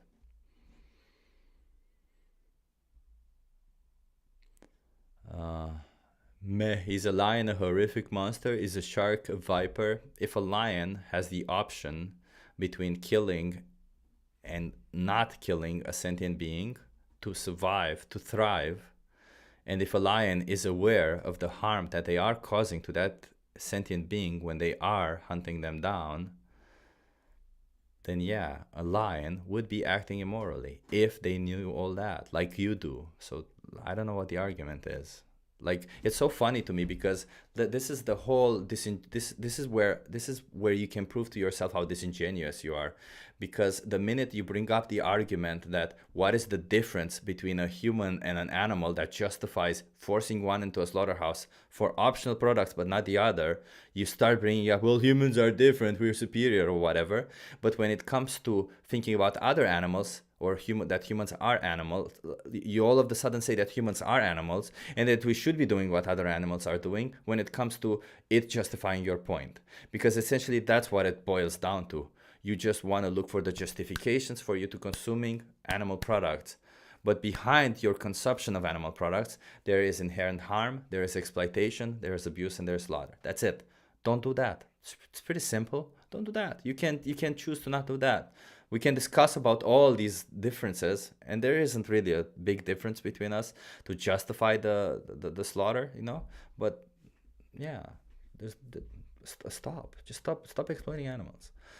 Yo, Chip, what's the real word when it says fish? I don't actually know, but if you watch Cryspiracy, they actually mentioned that in Cryspiracy. I think it was something like food or something. It just meant food. It didn't mean fish per se, but it just meant food. C. Mart says, your argument is flawed by opinion. C. Mart, you're welcome to debate me or tell me how my argument is flawed. But you mentioning that my argument is flawed by opinion, that means that your opinion that my argument is flawed means nothing. And by the way, your opinion means nothing unless you back it up with some form of logical consistency and argumentation, right? You need to form a basis of arguments and then apply a lot of logic to it. And if you prove my argument wrong, you know, I'm only vegan because I want to be logically consistent with my views. So if you can prove to me that I'm being logically inconsistent with my views, or that I should not be vegan in order to be morally consistent, then I don't need to be vegan. It's pretty simple, but you can't. That's essentially the point. Because that's why I became vegan, because there is no way to be morally consistent with the idea that harming individuals, harming people is wrong.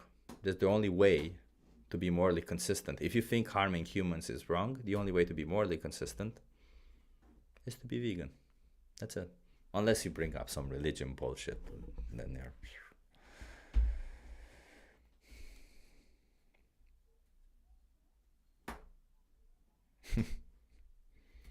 Okay, I think that's it. What about homestead folks? Do you also suggest a pure vegan diet?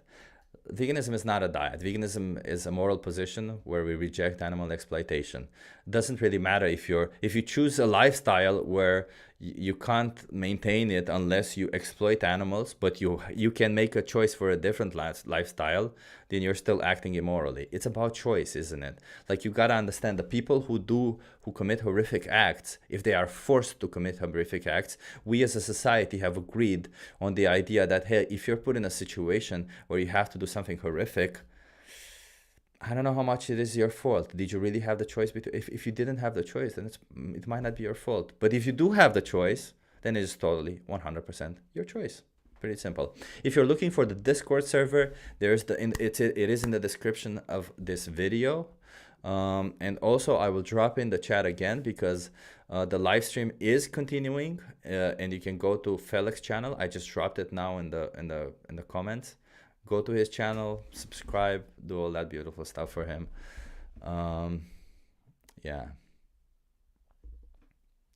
Somebody said about the Greek ikios equals fish. Why lie about the Bible? Wow. I said, first of all, Jesus, like this is the whole, if you want to have a debate with me, you're going to have to listen, because the real deal, you have not listened to my argument. First of all, I said, I don't know. And I said, I think it was food, first of all. And second, you translated from Greek. Since when is that the language that was used in the Bible? Anyway, and I don't read, by the way, and I don't even care. I don't even care, because it's not like you as a Christian already know, like I think, right, the whole point of a Christian worldview is that you believe that Christ did make sins, did make mistakes. It wasn't the point that everything that Christ did was the right thing to do. The whole point was that Christ was the embodiment of your God, and that he would sin while he was on earth, but essentially he did, like, because he was on earth as a human, and he would make all the things easier for you, right? Like, that's the whole point. I don't know. I was a Christian Orthodox, but that was the point of Christian orthodoxy, right? So don't make that whole bullshit argument. And I don't care, because you know why? All religion is stupid. I'll say it right here, right now. Yeah, all religion is silly. It doesn't make any sense. There is just as much evidence for the existence of a God as there is for the existence of the other thousands of gods that we believe in. Okay, so no thank you. I'm here to discuss about the rights of animals, the rights of sentient beings, and if you are here stripping their rights, you should probably stop that. Okay. It's pretty simple. But yeah, I'm gonna go. As I said, I'm tired, I'm hungry, and I don't really care about religion or bullshit like that. Stop oppressing people just to suit your religion, okay? That's it. Just stop oppressing individuals to suit your own religion. It's pretty simple. That's it. It's pretty simple. And the real deal, you can debate me. If you want to debate me, I can send you a link right now. I'm pretty tired, but I can debate you even right here, right now, about veganism. The real deal, would you like to debate me right here, right now? I can send you a link right now.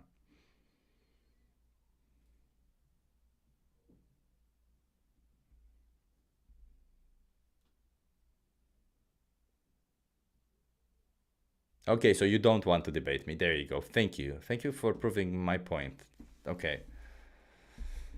Jesus Christ. I hate some like when I'm hungry, I'm a bit hangry, and I'll just say it. I hate it when people come into the chat. They are like, "Oh, look at this. I'm gonna type arguments." And when I say, "Well, come on, have a conversation with me," they're like,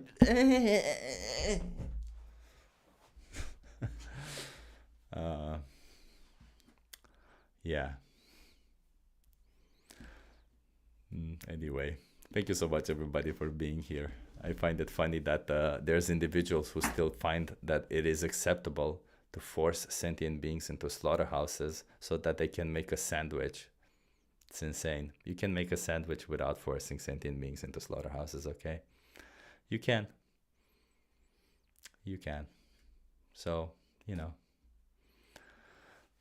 The real deal, I don't care about Christianity, as I've explained it to you several times. I don't know enough about Christianity to debate it. And even if I don't want to waste my time learning about one religion. It's not like there is proof that any religion is the true religion, is there? All religions say the same thing. My religion is the best. I know the truth. Everybody says the same thing.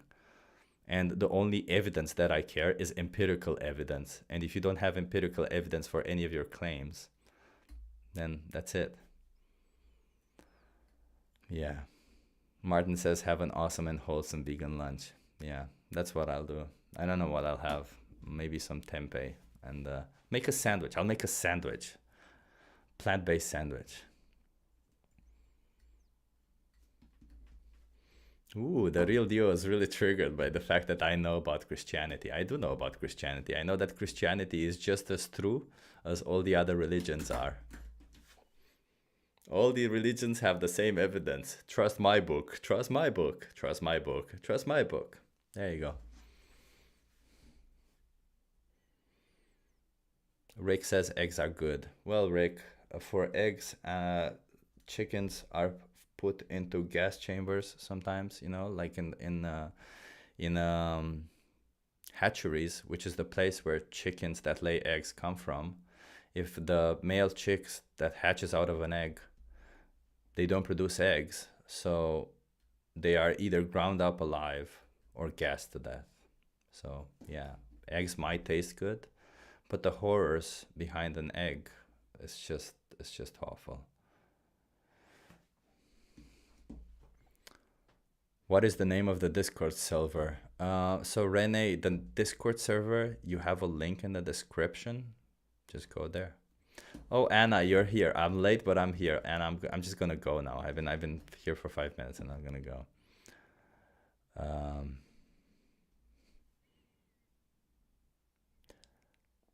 I already gave him the link. Oh, okay, perfect. Thank you, Erwin.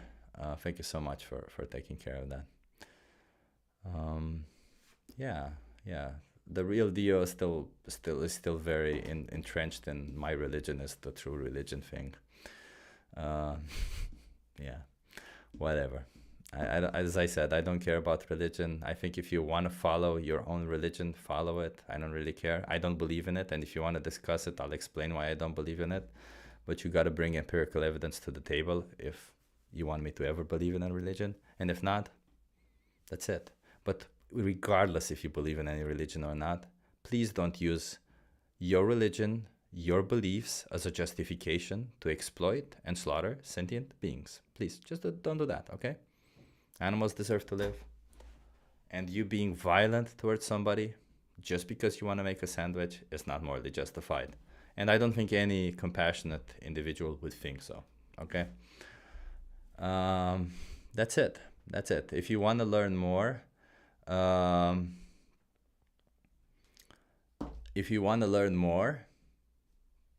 please watch the 3-minute video in the description of this video. If you want to debate me, I welcome debates. You have a link to my Instagram account, which you can send me a message and I will respond to it. That's it. Yeah. I'll see you in the next one. I'll see you tomorrow. I think I'll do some street outreach tomorrow. I'm kind of tired of all of these, but the weather is also kind of back to normal. It's been really hot here, so yeah. Draculum, you're here.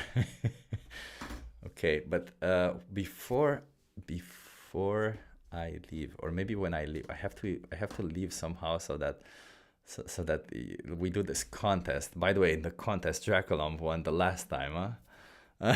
Draculum says here and ready. Oh, shit. I can't end now because Draculum is here and ready.